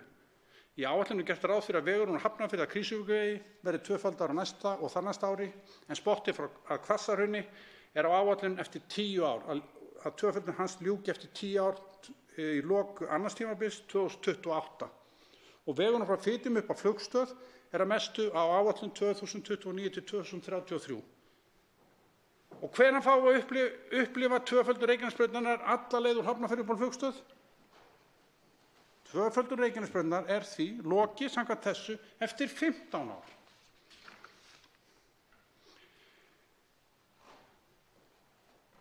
Hvað þýða þau skilaboð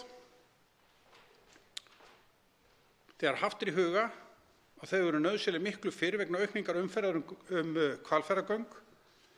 Hvað þýða þessi skilaboð varðandi þessa einkaframkvæmd? Orðalag í áætluninni, víða í áætluninni einkaframkvæmd, að það verði hægt að fara í ýmsar framkvæmdir ef að tekst að koma í einkaframkvæmd og fjármagna þannig. Það þýðir að mínu mati einungis eitt. Hér er verið að boða framkvæmd með einhvers konar gjaldtöku. Einkaframkvæmd eða ekki. Og svo eru margar aðrar framkvæmdir sem við stöndum frammi fyrir. Þess vegna skil ég ekki, herra forseti, hvers vegna skrefið er ekki stigið til fulls strax.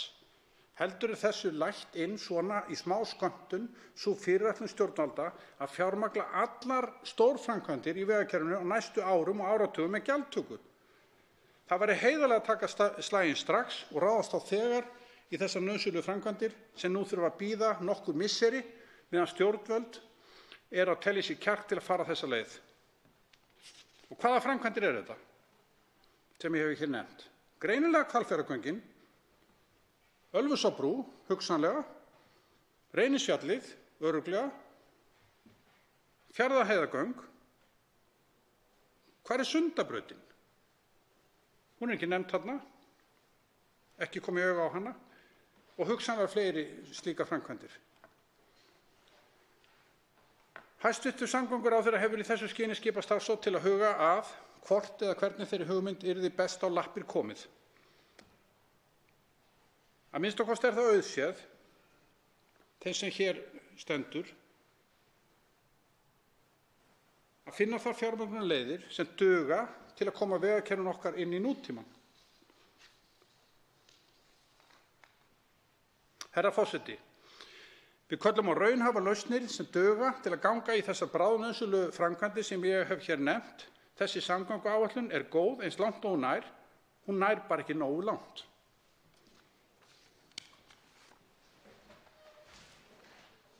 Til máls tekur hv. 7. þingmaður Reykjavíkurkjördæmis norður, Þorsteinn Víglundsson.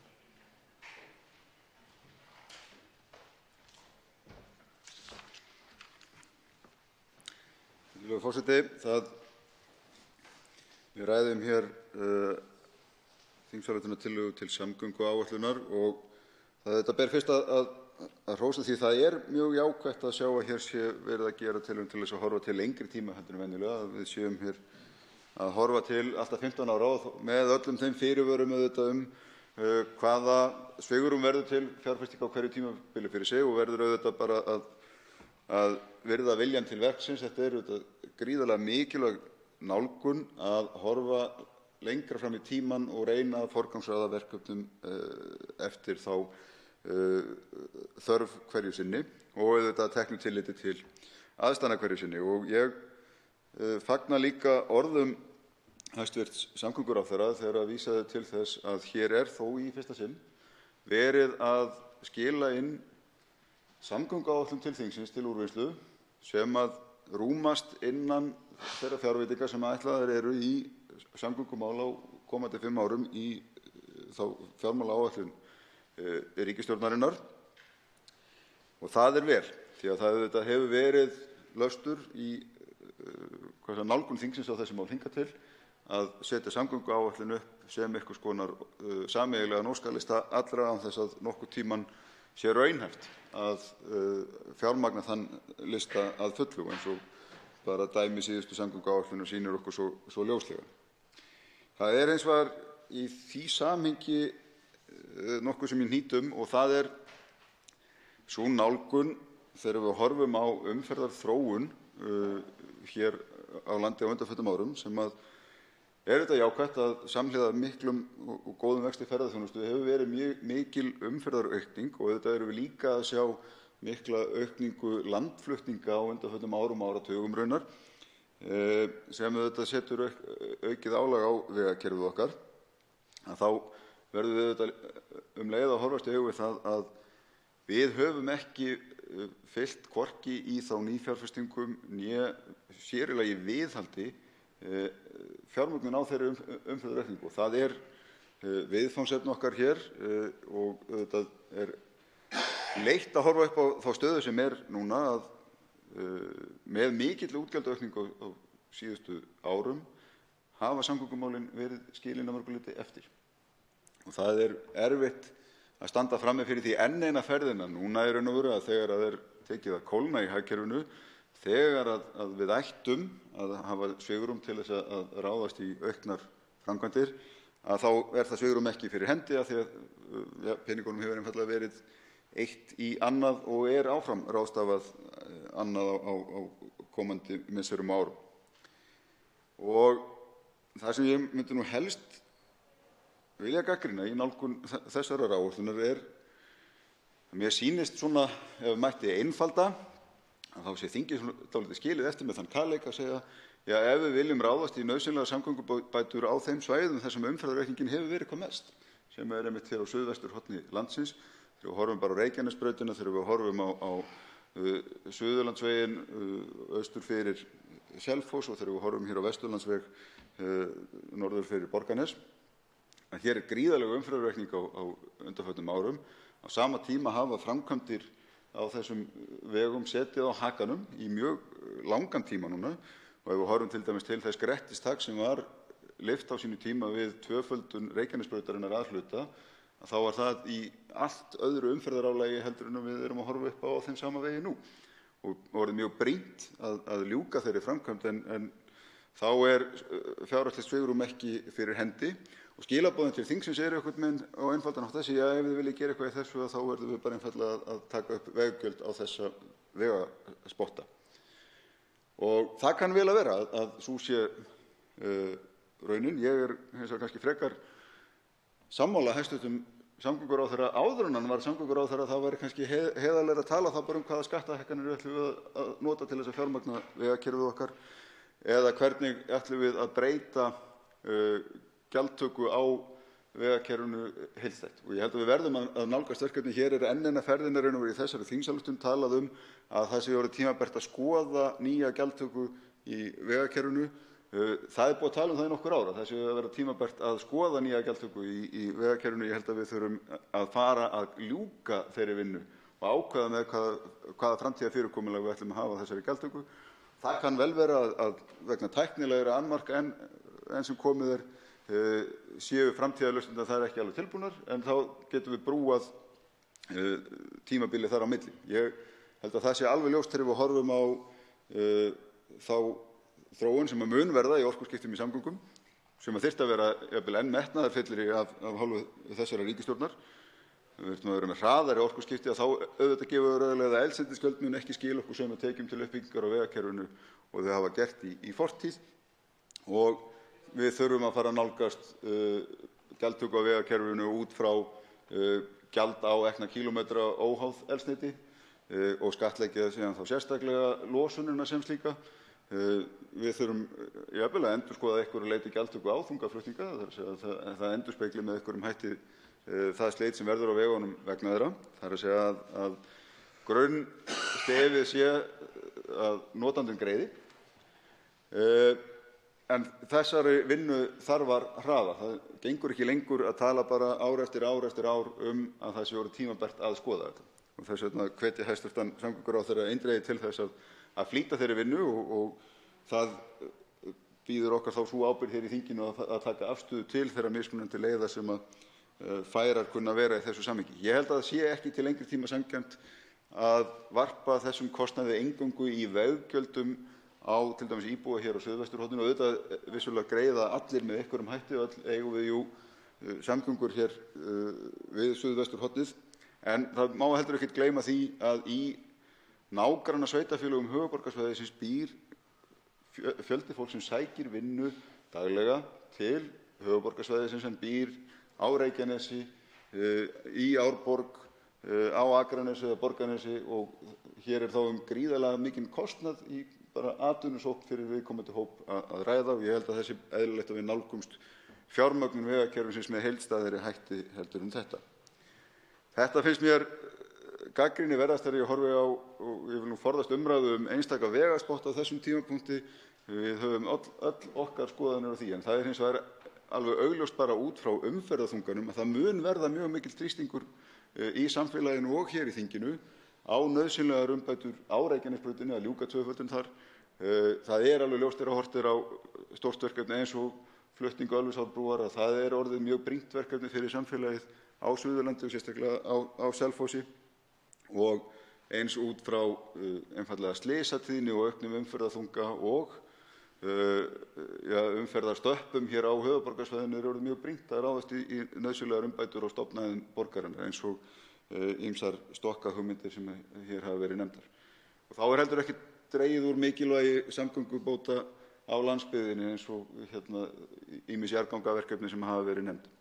En þegar öllu er á botninn hvolft þá þurfum við að hafa efni á þessum framkvæmdum. Við þurfum að geta ráðið við það að fjármagna vegakerfið okkar, og það kannski leiðir hugann líka að öðru sem er viðhaldið. Og það hefur komið fram í umræðunni hér en er alveg ljóst að það er orðið mjög mikil uppsöfnuð viðhaldsþörf í vegakerfinu sem við þurfum að ná utan. En þetta þurfum við að geta leyst innan þess stakks sem við höfum sniðið okkur í fjármálaáætluninni. Ég ætla ekki að vera hér að tala stórsókn og stór aukin útgjöld til vegamála á sama tíma og ég hef verið að gagnrýna mjög harðlega þá miklu útgjaldaaukningu sem þegar hefur orðið í ríkisrekstrinum. Við þurfum að finna leiðir þá bæði til þess að ná fram auknu hagræði í ríkisrekstrinum sjálfum en til þess að ná utan brýnustu verkefnin hér og þá í formi nýrrar gjaldtöku að byrðarnar af þeim verkefnum dreifist jafnt á okkur öll.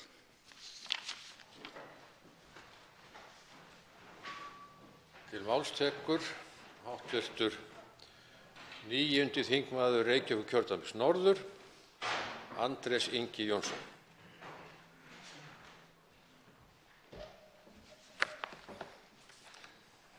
Forseti, við ræðum hér eitt stærsta verkefni Alþingis, samgönguáætlun til 5 og 15 ára, sem er ekki bara stór hvað varðar þann tímaramma sem er settur, heldur líka umfang þeirra aðgerða í hvað varðar fjármuni, en líka þau áhrif sem þær framkvæmdir hafa til framtíðar. Það er nefnilega þannig að vegur sem er lagður í dag, hann verður enn ekinn eftir einhverja áratugi. Þannig að hvernig við skipuleggjum kerfið árið 2018 hefur áhrif á það hvernig börnin okkar og barnabörnin umgangast landið okkar. Þannig að það er stórt verkefni fyrir höndum sérstaklega innan umhverfis- og samgöngunefndar og það verkefni gæti eiginlega ekki borið að á betri tíma. Hér í byrjun viku fengum við í hendurnar þessa skýrslu loftslagsnefndar Sameinuðu þjóðanna sem sýndi okkur enn einu sinni, en kannski enn skýrar en nokkru sinni fyrr, að aðgerðir í þágu loftslagsmála þola enga bið.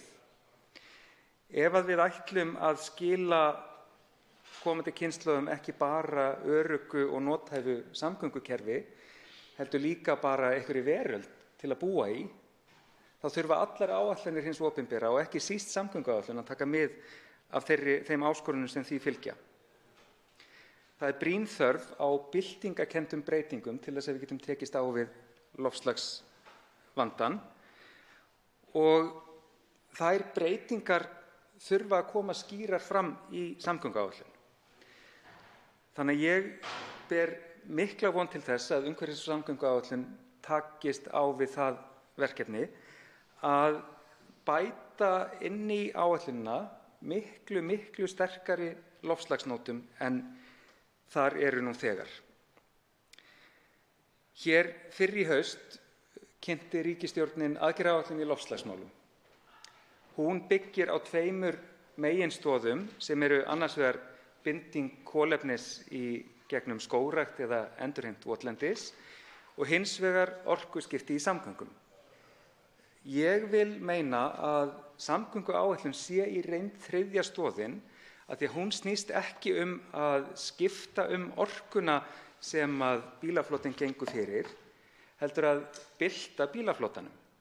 Hún á að snúast það að það verði færri einkabílar, það verði auknar almenningssamgöngur og það verði betra að vera gangandi og hjólandi vegfarandi á Íslandi. til þess að við þurfum ekki bara að skipta út olíunni fyrir rafmagn á bílunum, heldur að skipta bílunum út fyrir eitthvað annað, upp á framtíðina að gera. Mér þykir því miður þessi tillaga sem fyrir þinginu liggur ekki takast þetta nógu vel. Það vantar að samgönguáætlun og aðgerðaáætlun í loftslagsmálum tali miklu betur saman. Kannski er það vegna þess að þær eru að koma fram á sama tíma, en það vantar konkrét leiðir í samgönguáætlun til þess að hrinda í framkvæmd aðgerðum í þágu loftslagsmála. Í samgönguáætlun er undir markmiðum umhverfislega sjálfbærar samgöngur talað að unnið verði í samræmi við aðgerðaáætlun stjórnvalda í loftslagsmálum. Þetta kemur fram víða í skjalinu, en það vantar svart á hvítu aðgerðir til að hrinda í framkvæmd á tímabili 5 ára áætlunar. Það vantar aðgerðir sem stefna að því að fækka hér bílum í umferð. Og þetta skiptir svo sannarlega máli, af því að eins og kom fram þegar aðgerðaáætlun í loftslagsmálum var kynnt, þá eru allar líkur til þess að bifreið sem er keypt núna verði á götunum árið 2030 þegar að uppgjör vegna Parísarsamkomulagsins verður gert. Hún mun þar með telja til þeirra skuldbindinga sem Ísland stenst eða stenst ekki eftir atvikum. Og þess vegna skiptir ekki bara máli að frá deginum í dag verði hlutdeild endurnýjanlegra orkugjafa í samgöngum að aukast ári frá ári, heldur að bílum fækki. Þá hjó ég eftir því, virðulegur forseti, þegar ég fékk þessar áætlanir í hendurnar, að þær hafa, að því að virðist, verið umhverfismetnar eins og lög gerir ráð fyrir og eins og gert hefur verið með síðustu áætlanir, en ég sé þess ekki merki að þær hafi verið sérstaklega metnar út frá loftslagsmarkmiðum. Eins og kveðið er á að ríkisstjórnin stefni að með allar stærri áætlanir. Þetta er eitthvað sem að hefði þurft að gera, en það sem að það var ekki gert, þá legg ég til að umhverfis- og samgöngunefnd skoði þennan þátt sérstaklega. Skoði það hvernig aðgerðir sem að lagt er upp með í samgönguáætlun muni þjóna loftslagsmarkmiðum, muni bara meta það, meta báðar hliðar jöfnunnar, hvar við erum að ganga í rétta átt og hvar ekki. Mig langar að ljúka hér þessari örstuttu yfirferð á því að taka saman hér 3-4 atriði sem að mig langar sérstaklega að benda á. Mér finnst mjög gott og framför frá fyrri áætlun hvernig er talað gangandi og hjólandi vegfarendur. Samgöngur eru nefnilega meira en bílar, flugvélar og bátar. Samgöngur eru allt það sem við gerum til að komast á milli staða, hvort sem það er fyrir eigin kraft eða fyrir vélarafl einhvers tækis.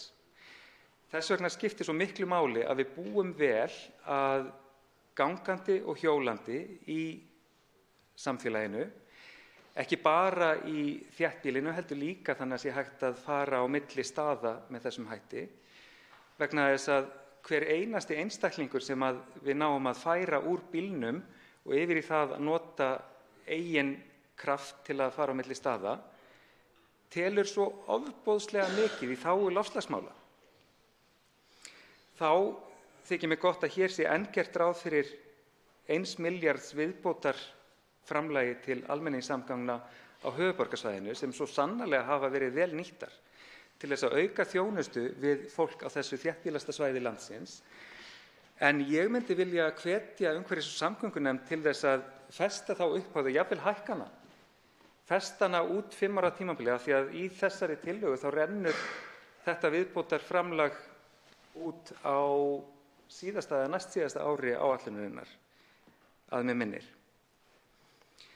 Og svo, virðulegur forseti, er það kannski stærsta púslið sem vantar, stærsta stykkið sem að hefði verið gott að hafa hér, en er sem betur fer komið í eitthvað farveg sem verður að skila árangri áður en við samþykkjum þessa áætlun og það er borgarlína. Það er framkvæmd sem er svo gríðarlega stór og mikilvæg þegar kemur að því að við ekki bara uppfyllum skuldbindingar okkar gagnvart einhverjum loftslagssamningum, heldur uppfyllum bara þær skyldur okkar gagnvart komandi kynslóðum að hér sé lífvænlegt samfélag. Borgarlína á að framkvæmdatími borgarlínu á að hefjast 2020. Það er á öðru ári 5 ára áætlunarinnar.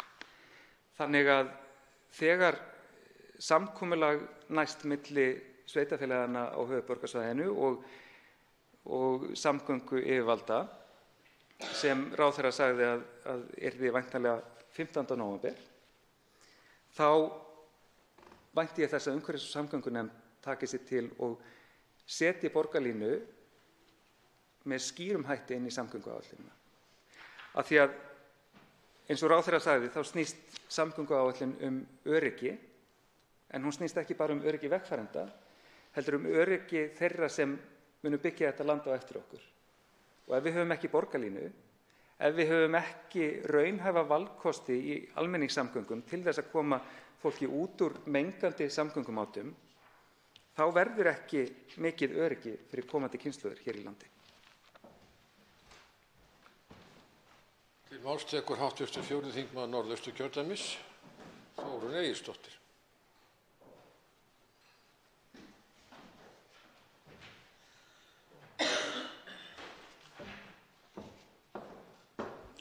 Hæstv. forseti. Hér ræðum við samgönguáætlun frá samgöngu- og sveitarstjórnarráðherra og vil ég þakka honum ágæta yfirferð yfir þennan málaflokk. Hér birtist stefnumótun stjórnvalda og Alþingis í samgöngumálum nú í fyrsta skipti til 5 og 15 ára. Áður hafa verið lagðar fram áætlanir til 4 og 12 ára, en hér er tímamót að ræða þar sem í fyrsta sinn er lögð fram samgönguáætlun til 15 ára til samræmis við lög samþættingu og samræmingu áætlana. 5 ára áætlun er framkvæmdaáætlun sem nú er lögð fram fjármögnuð og í fullu samræmi við opinber fjármál. Það er í sjálfu sér stór og mikilvægur áfangi sem sýnir ábyrga fjármálastjórnun og framtíðarsýn. Þetta verklag er mikilvægt svo hægt sé að horfa til framtíðar og leggja fram plögg sem hald er í. Hér er ekki óskalista ræði heldur raunhæfa fjármagnaða áætlun. Hæstv. forseti. Samgöngur eru grunnstoð efnahagskerfisins. Góðar samgöngur leggja grunn að samkeppnishæfni þjóðarinnar og lífsgæða í landinu. Eins og fram kemur í greinargerð eru góðar samgöngur og fjarskipta og upplýsingatækni forsendur þess að hér búi sjálfstæð nútíma þjóð. Sýnt hefur verið fram á með rannsóknum að þróun byggðar í landinu og þróun samgöngukerfisins haldast í hendur og hafa áhrif hvor á aðra. Samgöngukerfið er lífæð þjóðarinnar og verður seint ofmetið því samgöngur snúast ekki eingöngu flutning fólks og farms á landi, sjó og lofti, heldur hefur samgöngum líka alltaf fylgt flutningur upplýsinga og hugmynda. Mikil bylting hefur átt sér stað á því sviði og mun upplýsingatækning ráða miklu þróun samgangna í framtíðinni. Hæstv. forseti. Aðdragandi þess að samgönguáætlun er lögð fram er langur, felst í samráðsferli og samtali svo hægt sé að forgangsraða og vinna faglega að framlagningu hennar. Samgönguáætlun tekur til fjáröflunar og útgjalda allra greina samgangna, það er flugmála, vegamála og siglingamála, þar með talið almenningssamgangna, hafnamála, sjóvarna, öryggismála og umhverfismála samgöngugreina. Sviðið er vítt og snertir í raun alla þætti þjóðfélagsins og þar með alla íbúa landsins.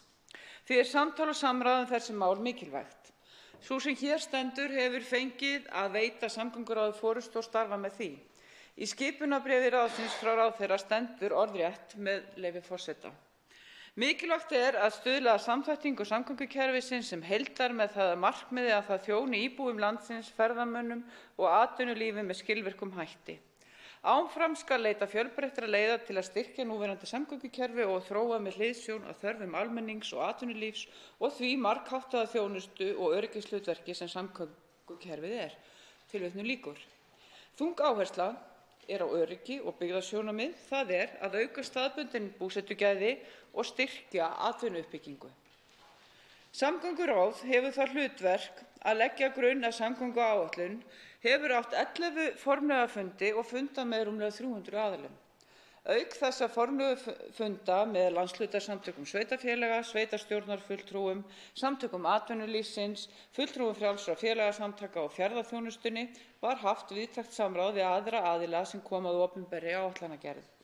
Því horfa þarf til fjarskiptaáætlunar, byggðaáætlunar og áætlana landsskipulag, ferðamálastefnu, lýðheilsustefnu, aðgerðaáætlun í loftslagsmálum og fleira og fleira.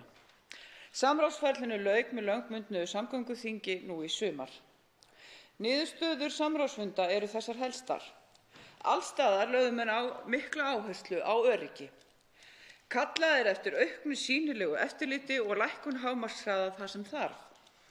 Það að lækka hámarkshraða getur verið öflug leið til að fækka slysum sem eru allt of mörg og taka mikinn toll. Menn vilja fækka einbreiðum brúm og setja bundið slitlag á héraðs- og tengivegi, en það er athyglisverð staðreynd að innan við helmingur af vegakerfinu er með bundið slitlag. Það má lesa úr niðurstöðum að menn vilja forgangsraða nýframkvæmdum þannig að áhersla verði lögð á þau svæði sem setið hafa eftir. Ljóst er að flestir vilja halda jarðgangagerð skipulega áfram. Ánægja er með áform bættar almenningssamgöngur og áherslu á styrkingu innanlandsflugs sem hluta að því. Kallað var eftir að efla þurfi hafnabótasjóð og styrkja flutningaleiðir. Í ferðaþjónustu vilja menn styrkja með föstu millilandaflugi á fleiri staði en nú er og bent var á að mikilvægt er að varðveita upplifun ferðamanna á hálendinu með til dæmis óbrúuðum ám, svo eitthvað sé nefnt. Eitthvað þarf þá að vera eins og það er, leið og aðkallandi er að bæta samgöngur almennt og allstaðar. Þá er ekki annað að heyra á íbúum landsins en að þeir séu tilbúnir til að skoða fjölbreyttar fjármögnunarleiðir og fara samvinnuleið í því þar sem það á við. Hæstv. forseti, áætlanir sem hér liggja fyrir endurspegla þessi sjónarmið. Áætlunin tekur mið af og er hluti af heildstæðri samþættri stefnu í samgöngumálum, fjarskiptamálum, byggðamálum og málefnum sveitarfélaga. Hún er í samræmi við samþykktar áætlanir á vegum Alþingis og ríkisstjórnar. Samgönguáætlun sem nú liggur fyrir þinginu sýnir breytt og bætt vinnubrögð í áætlanagerð. Í fyrsta skipti er hún í samræmi við væntanlegar fjárveitingar sem samþykktar voru af Alþingi með fjármálaáætlun 2019–2023. Samgönguáætlun er raunhæft plagg framkvæmdir sem hægt er að ráðast í á næstu árum. Í stjórnarsáttmálanum er kveðið á að ríkisstjórnin vilji hraða uppbyggingu í vegamálum og öðrum samgönguinnviðum, bæði með nýframkvæmdum og viðhaldi. Strax var farið í þessa vinnu og hefur viðhald á vegakerfinu aldrei verið meira en nú í ár. Brugðist var við brýnum viðhaldsverkefnum og uppsöfnuðum vanda undanfarinna ára. Á þessu ári var 12 milljörðum veitt til brýnna úrbóta til að tryggja umferðaröryggi sem best. Áætlunin miðar við að auka framlag til viðhalds í 10 milljarða króna á ári frá árinu 2019. Í heildina er gert ráð fyrir að 160 milljörðum verði varið í viðhald og framkvæmdir á vegakerfinu næstu 5 árin. Hæstv. forseti, við komumst langt með þessa upphæð en hún hrekkur þó ekki til að mæta uppsöfnuðum vanda eins hratt og við flest vildum. Því hefur ráðherra samgöngumála bent á þann möguleika að hægt er að tvöfalda þessa upphæð með samvinnuleið í fjármögnun á ákveðnum mannvirkjum. Þann kost þurfum við að skoða vel og nýta það sem á við svo hægt sé að flýta aðkallandi og mikilvægum verkefnum. Eitt af markmiðum samgönguáætlunar felst í áætlun jákvæða byggðaþróun og að auka búsetugæði, það er að samgöngur séu eins greiðar, áreiðanlegar og öruggar og kostur er með sérstakri áherslu á landshluta og byggðakjarna innan þeirra. Líta þarf á samgöngukerfi sem eina heild með það markmiði að það þjóni íbúum og atvinnulífi með skilvirkum hætti. Allar aðgerðir lúta að því að hámarka öryggi, vernda mannslíf og standa jafnfætis þeim þjóðum sem fremst standa í öryggismálum. Við lok 15 ára áætlunar er markmiðið að hafa byggt upp grunnnet samgöngukerfisins. Það er stórt markmið sem þarf að stefna markvisst að með öryggissjónarmið að leiðarljósi við forgangsröðun. Aðkallandi er að tryggja öryggi allra landsmanna og gesta okkar allt land. Markmið öruggar samgöngur er mikilvægur þáttur og lögð á það áhersla að öryggi sé haft til hliðstjórnar við allar ákvarðanir, áherslur og aðgerðir í samgönguáætlunum óháð ferðamáta. En Markmið þeirra er að vernda mannslíf og að Ísland standi jafnfætis þeim ríkjum sem fremst standa í öryggismálum.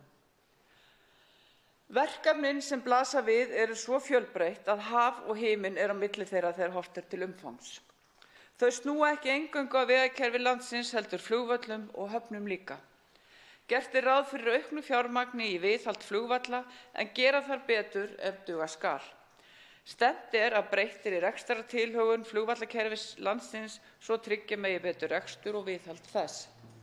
Bind ég vonir við að nefnd sem vinnur á þessum málum skili fljótt og vel af sér svo að þessu megi sem fyrst koma í gott horf. Þá mun flugstefna landsins birtast innan tíðar og vonandi eigi síðar en á næsta ári þegar flug á Íslandi á 100 ára afmæli. Hafnir landsins þurfa einnig viðhald en margar þeirra eru komnar á þann stað að sinna þar miklu viðhaldi. Þess vegna hefur framlag til hafnabótasjóðs aldrei verið meira og samgönguáætlun miðar að því að á fyrsta tímabili verði unnið að siglingarstefnu fyrir Ísland sem miðar að auknum hagvexti og atvinnusköpun í siglingum og tengdum greinum. Það hlýtur að vera eyþjóð mikilvægt. Samgöngur snerta daglegt líf okkar allra og ákvarðanir stjórnvalda skipta okkur miklu máli. Með skýrri framtíðarsýn og fastri eftirfylgni munum við ná þessum mikilvægu markmiðum. Þannig styrkjum við búsetu allt land og aukum möguleika okkar til áframhaldandi uppbyggingar samfélagsins. Ég óska umhverfis- og samgöngunefndar góðs gengis við vinnu á þessu frumvarpi, þessari ályktun. Til máls tekur hv. 4. þingmaður Reykjavíkurkjördæmis norður, Helga Vala Helgadóttir.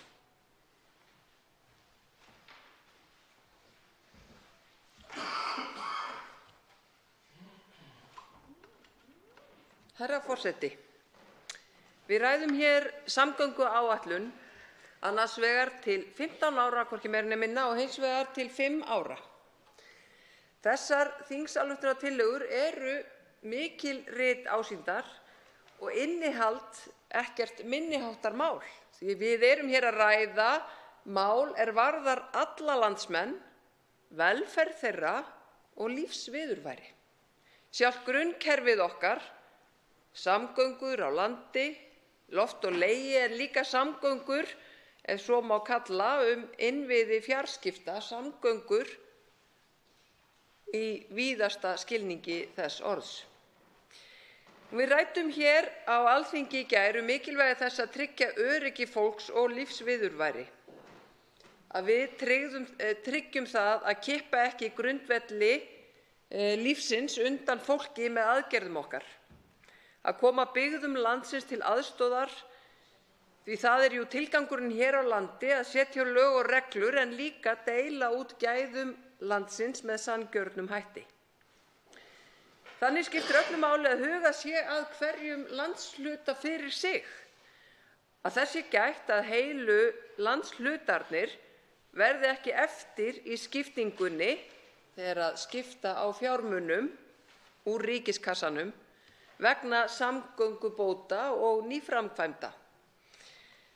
En það ekki síður mikilvægt að gætt sé að því og sérstaklega sé litið til þeirra svæða sem að hafa á einhvern hátt og einhverjum hluta vegna verið skildir eftir í þessu fordæmalausa góðæri sem að ríkt hefur undanfarin ár, eða hvað?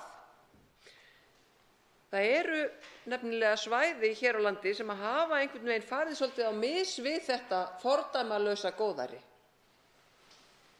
Það eru til svo miklir peningar í ríkiskassanum, sagt á tyllidögum, en samt sem áður það svo að ákveðin landsvæði og íbúar ákveðinna landsvæða fá ár eftir ár að þola það að komast ekki á milli staða til þess að sækja sína grunnþjónustu. Og þetta ekkert einhverjir sem að velja það að búa langt fjarri byggð, svo afskekkt að það nánast ekki hægt að gera kröfu að komast alltaf út allt. Þetta stór hluti landsins og hér erum við að tala Vestfirði sem eru okkur mjög ofarlega í huga hér á Alþingi þessa dagana. Ég vil byrja á því að beina sjónum okkar hér á þinginu að því hvernig við ætlum að tryggja þeim landshluta viðunandi samgöngur. Því miður þá virðist enn ekki gert ráð fyrir að slíkt gerist á næstu árum hjá núverandi ríkisstjórn. Enn einu sinni eru nefnilega samgöngubætur og nýframkvæmdir afskaplega staglkenndar á þessu svæði. Vissulega kærkomin Dýrafjarðargöng sem hafa kostað mikla fjármuni. Við sjáum fram á það að þau klárist í náinni framtíð sem mikið fagnaðarefni, enda vita allir hvað þau eru mikilvæg fyrir þetta svæði, bæði fyrir íbúa og auðvitað ferðamenn. En það sem eftir stendur hvað tekur við þegar úr göngunum komið. Af því að þegar ekið að norðan og suður, að þá mætir manni hringtorgið við Dynjanda. Svæðið við fossinn orðið gullfallegt, óskaplega fallegt og hrein prýði, en hvernig á það að gagnast þeim Vestfirðingum sem þurfa að komast leiðar sinnar milli Suður- og Norðurfjarða? Íbúar á Suðurfjörðum eiga samkvæmt ákvörðun stjórnvalda að sækja heilbrigðisþjónustu norður á Ísafjörð til heilbrigðisstofnunarinnar þar, en drjúgan tíma ársins ófært þá leið. Og því kallar það á það bil 8 klukkustunda akstur fyrir þá sem að búa á Suðurfjörðunum ætli þeir að sækja heilbrigðisþjónustu hjá Heilbrigðisstofnun Vestfjarða á Ísafirði. Og mann langar eiginlega að spyrja hvaða snillingur fann upp á þessu. Hæstv. Samgönguráðherra sagði þegar hann kynnti samgönguáætlun hér fyrr í dag að umferðaröryggi landsmanna og ferðamanna væri númer 1, 2 og 3. Þá veltir maður fyrir sér hvort að það sé kannski málið. Það vissulega mikið öryggi í því að sitja bara heima og fara ekki neitt. Sitja bara heima og vonast til þess að hlutirnir batni. Sitja bara heima vegna ónýtra samgangna. Það mikið öryggi í því að leggja ekki vegi og tryggja ekki greiðar samgöngur þannig að fólk komist bara ekkert leiðar sinnar, en auðvitað vitum við öll, þar á meðal hæstv. Ráðherra, að það ekkert öryggi í því. Fólk verður að komast leiðar sinnar, sækja nám, sækja störf og sækja þjónustu landið. Og þar hefur Vestfirðingum, svo lengi sem elstu menn muna, verið gert að búa við algjörlega ófullnægjandi ástand. Þjóðvegurinn vestur á Ísafjörð vissulega betri norðurleiðina en þá leið sem tengir Suðurfirði við Norðurfirði, en það samt þannig að það í rauninni ekki hægt að mæta ökutæki þarna á leiðinni. Hefðbundin ökutæki geta varla mæst á leiðinni á þjóðveginum til Ísafjarðar, þessum stærsta þéttbýliskjarna Vestfjarða. Það því lítið öryggið sem þar Það annað svæði sem ég vil einnig vekja athygli á, og það höfuðborgarsvæði sem einnig hefur langt skeið verið fullkomlega vanrækt af stjórnvöldum hvað varðar uppbætur og nýframkvæmdir í samgöngum. Hér á höfuðborgarsvæðinu, hvar 2/3 hluti landsmanna býr, fær enn að reka á reiðanum. Tvöföldun Reykjanesbrautar í gegnum Hafnarfjörð, sem ekki bara til að greiða samgöngur heldur gríðarlega mikilvægt öryggismál, ekki tryggt alla leið á næstu 5 árum, alls ekki. Við alltaf að púsla, einhverja búta, einhverja stubba. En þarna að ræða gríðarlegt öryggisatriði fyrir alla ferðamenn, nánast alla ferðamenn nema þá sem koma með Norrænu, sem koma til landsins. Við að tala íbúa suðvesturhornsins sem ýmist sækja vinnu og nám hér og þjónustu hér á höfuðborgarsvæðinu, en líka þá íbúa höfuðborgarsvæðisins sem starfa á Reykjanesi, sem þurfa að fara daglega þessa leið. Þessi gríðarstóri hópur, herra forseti, ekki öruggur. Og af því að hæstv. Samgönguráðherra talaði sérstaklega að öryggismálin væru þungaviktaratriði í samgönguáætlun 1 og 2, báðum þessum sem við fjöllum hér í dag, að þá verður nú að segjast eins og að þetta atriði sem ég held að verði að komast framar á forgangslistan. Í lokin, af því að tíminn að hlaupa frá mér, þá verð ég að minnast á það risastóra öryggisatriði sem eru almenningssamgöngur. Loftslagsbreytingarnar sem birtast okkur með ógnarþunga þessi dægrin eru af þeirri stærðargráðu að við verðum að bregðast við verðum að minnka kolefnislosun og það gerum við með því að fækka einkabílum. Við gerum það ekki með því að segja fólki að það eigi bara að vera heima hjá sér, nei, við gerum það með því að efla almenningssamgöngur, bæði hérna á höfuðborgarsvæðinu og þar erum við auðvitað að horfa á borgarlínu en við þurfum mögulega að hraða ferð þar en líka að aðstoða fólk við að ferðast til og frá höfuðborgarsvæðisins. Hvernig með til dæmis almenningssamgöngur milli höfuðborgarsvæðisins og Reykjaness? Hvernig með almenningssamgöngur á Vesturland, á Suðurland? Erum við kannski svolítið sofandi þegar kemur að þessu, að almenningssamgöngum almennt? Þurfum við ekki að fara að búa til eitthvað öflugra tæki, öflugri almenningssamgöngur sem að tryggja það að fólk sé bæði öruggt í umferðinni en geti líka komið sér á meiri hraða á milli svæða? Ég held að við þurfum að hugsa bara aðeins út fyrir boxið núna og vera svolítið framsýn og hugrökk þegar kemur að þessu, því þetta stóra málið til framtíðar.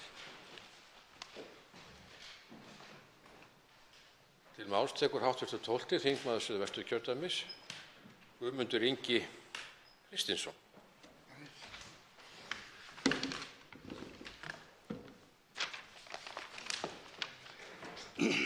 Virðulegur forseti, við erum að tala samgönguáætlun til 5 ára, 2019 til 2023 og einnig frá 2019 til 2033, sem 14 ár. Samgönguráðherra hér að tala samgöngumál í þessari áætlun tvöföldun Reykjanesbrautar frá Krýsuvík að Kaldárselsvegi.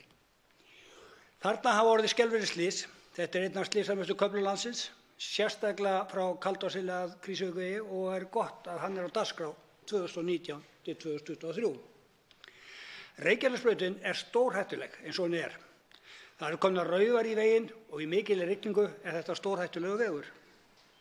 Á blaðsíðu 4 í markmiðum umferðaráætlun segir að Ísland verði meðal fremstu Evrópuþjóða hvað varðar fjölda látin og alvarlega slasaðra í umferðinni á hverju 100.000 íbúa og að látnum og alvarlega slösum fækki að jafnaði 5% á ári.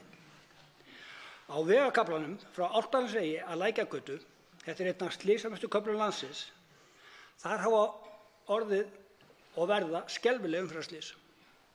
Þar þarf líka að taka til. Þess vegna spyr ég, hversu mörg slys þurfa að vera áður en þetta verður gert?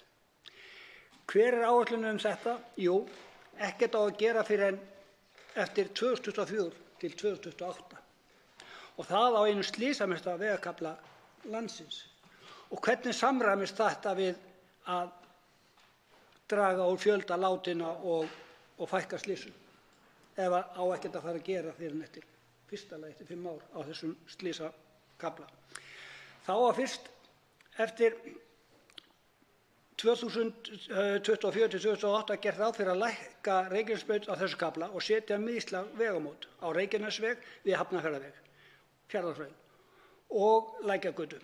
Þetta á að vera á dagskrá núna strax og getur ekki beðið til 2024 það vitna umferðarslysatölur. Við verðum átta okkur á því að nú sá tími kominn að við verðum 1 til 2 klukkutíma úr Hafnarfirði til Reykjavíkur. Svo aftur 1 til 1,5 tíma frá Reykjavík til Hafnarfjarðar með tilheyrandi mengun. Það óásættanlegt að svo verður næstu 20 til 30 árin. Ég bara trúi þess ekki og ég skil ekki af hverju við erum ekki byrjað að taka á þessu vandamáli og það strax. Spáið í að mengunin sem að spá í að mengunin sem þessi veldur er 20.000 bifreiðar sniglast áfram í 1 til 2 tíma tvisvar á dag. Dregið verður losun gróðurhúsalofttegunda í samræmi við stefnu stjórnvalda í loftslagsmálum, segir í samgönguáætluninni. Þetta er brandari með það ef að bílar eiga að vera 20.000 bílar eiga sniglast þarna tvisvar á dag næstu 20-30 árum með tilheyrandi mengun. Búið er að taka af dagskrá ofanbyggðaveg sem átti að leysa stóra hluta af vanda Reykjanesbrautar. Nú fer fólk flóttamannaveginn, svokallaðan, sem er verið Urriðaholt, til að sleppa við umferðarstíflur á morgnana. Þá fer fólk í örvæntingu sinni líka Flóttamannanes, sem er Arnarnesið. Keyrir þar yfir hæðina til að sleppa. Og fljótlega einnig faraðu Flóttamannagjá. Það er að fara upp Kópavogsnesið til að sleppa við gjána.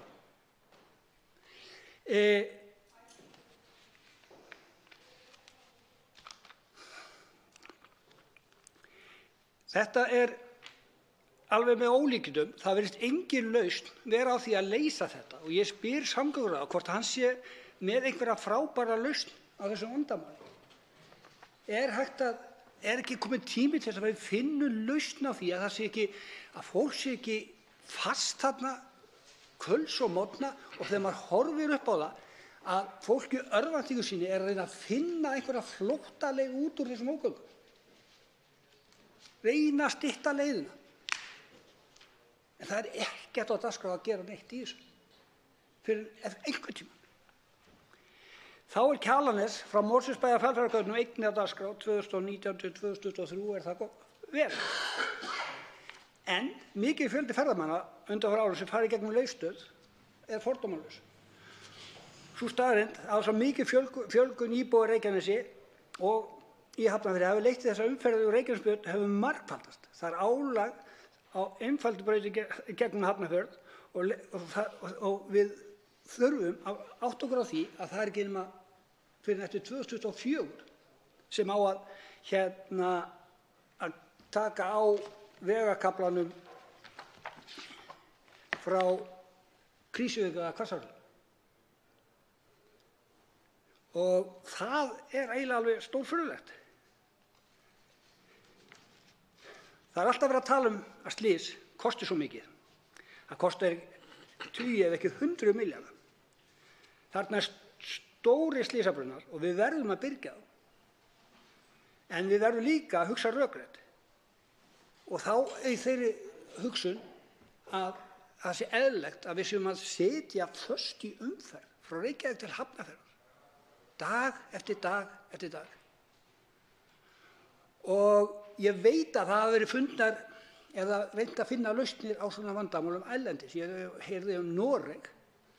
Þar voru þeir með einmitt svipaðar vandamál og þeir voru með strætóleiðir sem voru sér leiðir þar sem mikil trafík og stífla varð á vegum.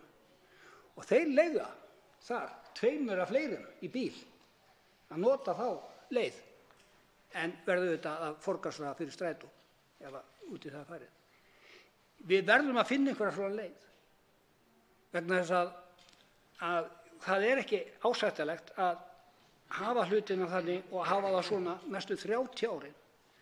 Við verðum átt okkur á því að til dæmis á veginum frá Álftanesi að Lækjargötu í Hafnarfirði að þau slysin sem verða á þessu kafla eru alveg ótrúlega mörg og þetta er gjörsamlega sprunginn vegakafli og hvert slys sem verður þar er einu slys svo mikið. Látið mig vita, það er ömurlegt að það skuli vera slys eftir slys eftir slys á sömu gatnamótunum aftur og aftur og það er ekkert gert. Og að ýta svona málum undan sér til næstu 5, 10, 15 ára og hugsa með sér, ok, látum bara slysið vera. Er það réttlætanlegt? Ég segi nei, vegna þess að, og ég er viss um að þeir sem eiga eftir að lenda í slysum á þessum kafla. Þeir sætta sig ekki við þetta og þeir sem hafa orðið fyrir slysum á þessum kafla eru líka ósáttir. Síðan annað sem ég mig langar að benda á og ég var fór norðurstrandir í sumar og Vestfirðina og þar blasti við stórfurðulegur bútasaumur. Einn mesti bútasaumskaflar sem ég hef séð nokkurn tímann.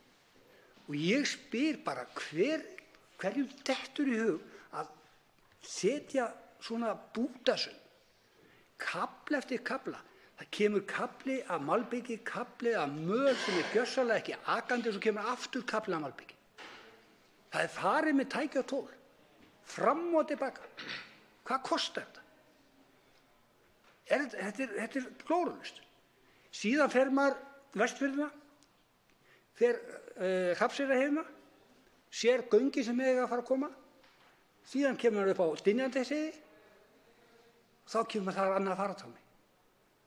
Þannig að göngin í sjálfu sér eru lítulaust nema auðvitað að vegakaflinn upp Dynjandisheiðin verður gerður almennilega, en ég segi fyrir mitt leyti, ég bara sé ekki hvernig það verður hægt að gera þennan kafla þannig að hann sé fær allan veturinn og bara yfirleitt finnst mér hann bara stórhættulegur. Og síðan það sunnanverð Vestfirðir. Þar bútasaumur. Þar virðist ekkert ganga. Og síðan auðvitað eitt sem líka sem þarf að taka og virðist við ætlum aldrei að geta náð að gera. Það einbreiðar brýr. Það virðist ekkert ætla að ganga með það að eyða þeim á hringvegi landsins. Og ég vona heitt og einlega að það verður tekið til og sé til þess að þeim verði eytt. Ólafur Þór Gunnarsson, hv. 11. þingmaður Suðvesturkjördæmis, tekur til máls.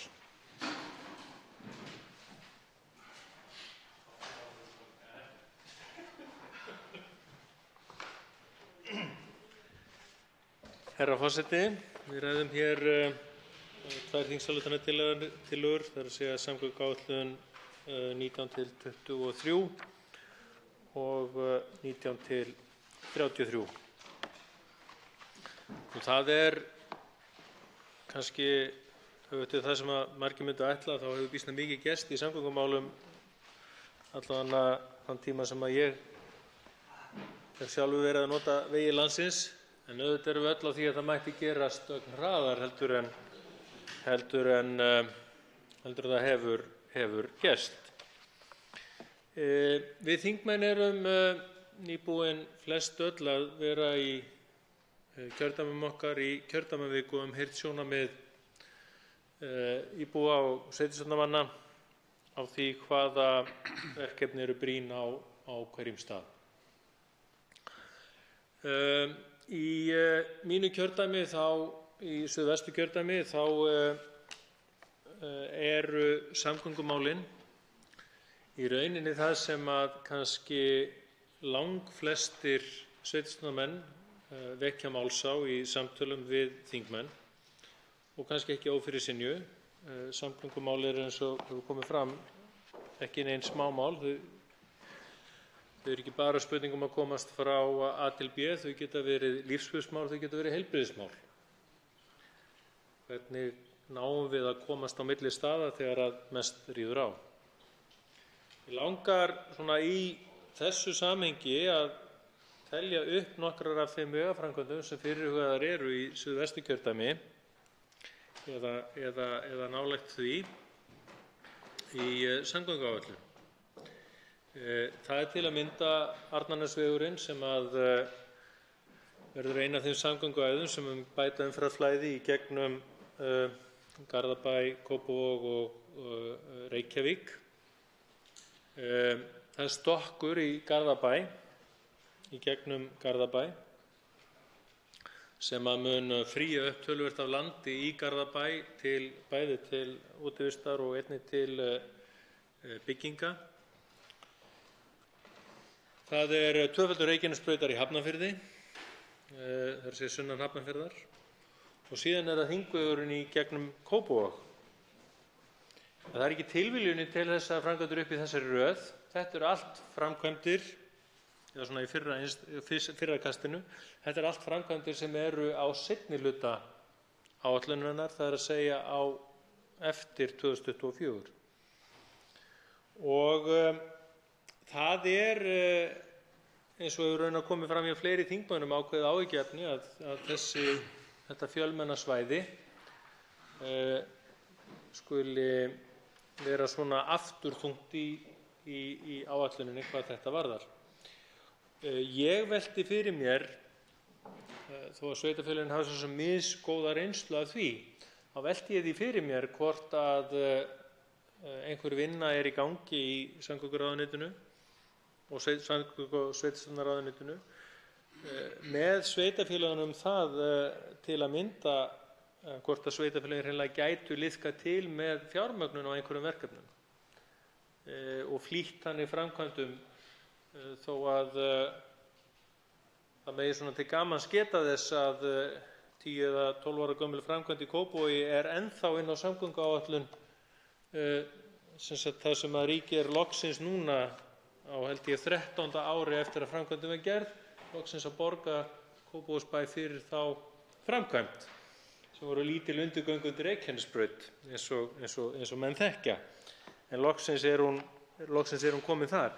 Þannig að ég veit að sveitarfélögin kannski gætu að einhverju leyti upplifa sig svolítið brennd af slíku, en ég held engu að síður að þetta sé eitthvað sem að eigi að skoða í fullri alvöru, alveg eins og að skoða í fullri alvöru það hvort að hægt sé að flýta framkvæmdum með til að mynda ytri fjármögnun einhverra einkaaðila, þó þannig að það sé þá ekki gert nema það séu augljósar aðrar leiðir sem fólk þá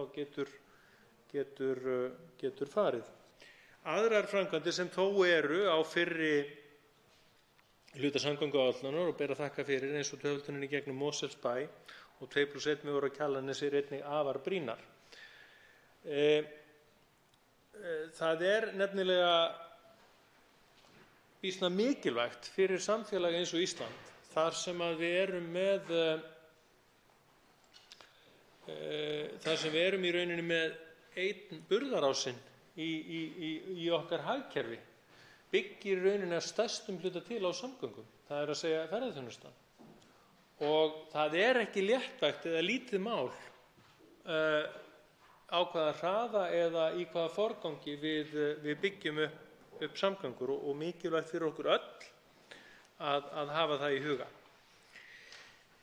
Ég get ekki komið í ræðustól og talað samgönguáætlun öðru sem að nefna almenningssamgöngur, raunar eins og fleiri þingmenn hafa gert.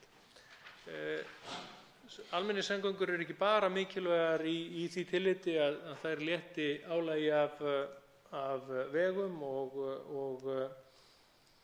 og minnki þörfina fyrir að stækka vegakerfið sífellu, heldur það líka mikið umhverfismál. Og það er því fagnaðarefni að það er aldrei áfram að setja fjármagn í almenningssamgöngur, þó auðvitað mætti það alltaf vera meira og það er alltaf hægt að ræða það á þeim forsendum. Eins sakna ég svo lítið úr samgönguáætluninni og ég get lofað hv. þingmanni því að þeir ættu að heyra mig tala oftar hjólreiðar. Það er að segja, mér finnst hlutur hjólreiða í þessari samgönguáætlun ekki nægilega mikill, þó vissulega sé þeirra getið. Ég myndi vilja til að mynda sjá að það væri beinlínis skrifað inn í samgönguáætlun að þegar að gerðar eru nýframkvæmdir í samgöngum, ekki bara á höfuðborgarsvæðinu heldur út allt land, að það sé gert ráð fyrir því að það séu gerðir hjólreiðastígar jafnhliða. Þetta er núna í nýframkvæmdum, þetta er ekki hins vegar að ræða minni háttar endurbætur eða endurbætur á vegum. Og þetta er alveg gríðarlega mikilvægt vegna þess að þetta er líka einn þátturinn í því að gera landið að raunverulegum valkosti fyrir þennan stóra hóp ferðamanna sem að ferðast heiminn á reiðhjólum. Hér á höfuðborgarsvæðinu er þetta líka mikilvægt, sérstaklega fyrir þau okkar sem að veljum reiðhjól til þess að komast í úr vinnu og þar ætti ríkisvaldið einnig að koma sterkt inn í. Mig langar aðeins að tæpa á því sem að nokkrir ræðumenn hafa einnig komið inn á hér áður, það er að segja fjármögnun vegakerfisins. Það er að segja hvernig ætlum við í framtíðinni þegar við förum úr kolefnaeldsneytinu smátt og smátt, sem hefur í rauninni verið megin leiðin til þess að fjármagna vegakerfið, hvernig ætlum við að fjármagna vegakerfið þegar allir bílar eru komnir á innlent eldsneyti eða innlendan orkugjafa öllu heldur. Og ég held að það sé í rauninni bara það sé efni í samfélagsátt, það er að segja sú umræða.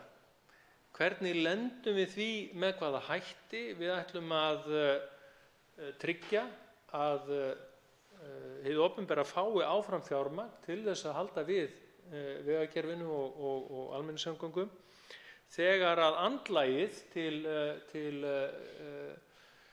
til greiðslna til ríkisins hverfur í burtu smátt og smátt. Þessa umræðu þurfum við að taka og það eins og einhverjir ræðumenn hafa komið inn á áður, ekki seinna en strax. Herra forseti, af því ég hef 1 mínútu enn af mínum tíma, þá langar mig að nefna eitt atriði svona í blálokin sem að ekki mikið talað í sambandi við samgöngur á höfuðborgarsvæðinu, það fleytitími. Fleytitími það þegar að samfélög ákveða, stór samfélög ákveða að fyrirtæki, stofnanir, skólar og svo framvegis hefji starfsemina á mismunandi tíma. Þannig að það sé ekki allir að nota vegakerfið nákvæmlega á milli 8 og 9 á morgnana eða hvað það er. Og besta sönnunin á því að fleytitími virkar liggur til að mynda í því að þá daga á vorin þegar að framhaldsskólarnir eru í prófum og nemendur framhaldsskóla eða kennara framhaldsskóla fara ekki með einkabíl í vinnuna, þá öll umferðin miklu liðugri þó að sé ekki nema 1–2% allra á vegunum sem að taka sér hlé þennan tíma. Og ég vil hvetja ráðuneytið til þess að fara að skoða þessa leið. Og tökum til máls á 27. þingmaður Norðvesturkjördæmis, Halla Signý Kristjánsdóttir. Virðulegi forseti, ég hef annist því frá minni heimabyggð að samgönguáætlunar alltaf beðið með mikillar eftirvæntingu, líkt og jólakortunum eða kannski jafnvel vossins í sveitinni. Oft höfum við orðið fyrir vonbrigðum Vestfirðingar, en við erum þolinmótt og bjartsýnt fólk og treystum því alltaf að við sjáum fyrir endan á okkar vonum og óskum að lokum. Þess vegna ég sérstaklega ánægð þegar ég kynni mér samgönguáætlun sem lögð núna fyrir þingið. Og í henni má finna stefnu í samgöngumálum og skilgreining á grunnneti samgöngukerfisins sem skal ná til alls landsins. Hún kemur á heildstæða samþættingu og stefnu í samgöngumálum, fjarskiptamálum og byggðamálum. Það sem skiptir mestu máli að í framanlagðri samgönguáætlun má sjá bætt vinnubrögð, en í fyrsta skipti hún í samræmi við væntanlegar fjárveitingar og því í samræmi við fjármálaáætlun sem núna 2019–2023. Hún því raunhæf áætlun og því engin óraunhæfur óskalisti. Samgönguáætlun skal stefna því að samgöngukerfi landsins myndi eina samþætta heild sem þjóni íbúum og atvinnulífi sem best. Aðgengi fólks að þjónustu og vörum verði aukið og hreyfanleiki bættur. Það ánægjulegt að sjá þær meginstoðir sem samgönguáætlun byggir á. En það að leggja áherslu á þær stóru stofnbrautir sem út úr höfuðborginni og nú skal líka klára grunnnet vossins á Vestfjörðum. Vorið í nánd. Í heild má segja að meginþráður áætlunarinnar sé að tryggja öryggi vegfarenda jafnframt því að tryggja bætt samgöngukerfi. Í Norðvesturkjördæmi skal fyrst nefna að það verður hafist handa við 2+1 vegar á Kjalarnesi. Þetta verkefni sem kallað hefur verið eftir og mjög brýnt þar sem núverandi vegur uppfyllir engan veginn öryggiskröfur eða stendur undir þeirri gríðarlegu umferðaraukningu sem orðið hefur á undanförnum árum. Gert er ráð fyrir því að strax á árinu 2019 verði hafist handa á þessu brýnu framkvæmd. Framkvæmdir á vegum á Kjalarnesi er óhjákvæmileg framkvæmd vegna aukinnar umferðar og öryggisvegfarenda. Eitt atvinnusvæði er hér á suðvesturhorninu og fjölgun ferðamanna hefur verið stóraukist. Í framhaldi af því verður gert ráð fyrir að vegurinn á milli Hvalfjarðarganga og Borgarness verði breikkaður á 2. og 3. tímabili og akstursstefnur verði aðgreindar með 2+1 vegi. En nú kem ég að skærasta ljósinu. Það er að grunnnet á Vestfjörðum verði í forgangi og er í áætluninni tryggt að fjármagn í uppbyggingu á vegum Dynjandisheiði sem verði hafið leið og hönnun á vegstæðinu er lokið og svo leið hefur farið í gegnum umhverfisáætlun. Umhverfismat. Hér er tryggt fjármagn í uppbyggingu á vegum í Gufudalssveit. Þá geta Vestfirðingar loksins sagt að þeir búi við eðlilegt samgöngukerfi að mestu. Í samgönguáætlun má sjá fjárveiting er áætluð til styrkingar og lagningar bundins slitlags á umferðarlitla tengivegi. Þeir eru oftast með takmarkað burðarþol, lega þeirra í hæð og plani er ekki fullnægjandi og svo mætti áfram telja. Þar sem víkja þarf frá vegahönnunarreglum eins og í beygjum og blindhöfum verður gripið til viðeigandi mótvægisaðgerða. Til greina kemur að lækka leyfilegan hámarkshraða ef hönnunarhraði á öllum vegum er almennt lágur eða stuttan veg er að ræða. Með þessum aðgerðum er hægt að flýta lagningu bundins slitlags á umferðarlitlum tengivegum án þess að gengið verði á öryggi þeirra. Með fjárveitingu þeirri sem lögð er til á tímabilinu má öllum líkindum leggja bundið slitlag á 130 km vega. Virðulegi forseti, ríkisstjórnin hefur lagt áherslu á að bæta verulega við hvað varðar viðhald vega. Á þessu ári voru tryggðir 12 milljarðar til viðhalds sem nýttist til brýnna úrbóta og í leiðinni að tryggja umferðaröryggi sem best. Í samgönguáætlun er áhersla lögð á öryggi. Liður í því er að gera átak við lagningu á bundnu slitlagi þar sem vantar og að fækka einbreiðum brúm. Miklu skiptir að lögð sé áhersla á viðhald vega jafnhliða nýframkvæmdum. Í þessari samgönguáætlun er gert fyrir verulegur aukning á framlögum til viðhaldsvega, enda uppsöfnuð þörf mikil. Þetta skiptir gríðarlegu máli þegar kemur að öryggi vegfarenda.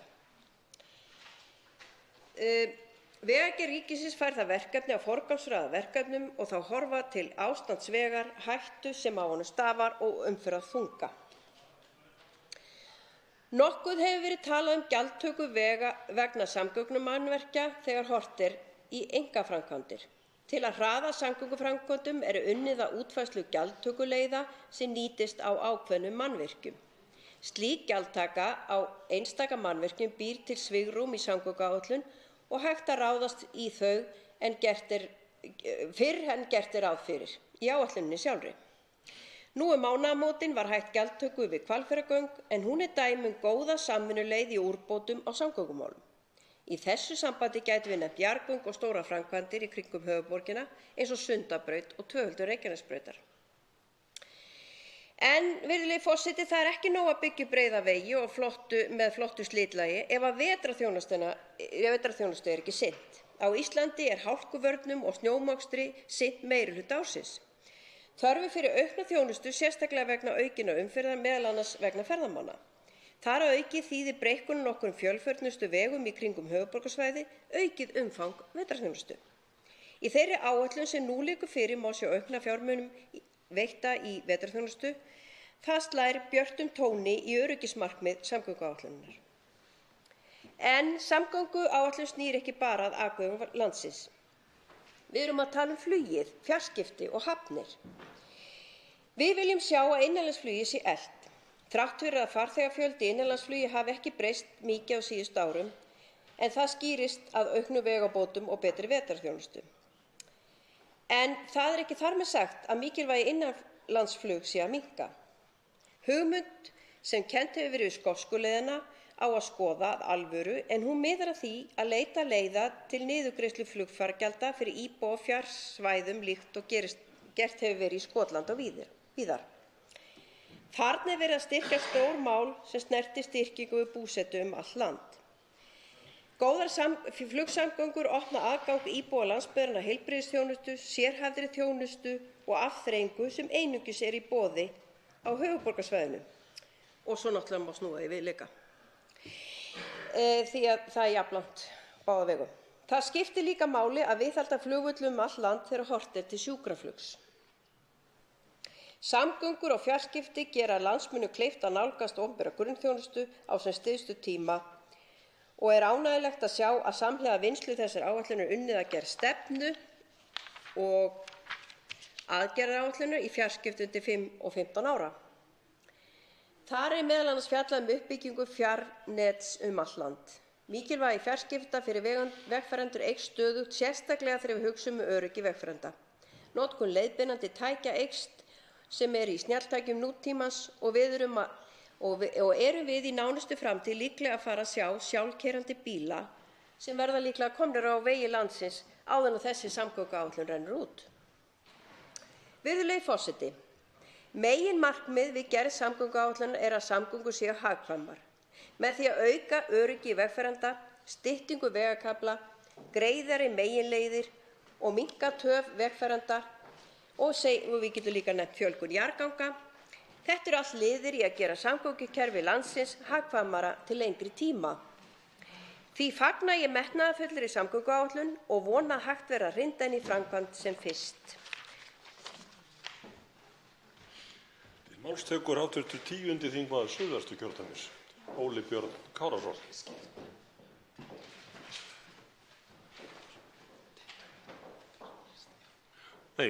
Forseti biðst forláts. Fyrsti þingmaður hv. Norðvesturkjördæmis, Teitur Björn Einarsson, tekur til máls. Herra forseti. Í þeirri samgönguáætlun sem við ræðum nú kennir auðvitað ýmissa grasa og það væri að æra óstöðun að fara í einstaka framkvæmdir eða ræða einstök verkefni. Við lestur hennar kemur í ljós að hæstv. Samgönguráðherra hefur haft verðugt verkefni að setja þetta saman, að samræma öll þau sjónarmið sem uppi og forgangsraða með réttum hætti. Og það verður að segjast að heilt yfir hefur honum tekist býsna ágætlega til, enda augljóst að öll þau atriði sem þarna koma fram, að það sé breið og mikil samstaða mikilvægi þeirra verkefna, hvort sem í flugsamgöngum, siglingum eða vegagerð. Hæstv. Samgönguráðherra heldur ekki öfundsverður af því að búa í raunveruleikanum. Það þurfa að taka mið af raunveruleikanum, það þurfa að taka mið af því að allavega í 5 ára áætluninni þurfi áætlunin að vera í samræmi við ríkisfjármálaáætlun. Það heiðarlegt, það rétt að gera það. Ég hef ekkert út á það að setja per se. Staðan eins og hún og við verðum að vinna með það sem við höfum í höndunum. Það hins vegar ástæða til þess að ræða það hér í þessum sal við þingmenn það hvernig hægt að ná meiri árangri, að fara hraðar í þær framkvæmdir sem við vitum öll eru svo nauðsynlegar.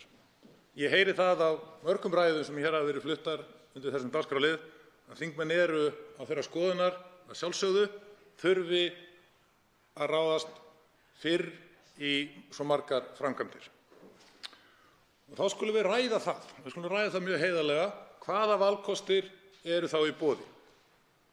Það er að segja áður en þingmenn hér fara að takast á hver með sinn lista, hver með sín brýnu forgangsmál og takast á það hvernig þeir ætla að koma þessu öllu saman heim og saman. Skulum aðeins ræða hvaða valkostir eru þá í boði.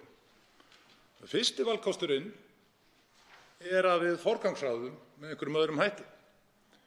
Við getum þá haft val það að fara þá að takast á innri forgangsröðun verkefna og þeir fjármuni sem eru settir inn í samgönguáætlunina eins og ríkisfjármálaáætlun gerir ráð fyrir, að við förum að færa þá peninga alla til. Það auðvitað ein leið. Við getum líka farið að skoða ytri forgangsröðun í ríkisfjármálum í heild sinni. Við getum alveg rætt það heiðarlega, þarf að taka peninga úr öðrum málaflokkum og setja í samgönguáætlun, en það er vissulega valmöguleiki.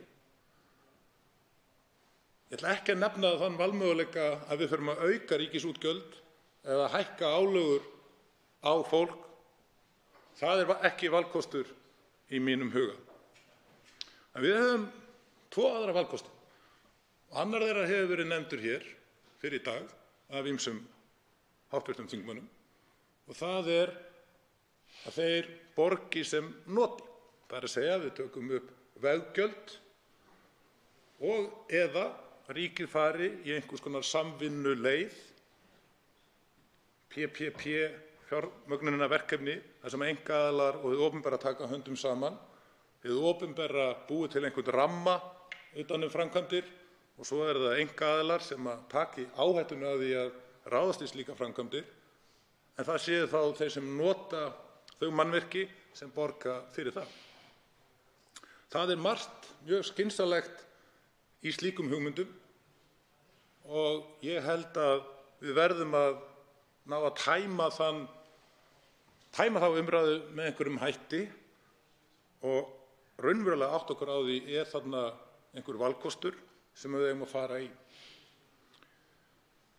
Ég held að það sé miklu heppilegra ef að við erum að ræða þann valkost annað borð að ríkið fari í svokallaða samvinnuleið, dreifi þannig áhættu, tryggi þannig að fjármagn sé nýtt með skynsamlegum hætti eða með skilvirkari hætti sem leiðir iðulega þá til betri niðurstöðu að það sé í höndum einkaaðila en að ríkið sé að taka alla áhættu á einstökum framkvæmdum. Hvalfjarðarmódelið er auðvitað dæmi um það. En það er annar valkostur sem að ég tel að við ættum að gefa gaum. Það er að skoða efnahagsreikning ríkisins. Það er að skoða þær eignir sem að ríkið er með bundið fé í þeim eignum, hvort sem það eru hlutabréf, stofnfé eða hvers konar, allar þessar eignir ríkisins sem mér skilst að í fjárlagafrumvarpi nemi yfir 800 milljörðum og hreinar eignir ríkisins í því tilliti séu 400 milljarðar, þar munar auðvitað mest eignarhlut ríkisins í viðskiptabönkunum tveimur. Er ekki heiðarlegt af okkur að ræða það að minnsta kosti, að skoða það, að umbreyta þessum eignum ríkisins úr því fjármagni sem þarna er bundið sem hlutafé og yfir í fjárfestingar í mikilvægum innviðar mannvirkjum. Þetta hlýtur, herra forseti, að koma til álita. Ég ætla að nefna það í þessari ræðu hér, án þess að fara inn í einstakar framkvæmdir, að þær áherslur sem að hæstv. Samgönguráðherra er með, sem snýr að öryggi, eru mjög góðar og vil ég þá sérstaklega nefna sveitavegina sem að Vegagerðin hefur áform að hægt er að fara hraðar í að ná utanum. Í því sambandi bendi ég á að ég hef beint fyrirspurn til hæstv. Samgönguráðherra sem snýr að skólaakstri barna á þessum ömurlegu malarvegum sem er svo víða í sveitum landsins. Þarna er atriði sem ég tel að við ættum að gefa gaum og nefndin, hæstv. Samgöngunefnd, myndi þurfa að fara ofan í. En ég ætla að ljúka þessu á því að velta upp hér einu atriði sem er óhjákvæmilegt að við ræðum í sambandi við samgönguáætlun. Ég hef nefnt það hér að þessi áætlun er mörgu leyti raunhæf. Þarna eru þau verkefni sem við þurfum að ráðast í. Ég hef komið inn á hvaða leiðir eru í boði til þess að fara hraðar í þær framkvæmdir, hvernig getum við sett meiri fjármuni í þessa verkefni án þess að hætta að ástunda ábyrg stýringu ríkisfjármála eða hækka álögur. Það er það, þegar við erum með þessa fínu áætlun og segjum að hún sé öllu leyti fjármögnuð eins og við viljum hafa þetta, Það er þessi spurning: hvernig ætlum við að fá að komast í að framkvæma allt það sem þarf að framkvæma samkvæmt þessari áætlun? Ég nefni þetta í ljósi liðinna atburða í stjórnsýslunni þar sem úrskurðarnefnd umhverfis- og auðlindamála kemst að þeirri niðurstöðu að mikill ágalli hafi verið í mat á umhverfisáhrifum hinni tiltekinni starfsemi í landinu. Og við þekkjum það gegnum árin hversu erfiðlega okkur hefur gengið að komast upp úr þeim hjólförum eða því drullufeni sem allar framkvæmda áform í landinu geta lent í. Það væri þetta æra óstöðugan að fara að nefna hér veginn Gufudalssveit, en það er sannarlega lexía til að læra af að framkvæmd, brýn framkvæmd á vegurinn Gufudalssveit er búin að vera í 20 ár á áætlun. 20 ár, og það sér ekki ennþá fyrir endan á því.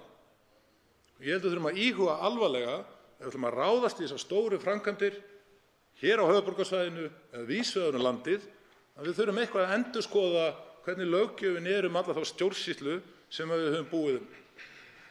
Hvernig stjórnvöld, stjórnsýslan, stjórnsýslustofnanirnar, hvernig þær eru að virka, hvernig þær hafa í hendi sér að taka ákvarðanir, matskenndar ákvarðanir veigamikla innviða uppbyggingu. Þannig ég segi, fínt að hafa áætlunina, við skulum ræða hana, við skulum ræða lausnir til þess að finna fjármagn til þess að ráðast í það verkefni, en við hljótum líka að þurfa að svara spurningunni: hvernig ætlum við að þá að framkvæma allt sem þarf að framkvæma? Þá tekur til máls hv. 10. þingmaður Suðvesturkjördæmis, Óli Björn Kárason.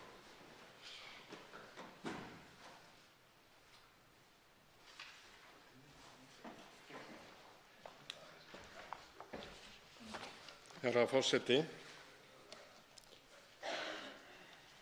sú samgönguáætlun eða samgönguáætlanir sem við ræðum hér eru góðra gjalda verðar svo langt sem þær ná. Því miður er það þannig að hæstv. Samgönguráðherra er eiginlega með bundnar hendur, minnst á aðra hendina fyrir aftan bak, og getur nú ekki gert allt sem við óskum eftir. Það hef ég skilning á því, og finnst mér nú eiginlega merkilegt að hvað tekist hefur að spinna þó mikið úr því sem hæstv. Ráðherra fékk í efni við. Ég hins vegar, þó að ræturnar liggi nú í sveitinni í Skagafirði, að þá hlýt ég auðvitað sem þingmaður höfuðborgarsvæðisins að velta því fyrir mér svona hvernig þessi samgönguáætlun kemur og nýtist íbúum höfuðborgarsvæðisins og þá ekki síður Suðvesturkjördæmis, þó að mér finnst stundum leiðinlegt að ræða einstök mál eins og þetta út frá kjördæmum, af því að ég hygg að það leiði okkur stundum á villigötur. En ég hef síðustu daga svona velt því fyrir mér hvort að það kunni að vera skynsamlegt til framtíðar að vera með tvískipta samgönguáætlun. Það er að segja að vera með samgönguáætlun, minnsta kosti núna á næstu árum, sem er sérstök samgönguáætlun fyrir höfuðborgarsvæðið og síðan önnur áætlun sem miðar að samgönguáætlun fyrir aðra landshluta. Og ástæðan fyrir því að ég velti þessu fyrir mér er auðvitað sú að ástandið í samgöngumálum á höfuðborgarsvæðinu er orðið þannig að það verður ekki við unnað og það er illa hægt að ætlast til þess að íbúar hér og þeir sem sækja borgina heim eða höfuðborgarsvæðið heim geti sætt sig við það ástand sem er nú í þeim málum. Vegna þess að þetta er auðvitað farið að skerða hér lífsgæði fólks hér á suðvesturhorninu. Það skert lífsgæði að þurfa að eyða stöðugt meiri og lengri tíma á hverjum einasta degi að koma sér til og frá vinnu, frá heimili sínu. Það tími sem tekinn frá fjölskyldu.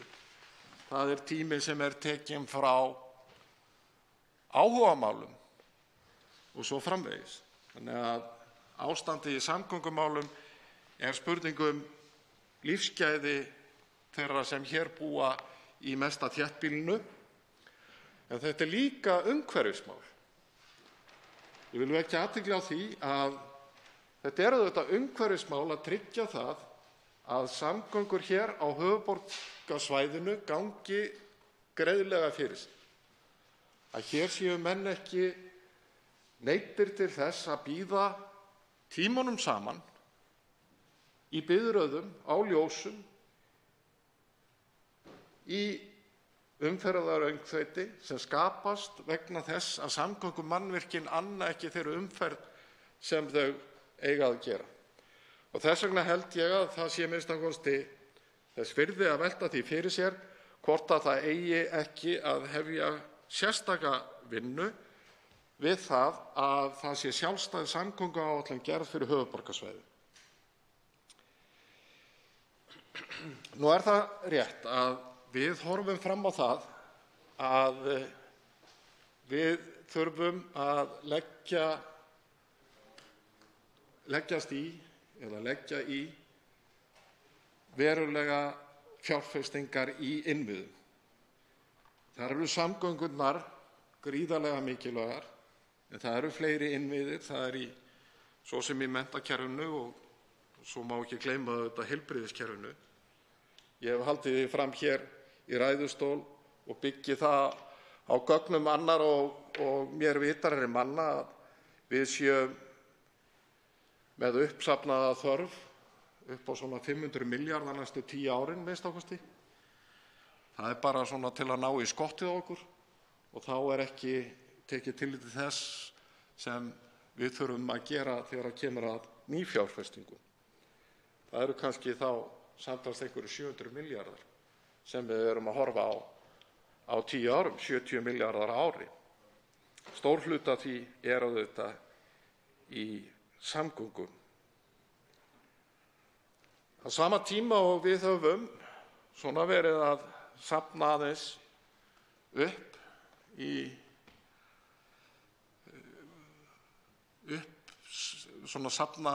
þörf á innviðafjárfestingum að þá höfum við náð alveg gríðarlegum árangri í að lækka skuldir ríkissjóðs.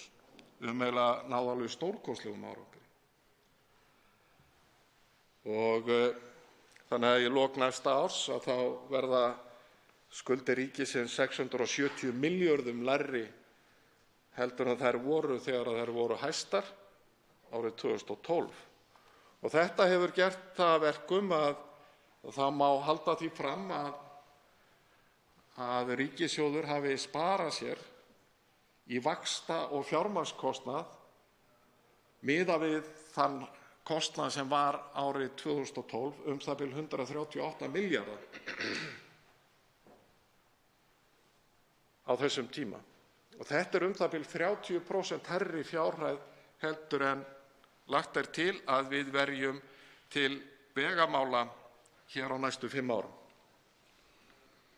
Og það skiptir auðvitað miklu máli að við tryggjum hér öflugt samgöngukerfi vegna þess að þetta auðvitað ekki bara spurningur lífsgæði eða lífskjör almennings, þetta spurningur samkeppnishæfni atvinnulífsins. Og þess vegna þurfum við að taka okkur á í þeim efnum. Hér hafa menn verið að velta fyrir sér hvernig við getum fjármagnað þær framkvæmdir sem við vitum að við þurfum að ráðast í og við þurfum að ráðast í með hraðar heldur en hér lagt til. Þá hafa menn fyrst og fremst og fyrst og síðast staldrað við veggjöld. Ég í sjálfu sér hrifinn af þeirri hugmyndafræði að menn borgi fyrir það sem þeir nota. Og að því leyti er skynsamlegt að innleiða veggjöld í einhverju mæli, jafnvel bara í heild sinni. En slík umræða verður líka að taka mið af því að við erum þegar að leggja töluverðar álögur á bílaeigendur. Og þannig að ákvörðun veggjöld hlýtur að endurspeglast í því að við endurskoðum allt gjalda- og skattakerfi á umferðina. Og ég veit að sú vinna er þegar hafin og mér finnst að við getum ekki slitið þetta tvennt úr samhengi. Og ég er líka á svipuðum nótum og félagi minn, hv. þingmaður Teitur Björn Einarsson.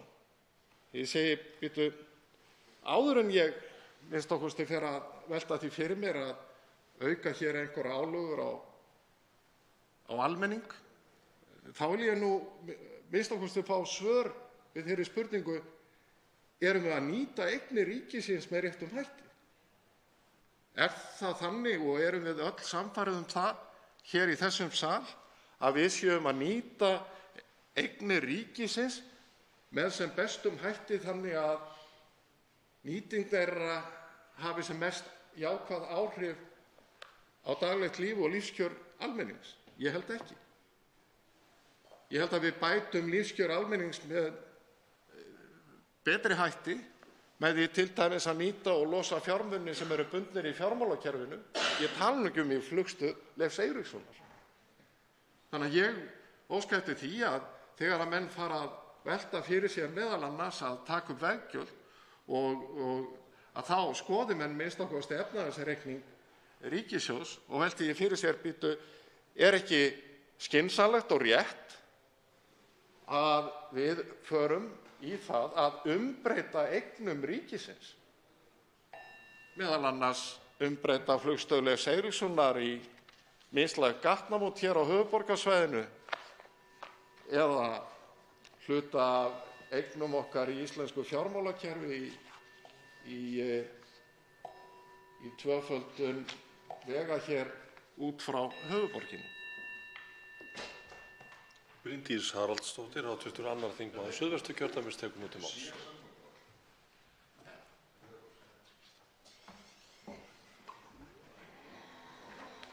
Virðulegi forseti, við ræðum hér eitt af mikilvægari áætlunum okkar sem hér koma til umræðu, samgönguáætlun.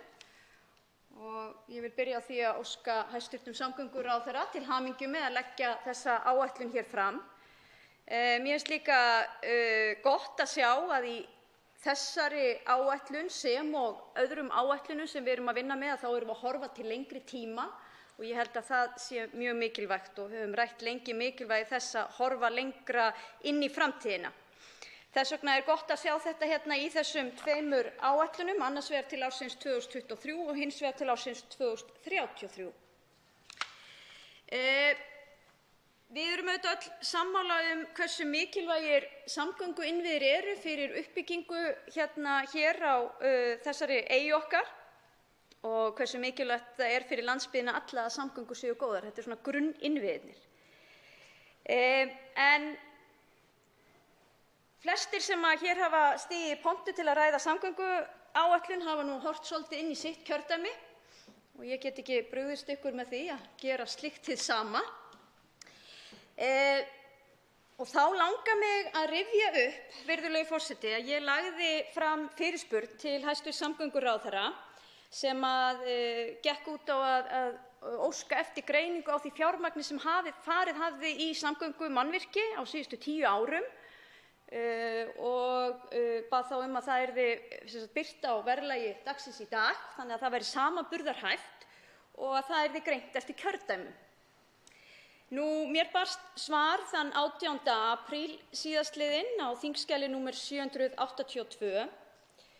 Það er auðvitað þannig að nú er ég bara að horfa á nýframkvæmdir. Það voru líka í svarinu birtust upplýsingar yfir framkvæmdir á vegum flugsins og svo var líka viðhaldsliðir þarna inni.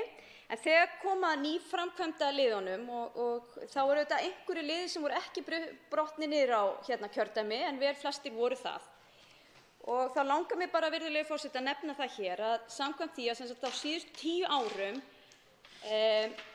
og ef ég tek þá jarðgöng með í þá umræðu, þá hafa 20% af öllu nýframkvæmda fé við vegasamgöngur farið til Suðurkjördæmis, 11% til Suðvesturkjördæmis, 5% til Reykjavíkurkjördæmanna, 29% til Norðvesturkjördæmis og 34% til Norðausturkjördæmis. Þarna eru þá 16% sem að fara til höfuðborgarsvæðisins, þar sem að búa 70% landsmanna, eitthvað svoleiðis, og þar sem, nú ég að giska, 90% allra ferðamanna sem heimsækja landið fara líka höfuðborgarsvæðið. Ég velti því fyrir mér hvort við þurfum ekki að hugsa þessa nálgun aðeins. Og ég tók eftir því að hv. þingmaður Óli Björn Kárason sem var hér í púlti á undan mér nefndi það hvort við þyrftum að fara að horfa á sérstaka samgönguáætlun fyrir höfuðborgarsvæðið. Ég veit ekki hvort að það sé leiðin en ég óska þess allavega að hv. umhverfis- og samgöngunefnd ræði þessa liði aðeins þegar þau taka samgönguáætlunina fyrir. En að þessu sögðu þá ætla ég líka að segja það að kannski svona samanburður ekkert alltaf sanngjarn. Og það ekki þannig að ég sem bý hér á höfuðborgarsvæðinu vilji ekki að fjármuni fari í uppbyggingu samgöngumannvirkja út á landi því ég held að það skipti mig alveg jafn miklu máli eins og íbúa á landsbyggðinni. En að sama skapi held ég að líka skipti íbúa á landsbyggðinni mjög miklu máli að það fari líka fjármunir í samgöngumannvirki hér á höfuðborgarsvæðinu því að öll eigum við jú þessa höfuðborg. Þannig að ég held að það sé full ástæða til þess að horfa aðeins inn í þessa þætti og þá langar mig að biðja ráðherra kannski að bregðast aðeins við því hér í ræðu sinni á eftir hvernig nálgast hafa verið þessar áætlanir sem að SSH hefur lagt fram. Nú hefur SSH eða sveitarfélögin hérna á höfuðborgarsvæðinu farið í mjög ítarlegar greiningar, umferðargreiningar í samstarfi við Vegagerðina og samgönguráðuneytið og lagt fram tillögur þar að lútandi. Bæði erum við að tala það að greiða fyrir umferð með ljósastýringum, tiltölulega ódýr leið og ég sé að það minnst hér á það í þessari áætlun að það er setti fjármunir í slíkt að greiða fyrir umferð hér á höfuðborgarsvæðinu. En það fleiri í því. Það eru líka framkvæmdir við stofnvegakerfið og mér þykir miður að sjá að þær eru langflestar hérna í langtímaáætluninni inn á seinni stigum þessara áætlunar sem við vitum að svolítið inn í framtíðina og kannski óvíst það hvernig með hvaða hætti við munum geta fjármagnað þær framkvæmdir.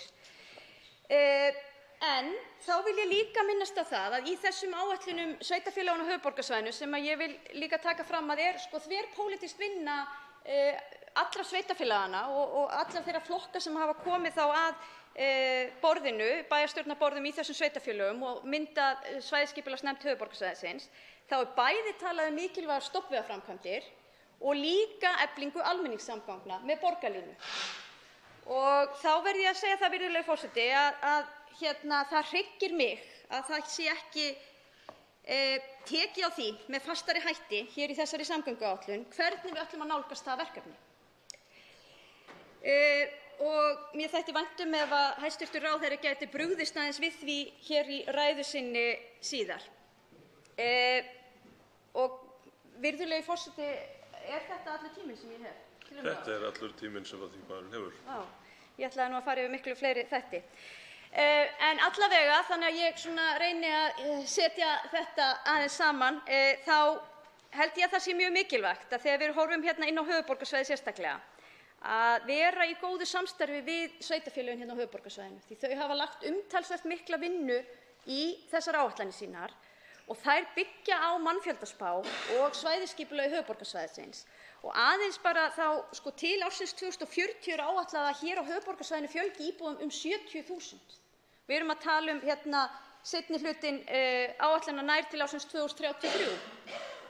Þannig að það ekki eins og við séum bara þegar við horfum til framtíðar að horfa á það hvaða verkefni, ögranir við erum að glíma við í vegakerfinu á höfuðborgarsvæðinu í dag, heldur þegar við erum komin inn í þetta ártal þá verður hann orðin ennþá fleiri. Mig langar líka að heyra kannski meira frá ráðherranum. Eitt borgarlínan sem hefur verið lýst sem hágæða almenningssamgöngukerfi en þó ekki flóknara en það að vera strætisvagn sem keyrir í sérrými. Við erum ekki að tala um neina lestar á teginum, við erum ekki að tala um neitt í líkingu við það sem við sjáum í mörgum borgunum sem við miðum okkur við í kringum okkur. Við erum í rauninni bara að tala um strætisvagn sem keyrir í sérrými og þar af leiðandi hagkvæmara að reka almenningssamgönguþjónustu í slíku því að þá fer minni kostnaður í það að bíða á ljósum og annað þess háttar. En þá hér fjármagn sett í almenningssamgöngur og ágætis markmið þar að lútandi. Það eitt af liðunum sem nefnt hérna efling almenningssamgangna og deilihagkerfis í samgöngum sem ég held reyndar að sé líka mjög mikilvægt og mig langar líka að hvetja hæstv. Ráðherra til dáða í það að horfa þegar við horfum svona til framtíðar að horfa inn í hvernig Ísland getur verið til fyrirmyndar í að taka á móti þeirri þróun sem við sjáum fyrir okkur í samgöngum sem sjálfkeyrandi bílar. En ég verð reyndar að viðurkenna þegar horft í fyrri hluta áætlunina þar, nú man ég ekki alveg hvar það var en ég held að við séum að tala um fræga milljarðinn þegar kemur á almenningssamgöngum á höfuðborgarsvæðinu. Og nú nota ég orðalagið frægi milljarðinn þegar þessi samningur var gerður á sínum tíma þá var alltaf talað um milljarð. Það varð reyndar aldrei milljarður þá heldur 900 milljónir sem að ríkið lagði til almenningssamgangna á höfuðborgarsvæðinu. Nú sé ég samkvæmt þessari áætlun að þetta rétt rúmur milljarður og það áætlað næstu ár. Samkvæmt samningnum sem gerður var við sveitarfélögin hér á höfuðborgarsvæðinu þá var samt alltaf gert ráð fyrir því að þessi fjárhæð myndi taka breytingum og þar var notuð svokölluð strætóvísitala þar sem horft var annars vegar inn í kostnað við hækkun olíuverðs og launavísitölu. Þannig að ég held að það væri ástæða til að skoða það og að nefndin legði sérstaklega yfir það hvort að þessi tala þurfi ekki að vera hærri, einfaldlega svo að ríkið gæti staðið við þá samninga sem þeir hafa þegar gert hvað þetta varðar. Ég held líka að við þurfum að horfa kannski inn í enn frekari fjárfestingar í þessum málum því að við höfum nú séð metnaðarfulla áætlun ríkisstjórnarinnar þegar kemur á loftslagsmálum og ég held að við séum öll sammála það að þar auðvitað mikilvægt að orkuskiptin í samgöngum en ekki síður í því að bjóða upp á betri almenningssamgöngur sem að gefur þá það tækifæri til þess að fleiri kjósi að fara þá leið og það mjög umhverfisvænt. En nú tíminn liðinn, virðulegur forseti, og hann augljóslega allt of stuttur til að ræða svona stórt og mikilvægt plagg. Þá tekur til máls hv. 9. þingmaður Suðurkjördæmis. Nei, afsakið, það er hér andsvar. Forseti biðst velvirðingar. Ólafur Þór Gunnarsson, hv. 11. þingmaður Suðvesturkjördæmis hefur óskað eftir að veita andsvar. Við ræðu hv. þingmanns. Herra forseti, þakka fyrir að hleypa mér að. Ég vil þakka hv. þingmanni Bryndísi Haraldsdóttur fyrir yfirgripsmikla ræðu og ég veit og geri mér fulla grein fyrir því að ræðan hefði verið miklu lengri og miklu betri ef að hún hefði haft meiri tíma. En þannig það nú bara, við þurfum stundum að takmarka okkur. En þingmaðurinn og ég höfum oft verið sammála í sambandi við samgöngur á höfuðborgarsvæðinu og með hvaða hætti væri hægt að bæta umferðarflæði og svo framvegis ekki endilega eingöngu í þeim tilgangi að koma öllum í almenningsfarartæki eða aðra ferðamáta heldur líka að með því að þá búum við til tækifæri til að liðka umferðina fyrir þá sem verða að keyra á einkabílum einhverra hluta vegna. Það sem ég langaði hins vegar svona kannski að fá þingmanninn til þess að ræða aðeins við mig svona í fyrra andsvari snýst aðra vangaveltu, það að segja hvort að þingmaðurinn sjái það fyrir sér að sveitarfélögin á höfuðborgarsvæðinu annaðhvort með samræmdum aðgerðum eða þá hvert og eitt, ættu að skoða þann möguleika í samvinnu við samgöngu- og sveitarstjórnarráðuneytið að liðka til fyrir framkvæmdum, til að mynda með því að fjármagna sjálf hluta framkvæmdum út á það að ríkið þá á seinni stigum komi með það fjármagn sem að þarf þegar að til að mynda að ræða, við skulum segja brýnar framkvæmdir eins og segjum til að mynda eins og stokkinn góða í Garðabæ eða Arnarnesveg í Kópavogi sem ég veit að hv. þingmaður, verandi þingmaður sama kjördæmis og ég, hefur miklar áhyggjur af að skuli vera á seinni stigum framkvæmdaáætlunarinnar. Og svarar andsvari hv. 2. þingmaður Suðvesturkjördæmis, Bryndís Haraldsdóttir. Já, virðulegi forseti, ég þakka hv. þingmanni fyrir þetta. Jú, ég tek undir það. Ég hef verulegar áhyggjur af því að þessar mikilvægu framkvæmdir séu þarna á seinni stigum. Og eins og ég nefndi hérna í ræðunni minni áðan þá áttum okkur líka á því að þessar framkvæmdir eru orðnar eiginlega nauðsynlegar í dag, ég tala ekki Arnarnesveginn og í rauninni líka stokkinn í Garðabæ og líka í Hafnarfirði, það sem þarf að gera þar. Að þá erum við líka horfin í framtíðina þegar við verðum orðin enn fleiri.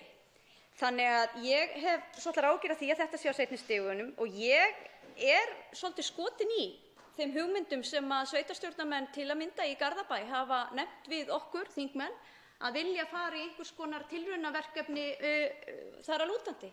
Það er að segja fara í einhvers konar framkvæmdir og samstarf við ríkið þannig að þeir gætu fjármagnað þetta eða fengið einhverjar leiðir til að afla fjármagns í það. Þannig að já, ég er sammála því. Ég held að við ættum að horfa, eins og við köllum þetta, út fyrir boxið í þessum efnum. Og ég þakka hv. þingmanni líka fyrir andsvarið út af því það var eitt sem að mér láðist að nefna í ræðunni minni og það er það fjármagn sem að fer í hjólreiðastíga. Skrítið að ég skuli hafa dottið það í hug þegar hv. þingmaður kom hér upp það er vissulega að fara fjármagn í það og við höfum verið að gera það á síðasta ári og mér finnst bara ástæða til að nefna það hérna því að þetta er ekkert svona dúllu verkefni. Það hefur nefnilega stundum verið þannig að já, setjum eitthvað smá svona í hjólreiðastíga en þetta er bara alvöru ferðamáti hérna á höfuðborgarsvæðinu. Og þegar við horfum inn til framtíðarinnar að þá er bara fleira og fleira fólk sem að kýs það að nýta sér fjölbreytta ferðamáta og þess vegna er svo mikilvægt að við hér í samgönguáætlun til lengri tíma horfum einmitt á fjölbreytileika. Það eru sumir sem munu alltaf vera á sínum einkabíl og við verðum að tryggja öryggi á vegunum og greiðleika þegar kemur að því. En það eru aðrir sem kjósa að hjóla eða ganga og annarri sem kjósa að nota almenningssamgöngur. Og ég held að sé bara okkar hlutverk að sjá til þess að þetta framboð sé til staðar því að með réttu samblandi þessara framboða þá náum við líka meiri árangri bæði hvað flæði varðar, öryggi og ekki síst loftslagsmálin. Svarar andsvari, veitir andsvar öðru sinni, hv. 11. þingmaður Suðvesturkjördæmis, Ólafur Þór Gunnarsson. Herra forseti, já, ég þakka þingmanninum fyrir svörin og þingmanninum tókst að snerta hjólreiðastrenginn í hjarta mínu. Það var fallegt en einmitt eins og þingmaður réttilega komst á orði, það er ekkert dúlluverkefni.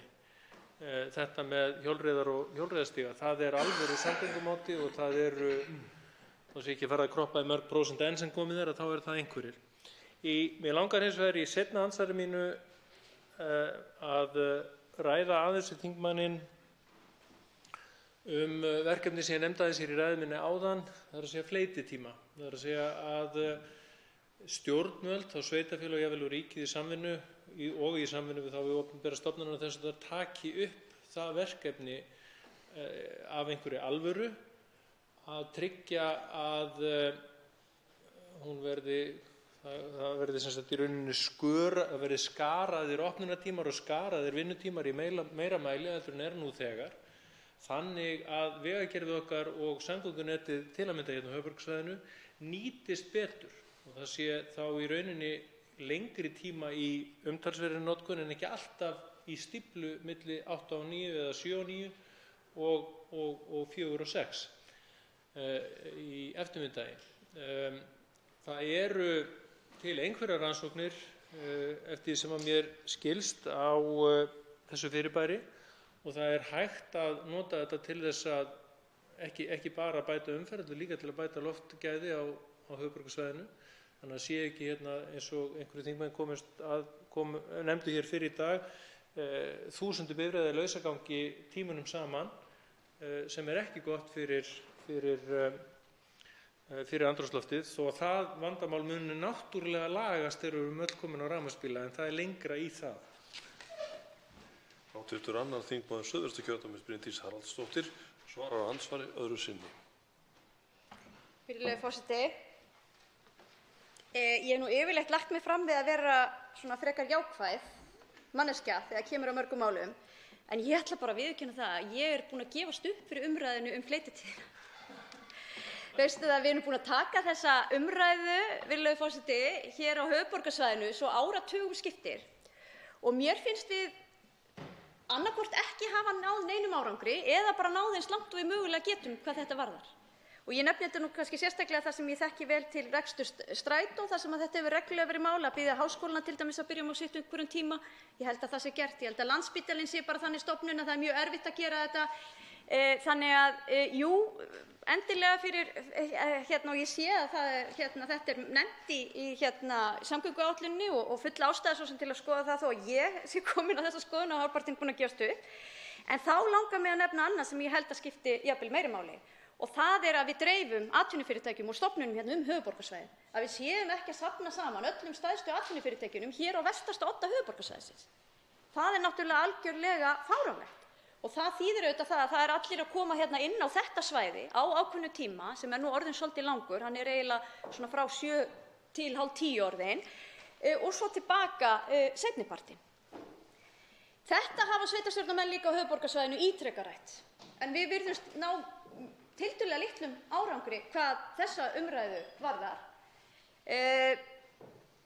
Og þá ætla ég aftur að koma inn á það sem ég sagði áðan með borgarlínunni.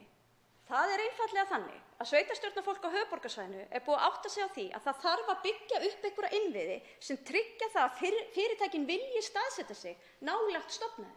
Þetta reynslan alls staðar sem við höfum skoðað, hvort sem það í Danmörku, Osló eða öðrum borgum á Norðurlöndunum, að fyrirtækin vilja staðsetja sig hjá góðum samgönguæðum. Þegar búið að fjárfesta í innviðum eins og sérakreinu strætó fyrir borgarlínu, þá eru meiri líkur á því að fyrirtækin séu tilbúin og stofnanir ríkisins vonandi að dreifa sig yfir höfuðborgarsvæðið, og þannig nýtum við líka innviðina betur í báðar áttir. Og nú tekur til máls hv. 9. þingmaður Suðurkjördæmis Vilhjálmur Árnason.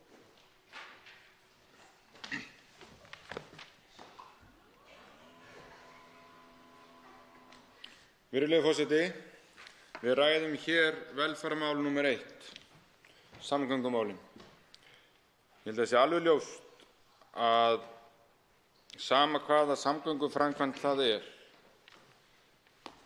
að hún til bóta fyrir samfélagið, hún skapar hagvöxt, hún stækkar atvinnusvæðin, hún bætir rekstrarskilyrði fyrirtækja, hún eykur möguleika fólksins það að ferðast á öruggan hátt á milli staða. Ég fékk svar fyrir nokkrum árum hér á Alþingi frá heilbrigðisráðherra.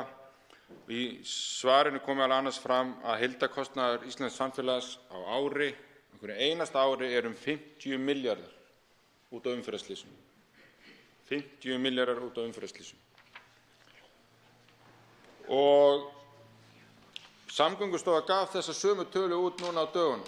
Þetta væri meðaltal kostnaðar samfélagsins af þessu. Annað stórt dæmi sem ég nefndi hér á dögunum það hversu miklu máli skiptir í efnahagslegu tilliti þetta ef við hefðum ekki stórt samgöngumannvirki eins og Keflavíkurflugvöll, hvað væru þá margir ferðamenn á Íslandi í dag? Hver hefði hjálpað okkur að reisa okkur við eftir hremmingarnar hér árið? Og svona mætti lengi telja. Og þess vegna skiptir þetta miklu máli. Við ræðum mikið sameiningu sveitarfélaga, hagræðingu í ríkisrekstri og annað slíkt. Hvernig ætlum við að gera það án þess að samgöngubætur lagist? Ég held að samgöngur sé aðalforsendan, og það þetta sem við heyrum út allt land. Hafið þið góða innviði hjá okkur, góða samgöngur og góða innviði, þá skulum við sjá rest. íbúar og sveitarfélög landið. Þá getum við bjargað okkur og byggt upp og skapað aukna velferð í þessu samfélagi. Við tölum mikið hér í þessum sal að það þurfi að auka fjármuni til löggæslu, til heilbrigðisstofnana og heilsugæslu, almannatryggingarnar, að þær þurfa sífellt að fá meiri fjármuni og það fjölgar þeim sem að þurfa á þeim að halda og mun gera áfram, en við getum aðeins dregið úr þessari þörf. Við getum ekki uppfyllt hana, en við getum dregið aðeins úr henni og kannski stoppa aðeins vöxtinn á þörfinni með því að hafa öflugar og öruggar samgöngur. Og þetta bara gríðarlega mikilvægt, en þrátt fyrir þetta allt saman, og þetta sé vitað, að þá ekki meiri fjármunum eins og raun ber vitni hér í þessari samgönguáætlun og í fjármálaáætlun og annað slíkt sem allt Alþingi kemur að. Það bara ekki setti meiri fjármunir í það að mæta þeirri þörf sem þarf. Því miður. Við sjáum það að það samt ekki mikil þolinmæði í samfélaginu til að bíða eftir þessum mikilvægu framkvæmdum sem eru nauðsynlegar, sem mikilvægu samgöngubótum. Við sjáum það með Keflavíkurflugvöll sem ég nefndi áðan, þar sem fara 10 milljón farþegar, og með hverri farþegaþotu sem fer aukalega frá Keflavík eykst flutningsgetan einnig. Við erum að flytja meiri fisk, meiri vörur frá landinu og til landsins með flugvélunum, þannig að fraktinn eykst. Það fjölgar bara ári hverju, fyrir einasta árið. Starfsfólkið beinum störfum á Keflavíkurflugvelli fjölgar 600 manns. Þegar við erum með veg sem byggður á kafla fyrir 5.000–6.000 til að komast að þessu mannvirki sem flytur allt þetta fólk og alla þessa vöru og allir þessi starfsmenn vinna, og 20.000 manna byggð í kringum, að þessi sem með 17.000 bíla á dag, meðaltali akstri í dag, þarna eru vegir á leiðinni sem bera 5.000–6.000 bíla, eru hannaðir fyrir 5.000–6.000 bíla á dag. Við sjáum það alveg, við getum ekki beðið í 15 ár eftir þessu. Það ekki þolinmæði fyrir því. Það bara ekki raunhæft. Og hvenær var þessi aukning sem ég var að lýsa? Hún byrjaði kannski sirka árinu 2013. Síðan þá mesta aukningin.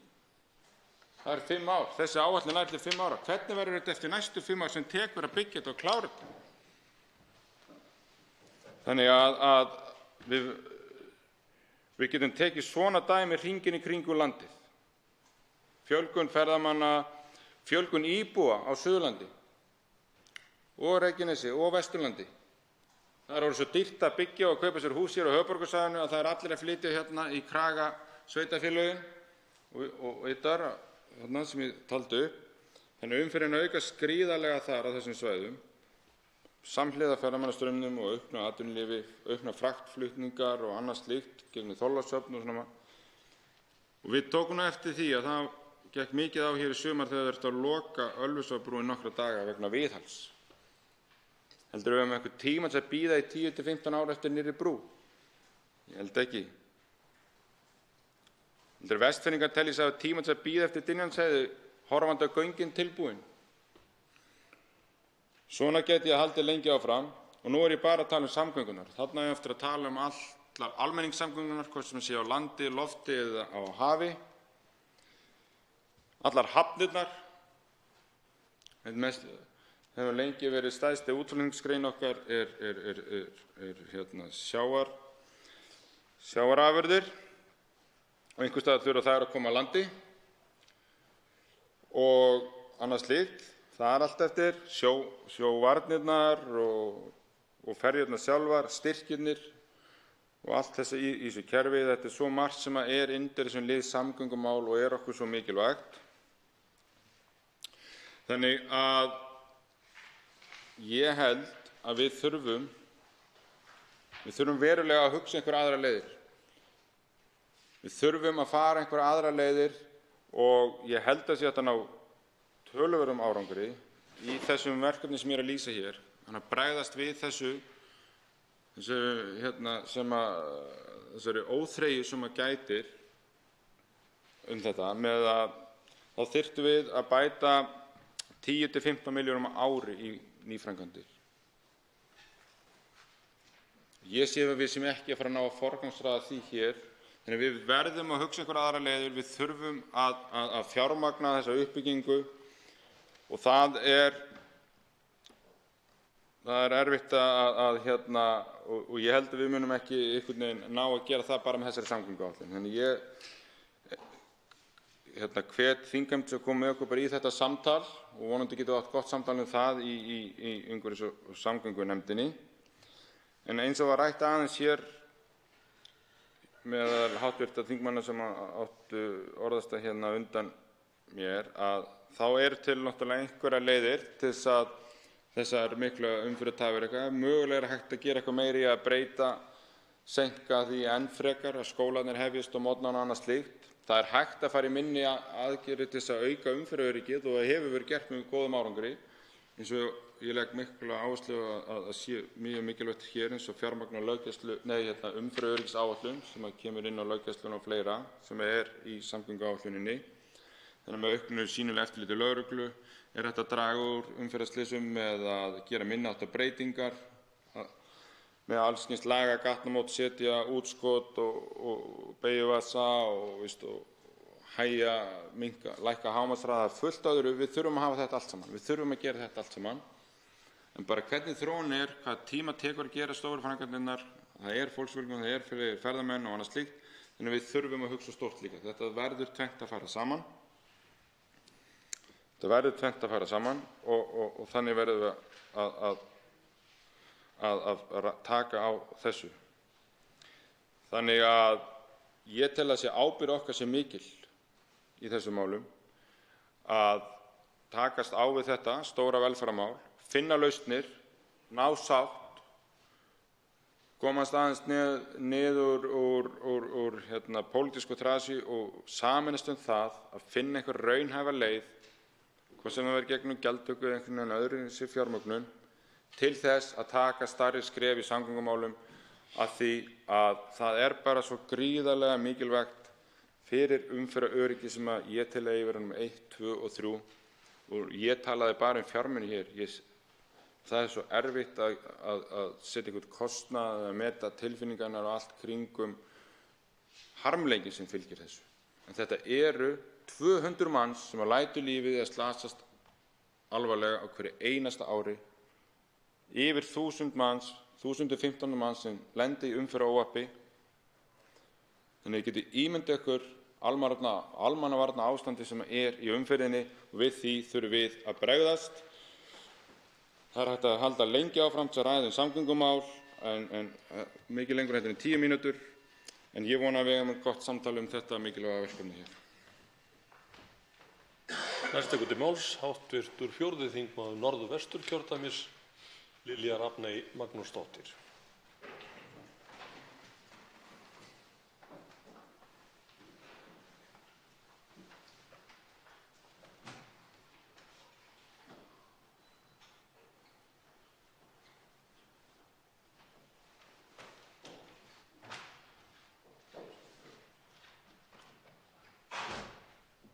Já, herra forseti, við ræðum hér samgönguáætlun til næstu 5 ára og það kom fram hjá hæstv. Samgönguráðherra að það verið að setja meira fé í þennan málaflokk og það þetta bara mjög gott og það verið að setja meira fé í eins og hafnabótasjóð sem hefur verið lengi mjög mikil uppsöfnuð þörf. Flugið, það vantar eflaust ennþá meiri peninga í að viðhalda flugvöllum landsins og styrkja þá flugvelli sem eru ríkisstyrktir. En í heilt yfir þá horfir þessi samgönguáætlun til bóta og mjög mikilla bóta og hvað sem verður þær hugmyndir ráðherra og fleiri að koma á veggjöldum sem ég svona tilbúin að skoða með jákvæðu hugarfari en vil sjá einhverja útfærslu á þeim hugmyndum áður en maður tjái sig kannski mikið meira það. Við vitum að í gegnum árin að þá hafa verið tekin há gjöld af umferðinni og þeir sem nýta vegi landsins og þær fjárhæðir hafa langt í frá skilað sér í uppbyggingu vegasamgangna í landinu. Það bara liggur fyrir tölulega séð, svo að vegasamgöngur má segja eiga inni hjá ríkisvaldinu þær háar fjárhæðir sem hafa verið teknar af umferðinni, hvort sem það er bensín, olíugjald, kílómetragjald eða hvaða eina af umferðinni sem verið hefur tekið af í gegnum árin. En svo ég horfi aðeins á mitt kjördæmi, Norðvesturkjördæmi, að þá eru vegabætur í þessu frumvarpi mjög til góða, en vissulega er mjög mikil óánægja með það að Dynjandisheiði og vegirnir í kringum nýju Dýrafjarðargöngin að það eigi ekki að bjóða út þetta verkefni fyrir að loknu að Dýrafjarðargöngin verði tilbúin. Mér skilst að það eigi að bjóða út Dynjandisheiði 24 og ég tel að það sé óásættanlegt að draga það svona lengi og þessi dýraframkvæmd sem nú Dýrafjarðargöngin eru, að það er þetta bara nauðsynlegt að það sé hægt að nýta þá miklu fjárfestingu sem þar er. Að það er þetta bara mjög mikilvægt að nýta þá fjárfestingu og að samgöngur á milli sunnanverðra og norðanverðra Vestfjarða verði góðar í framhaldinu sem fyrst, því þetta eru þetta gífurlega háar fjárhæðir sem fara í þessar samgöngubætur á þessu svæði. Og atvinnulíf þarf á því að halda og öll samskipti. Við erum búin að sameina undir einn hatt heilbrigðisstofnun og sameina varðandi sýslumannsembætti og lögreglustjóraembættið og allt þetta, og það er þetta ekki boðlegt að þetta sé ennþá ekki hægt að fara þarna á milli þegar að jarðgöngin verða tilbúin og það verður bara áfram flöskuháls þangað til hægt er að ljúka uppbyggingu heilsársvegar á milli þessara svæða. Og varðandi bara tengivegi vítt og breitt um landið, og í mínu kjördæmi er mjög hátt hlutfall af malarvegum sem eru tengivegir, og þá vil ég nefna eins og staði eins og í Húnavatnssýslu, Vestur-Húnavatnssýslu, Vatnsnesið, þar sem skólabörn þurfa að keyra hverjum einasta degi 50 til 60 kílómetra á malarvegum og koma liggur við sjóveik heim eftir að hrúsast þar á vegum sem eru ekki boðlegir, og eftir að aukinn ferðamannastraumur kom þetta svæði þá eru vegir þar bara hörmung á að líta. Og bara í uppsveitum á Vesturlandi, Skógarstrandarvegurinn til dæmis, að þarna eru malarvegir sem fólk er að fara reglulega til að sækja vinnu og til að sækja skóla, og mér skilst að á ári hverju sé 900 milljónir áætlaðar í tengivegi.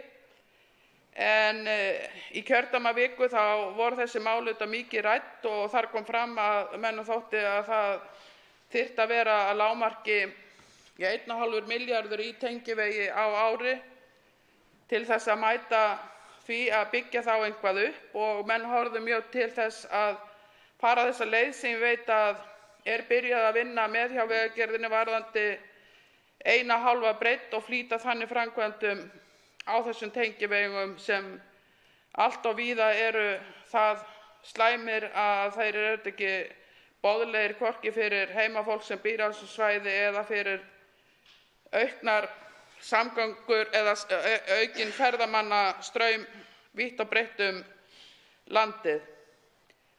Svo er það vegurinn blessaða Gufudalssveitina sem er eilíft þrætuepli.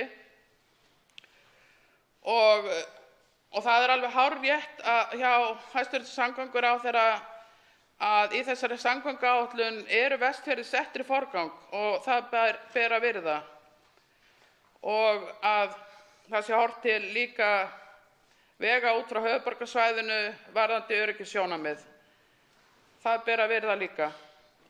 En þessi þræta endanlegt vegastæði í Gufudalssveit að henni verður að linna og þó að í þessari áætlun sé gert ráð fyrir að mig minnir 67 milljörðum í þá framkvæmd að þá vitum við ekkert hvort að af henni verður eða ekki.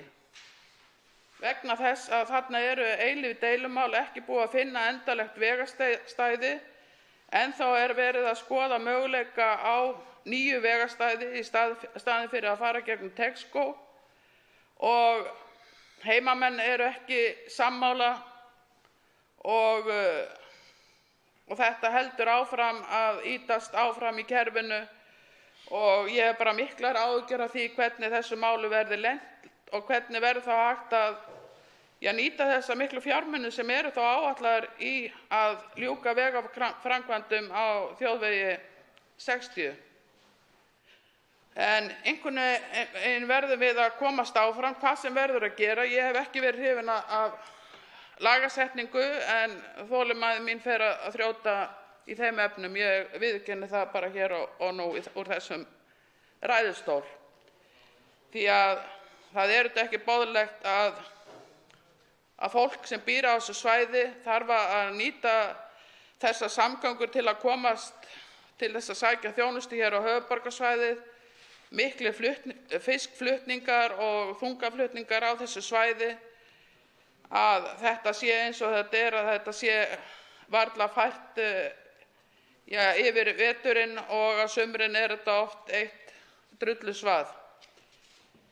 En það eins og ég sagði í upphafi, það er margt gott í þessari samgönguáætlun og svo ég nefni almenningssamgöngunnar að þá í mínu kjördæmi, í kjördæmaviku, þá stóð það upp úr öllum sveitarstjórnarmönnum að menn vildu halda áfram að byggja upp öflugar almenningssamgöngur á sínu svæði.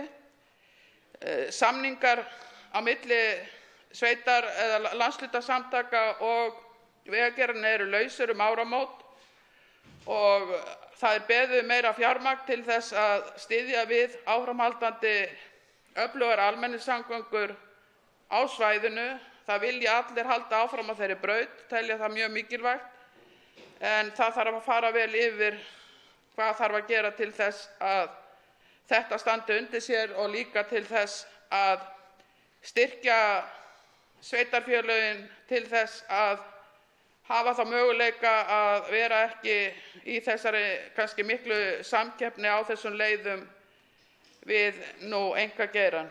Hvernig sem hægt er að horfa til þess að styrkja þann þátt sem víða hefur verið til ákveðinna vandræða. En ég bara vonir til þess að það sé hægt að endurskoða ýmsa þætti þarna í samgönguáætlun inn í nefndinni og nefni líka Skógarstrandarveginn og áherslu á að það sé nú eitthvað farið að byrja á honum fyrr heldur en gert er ráð fyrir í þessari annars ágætu áætlun. Umræðu annað og þriðja dagskrármálið er frestað. Af dagskrá er tekið fjórða dagskrármálið. Útbýtt er á fundinum. Þingskjali 221, einbreiðar brýr á Suðurlandsvegi, skriflegt svar samgöngu- og sveitarstjórnarráðherra. Þingskjali 222, brottfall laga ríkisskuldabréf, stjórnarfrumvarp. Þingskjali 225, veiðar á langreiði, fyrirspurn, flutningsmaður Smári McCarthy. Þingskjali 226, vopnuð verkefni og útköll sérsveitar lögreglu, fyrirspurn, flutningsmaður Smári McCarthy. Þingskjali 227, úrskurðir sýslumanns í umgengnismálum, fyrirspurn, flutningsmaður Björn Leví Gunnarsson. Þingskjali 228, atkvæðagreiðsla utan kjörfundar, fyrirspurn, flutningsmaður Björn Leví Gunnarsson. Þingskjali 229, gerðabækur kjörstjórna, fyrirspurn, flutningsmaður Björn Leví Gunnarsson. Þingskjali 230, fjárframlög sveitarfélaga til stjórnmálasamtaka, fyrirspurn, flutningsmaður Björn Leví Gunnarsson. Fleira liggur ekki fyrir á þessum fundi. Boðað verður til næsta fundar með dagskrá. Fundi er slitið.